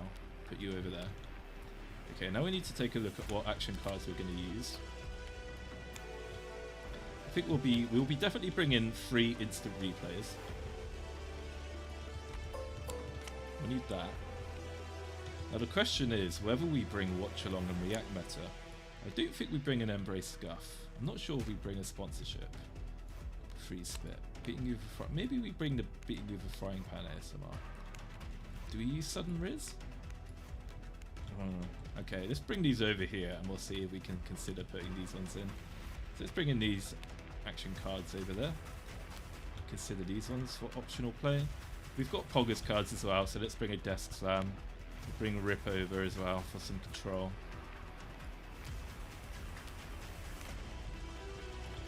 Okay, I'm not sure about bringing SSD over, I don't think we will. So in terms of, oh yeah, I've got them over here. In terms of cards we're going to play, I guess the question is, are we going to play Halloween Special in this deck? Or instead, are we going to go for like a double, big, late win condition kind of thing? Maybe we do go for a double, so we play 2 clip out of context, maybe, and then we go for the infinite combo. Okay. So we'll have the 2 clip out of context, 3 speed runs, or do we go for 2 speed runs? I wonder if we're going to go for those clips. Okay, what else do we got? We definitely need some encore performances. The question is, it's like, a Halloween Special, my beloved. I think we don't bring the Halloween Special, you know, and instead we go for React Meta. Yeah, that's it. We go for React Meta. Maybe 3 React Metas. And we go for 2 beating you with frying pan ASMRs. Yes, and then we can use that to infinitely bring these cards back. Okay, so let's work this out now. So we've got 5... I need to put these in order anyway.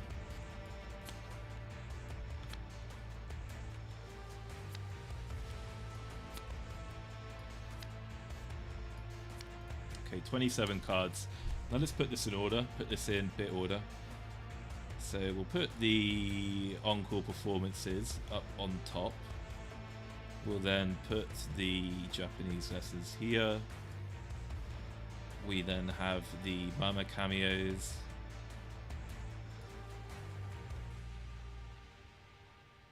Okay, Mama cameos here for now. And then we're going to put the speed runs here, and then the 2 clip out of context.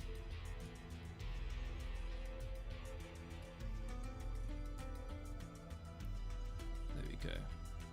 Okay.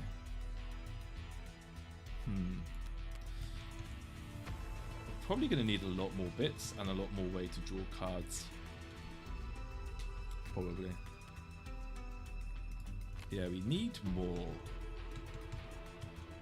Do we need more middle? I guess not. I guess if we're going big, we don't want to worry about playing too many smaller cards. Anyway, do we? Because we just want to rush the bits to get Yuri up there. So maybe we do put a second... maybe we do put more Yuri upgrades in there. So we'll put 3 in there.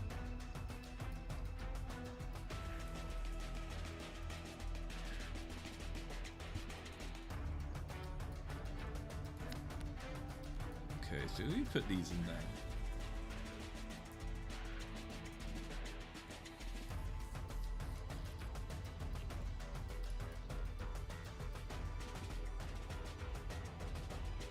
I guess if we're gonna have the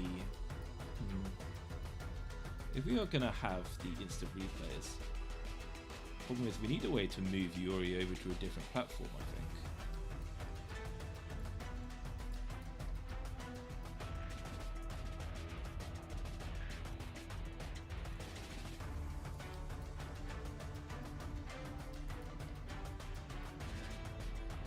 Okay, so we need more bits. And we need more bits, and we need more card draw, I think, for this to work. I do think we probably do want to put scary story writing in there, just to combine it with Japanese lesson to do some early game discarding in case we're being like rushed down maybe. Or do we just go with the desk slam? I guess that's the question. Okay, let's do 2 desk slams, 2 rips. Let's try that out. So we'll put the 2 desk slams here. And 2 rips.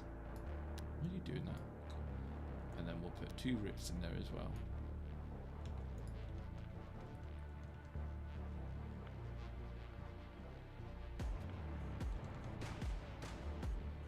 Four, 8, 12, 16, 20, 24, 28, 32. I've got 8 more cards. I think we definitely need more. We need more bits generation.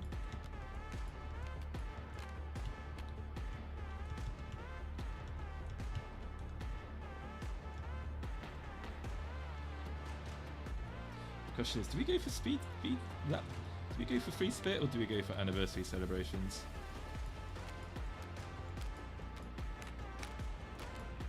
Oh, we could just go for Vtuber coffee actually. Go for free Vtuber coffees to discard that.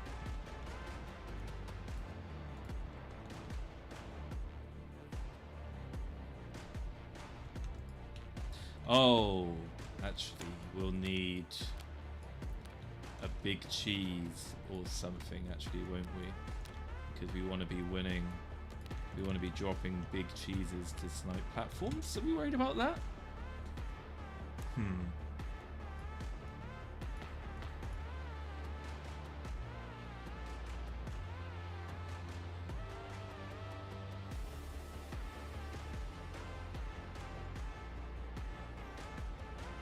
I don't think we're worried about using big cheese, are we?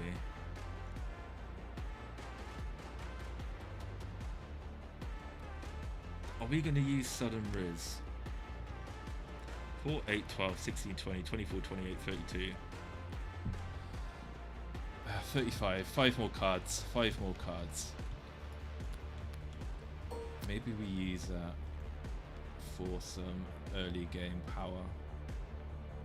No, I guess if we're using... We don't need the rips, actually. We don't need the rips if we're going to be using beating you with a frying pan ASMR. So maybe we'll bring 3 of these in here.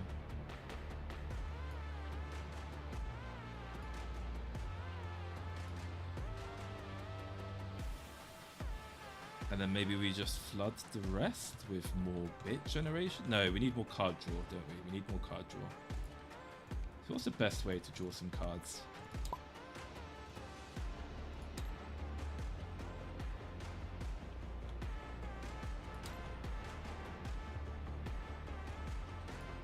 Guess the sudden Riz makes sense. Probably sudden Riz. I guess we've already got the React meta, but having sudden Riz would help as well. Or would it be better to use microphone upgrades? Maybe we have 2 of each. Is that enough? Is that enough bits really to help us out here? Could we do some more economy?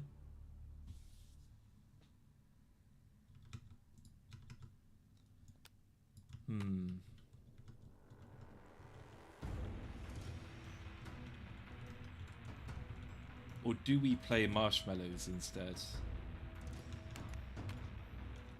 Maybe we go for 2 marshmallows.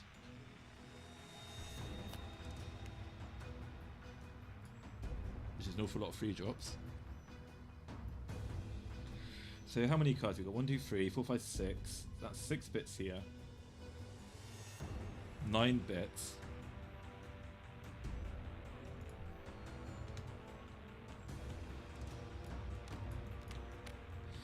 Okay, 9 bits. What else are we going to put in here? I guess we won't worry about moving Yuri to get the effect of instant replay, but we're gonna need some form of independent synergy if we're gonna run that. I guess that will be our thing. So is this enough card draw? No, it's really not. No, I need more card draw than that. I'll take the marshmallows out. And instead I will put the 2 sudden rizzes in there.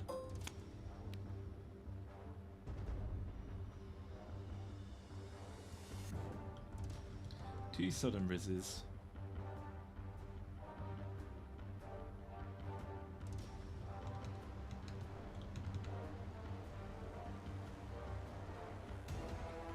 Maybe 2 microphone upgrades? Maybe 3 microphone upgrades and another bit generator.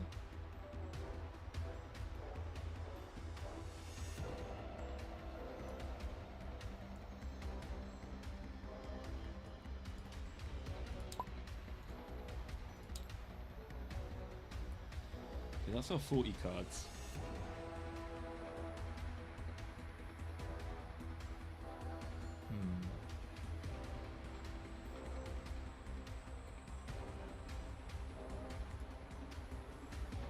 Maybe get rid of a scary story writer. Have another clip out of context. Increase the chances of drawing that one.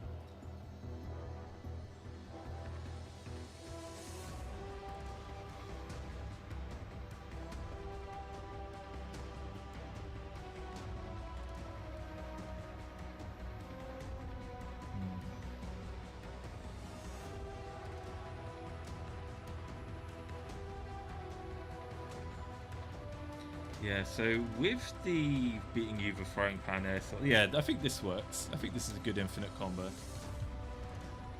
So now we just need to figure out our deck. Actually, with this deck, is it even worth us worrying about the independent synergy?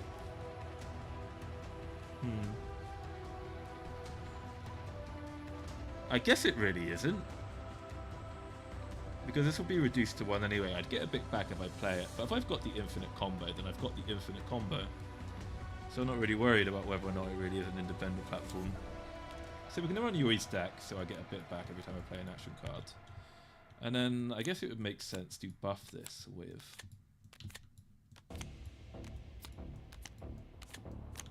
We'll put a Yappies in there as well. So we've got Yuri's den and the Yappies for some economy.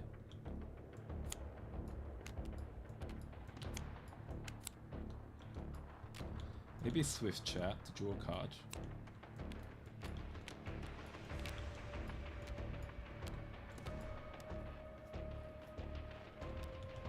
Clash reward as well to help build those bits up. This deck doesn't have many 2-drops, does it? So we'll do some Historical Lion for some early game card control maybe as well. Okay, that's our Yuri deck. So let's call this... We'll call you Infinitori.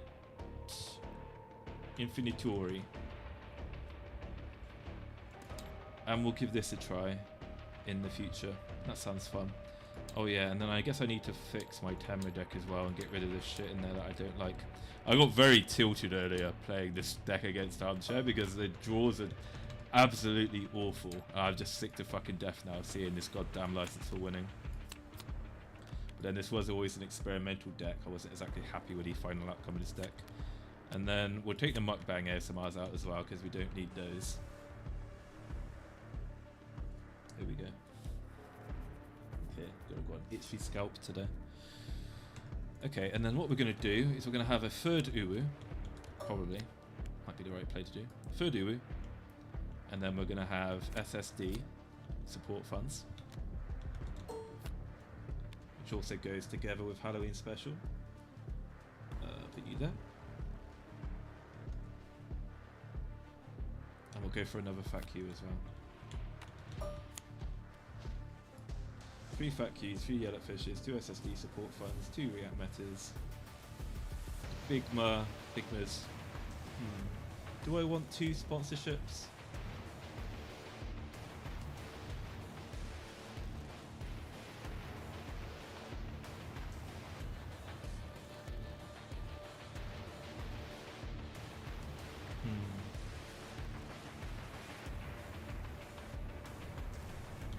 What other experience cards have we got? Could put in 2 confessional streams. Could do depressing with divorced fathers. Do I want 3 Uwus, really? Do I want more card draw in this deck? Is the react meta enough? Do you know what? I think I will get rid of a sponsorship, and because sponsorship's weaker now, and I will put 3 Tenma upgrades in this deck. There we go. We'll do that.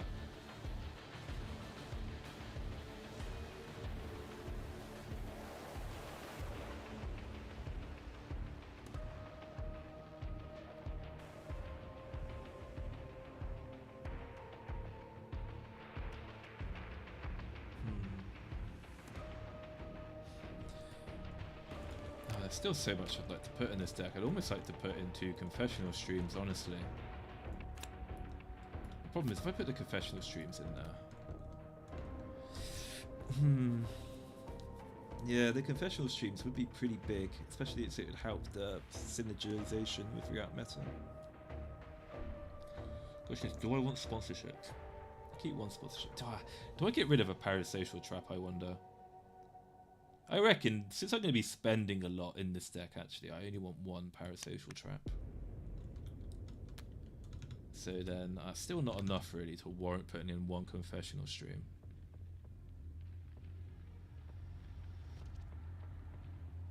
That said, if I'm playing, the problem is, playing the Cabbage voice pack instead of the Divorced Single Fathers confessional stream combination is that Cabbage voice pack is more vulnerable to 1 form of crowd control, whereas the depressed confessional stream spreading is weaker, but it's less susceptible to being intercepted by crowd control.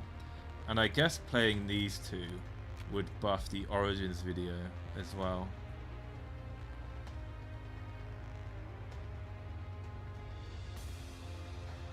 Just having like a 5, 11, 12 drop whatever is so strong.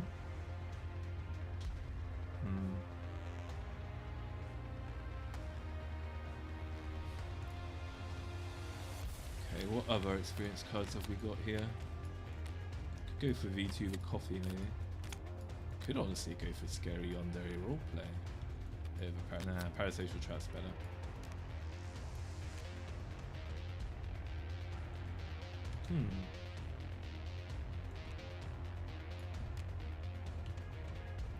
Okay, what support cards does Tenma have? We do have Watch Along.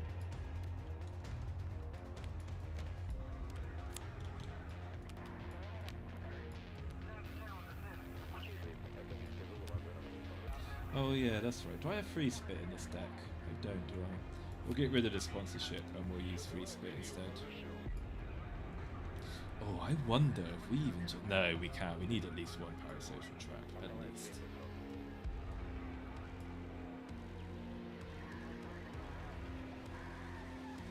I think to help me get out of bricking, even with Tenma, maybe we do have just one more form of card draw. So maybe we will go for the sudden Riz.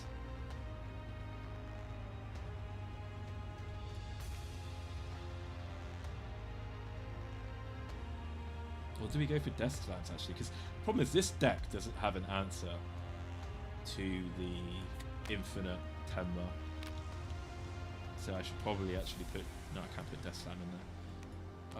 What's the options I can put? Succumb to Cringe in there. I think I have to put the Succumb to Cringe in there. Or is there anything else Tenma can play to delete the...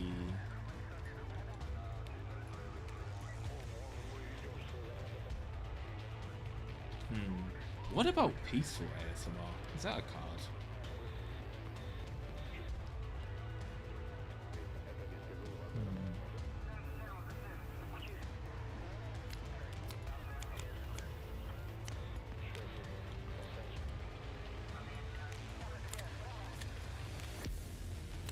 I wonder if I put Donathon in Tenma, you know. Probably not with this deck, no. Could put the speed run in this deck.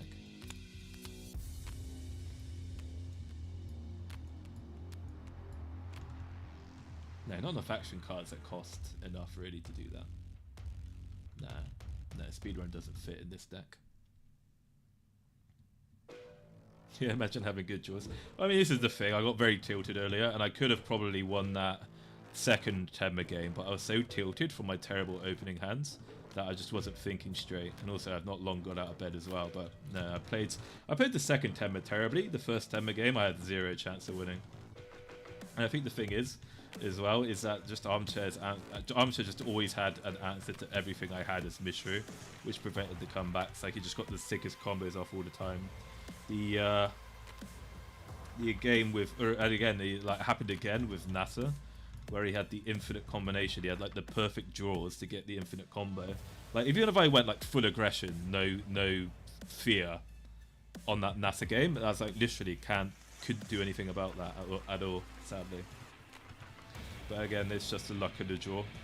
Again with that one. But the URUKA game was a pretty bad opening hand from me, but I was able to do the free spit Halloween special. And that allowed me to basically come back with that one and dominate. I kind of like... The way it tends to go against Armchair, or I guess Tenma's Armchair in particular, is that I have like a ridiculously high win rate with my URUKA deck. Because URUKA just seems to be very strong against Tenma. And then the... yeah, like the Mishru and the My Tenma decks tend to do quite poorly against Armchair. And that is part of that is due to misplays from my side, but then it's also the problem is that Armchair always seems to have when I play against him, he either always has the first state courtroom roleplay combination, which I never have when he does, or he draws his Uwus early, which allows him to discard, basically cycle, draw another card that he wants, and then he'll have the sudden clips to bring it back to his hands. Whereas in those games I had 2 Uwus, I didn't have 3, but still I wasn't getting any of my Uwus, so it tends to be a case of Armchair gets what he wants when playing Tenma, exactly when he needs it, whereas I'm like sat on shit I can't play basically. And that's the problem when you do the Tenma mirror matchup, is when you're doing the Tenma mirror matchup, basically the Tenma who has more cards in her hand, or the Tenma who has more economy, is winning the game. And you can't come back from that. When you're doing the Tenma mirror matchup, if you're losing on cards, and or if you're losing on economy, or both in particular, you're not coming back from that, because there's not much you can do. There's not much you can do to come back from that, because all of Tenma's answers are all universal. So anything you can do to come back, your opponent can do to you to stop you from coming back. So the Tenma mirror matchup tends to gravitate towards who gets the economy, who gets a good hand to build up their economy first, who gets the Uwus, and who gets the courtroom roleplay first date combination, basically. Because, you know, there's that one game with Armchair, again, where I was playing Mishuru, where he had the 3 first states in his hand, which allowed him to basically keep putting my entire deck, my entire hand, when I play it, back into my hands. Right? So it's like there's literally nothing I can do about that with Mishuru. These are like freak occurrence. He shouldn't always have that luck. So like I can't overreact just him having an incredibly like lucky opening hand transition into mid game, because there's a obviously if he wasn't playing the infinite combo in that third game, the final game, sorry, where I was playing NASA, and again it's like that would have been just an easy sweep for me if he wasn't doing the infinite combo. But alas, he did have the infinite combo and the card draw on top of that as well. Did I put those? No, I didn't put the Death Slabs in there. We were considering whether the Death Slam or Succumb to Cringe. I guess the threat of the infinite combo demands that we do put Succumb to Cringes in this deck. Oh no, does it though? Because we do have Yellow Fishes at the end of the day. Yes, we will put the Succumb to Cringes in there because this allows us to get rid of... We need more cards that get rid of 3 or less in there. So this will help me against Origins video actually, and other stuff.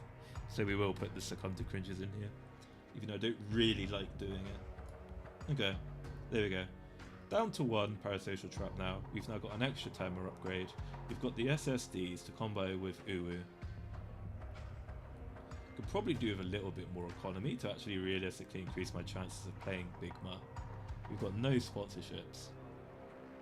Do I get rid of an Uru and play a sponsorship? Probably not. Probably the card draw is probably more important for this deck. Could do with a little bit more economy. So I've got 1, 2, 3, 4, 5, 6 cards that buff my economy.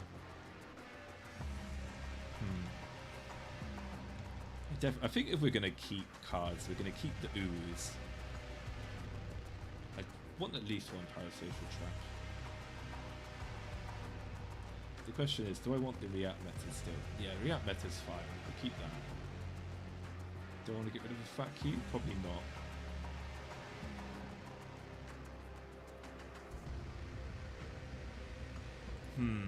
God, what do I want to get rid of? I do want to get rid of 1 or 2 cards or some bits, but I do think keeping the Cabbage Voice Pack is ideal. We'll try this. We'll give this a try next time we play Armchair. And let's look at the platform cards again. So let's revisit the platform cards. We've got a Tenma's Basement, Sketchbook, Yappers, Swift Chat, Bobby. Okay, hang on, let's get these open and have a look again. So I'm drawing a card, moving a content card, doing a Yappers, Swift Chat. Maybe I'll get rid of Sketchbook and put something else in there. Because Sketchbook tends to be hurting me more than it is benefiting me, honestly. Yeah, I think we're going to get rid of the Sketchbook and we'll put something else in there. Potentially we might put a Soul Exciting in there instead. We could put a Historical Lion in there. Convulsive Movement, maybe not. Oh, I know, we're going to need to put the Southern Clips in there, don't we, actually, if we're going to run Uwis. Yeah, we'll put the Southern Clips in there. There we go, that'll be our 5 now, so we'll change that. And we will call you... Handma. No, actually, Handma? Cabbagema? Yeah, no, we'll call you Handma. We'll call you Handma. Okay, there we go. That's Tenma fixed. So I'll get rid of Discardma. I'm not going to play that. That's a bad deck. Get rid of Yori Pogo's Control, because I know I'm not going to play that again. We'll do Infinitori, Teleportori, Anti-Mishru, Uruka Finer, Independent NASA, Big NASA, yeah, Mishru Final, Pippa Hopping, Leah. Yeah, that's fine. Okay. Nope. Thank you very much for watching today's stream then, guys. I'll let you all know when we're going to have the next lot of the Oshi Push tournament. And I've got a stream later this week against... with Kara, where we'll be going back to playing Mech Warrior. So, thank you very much for watching, and I will probably see all of you... Oh, well, when I see you next. So I'm just going to mute myself, and then end the stream when I know the stream's caught up.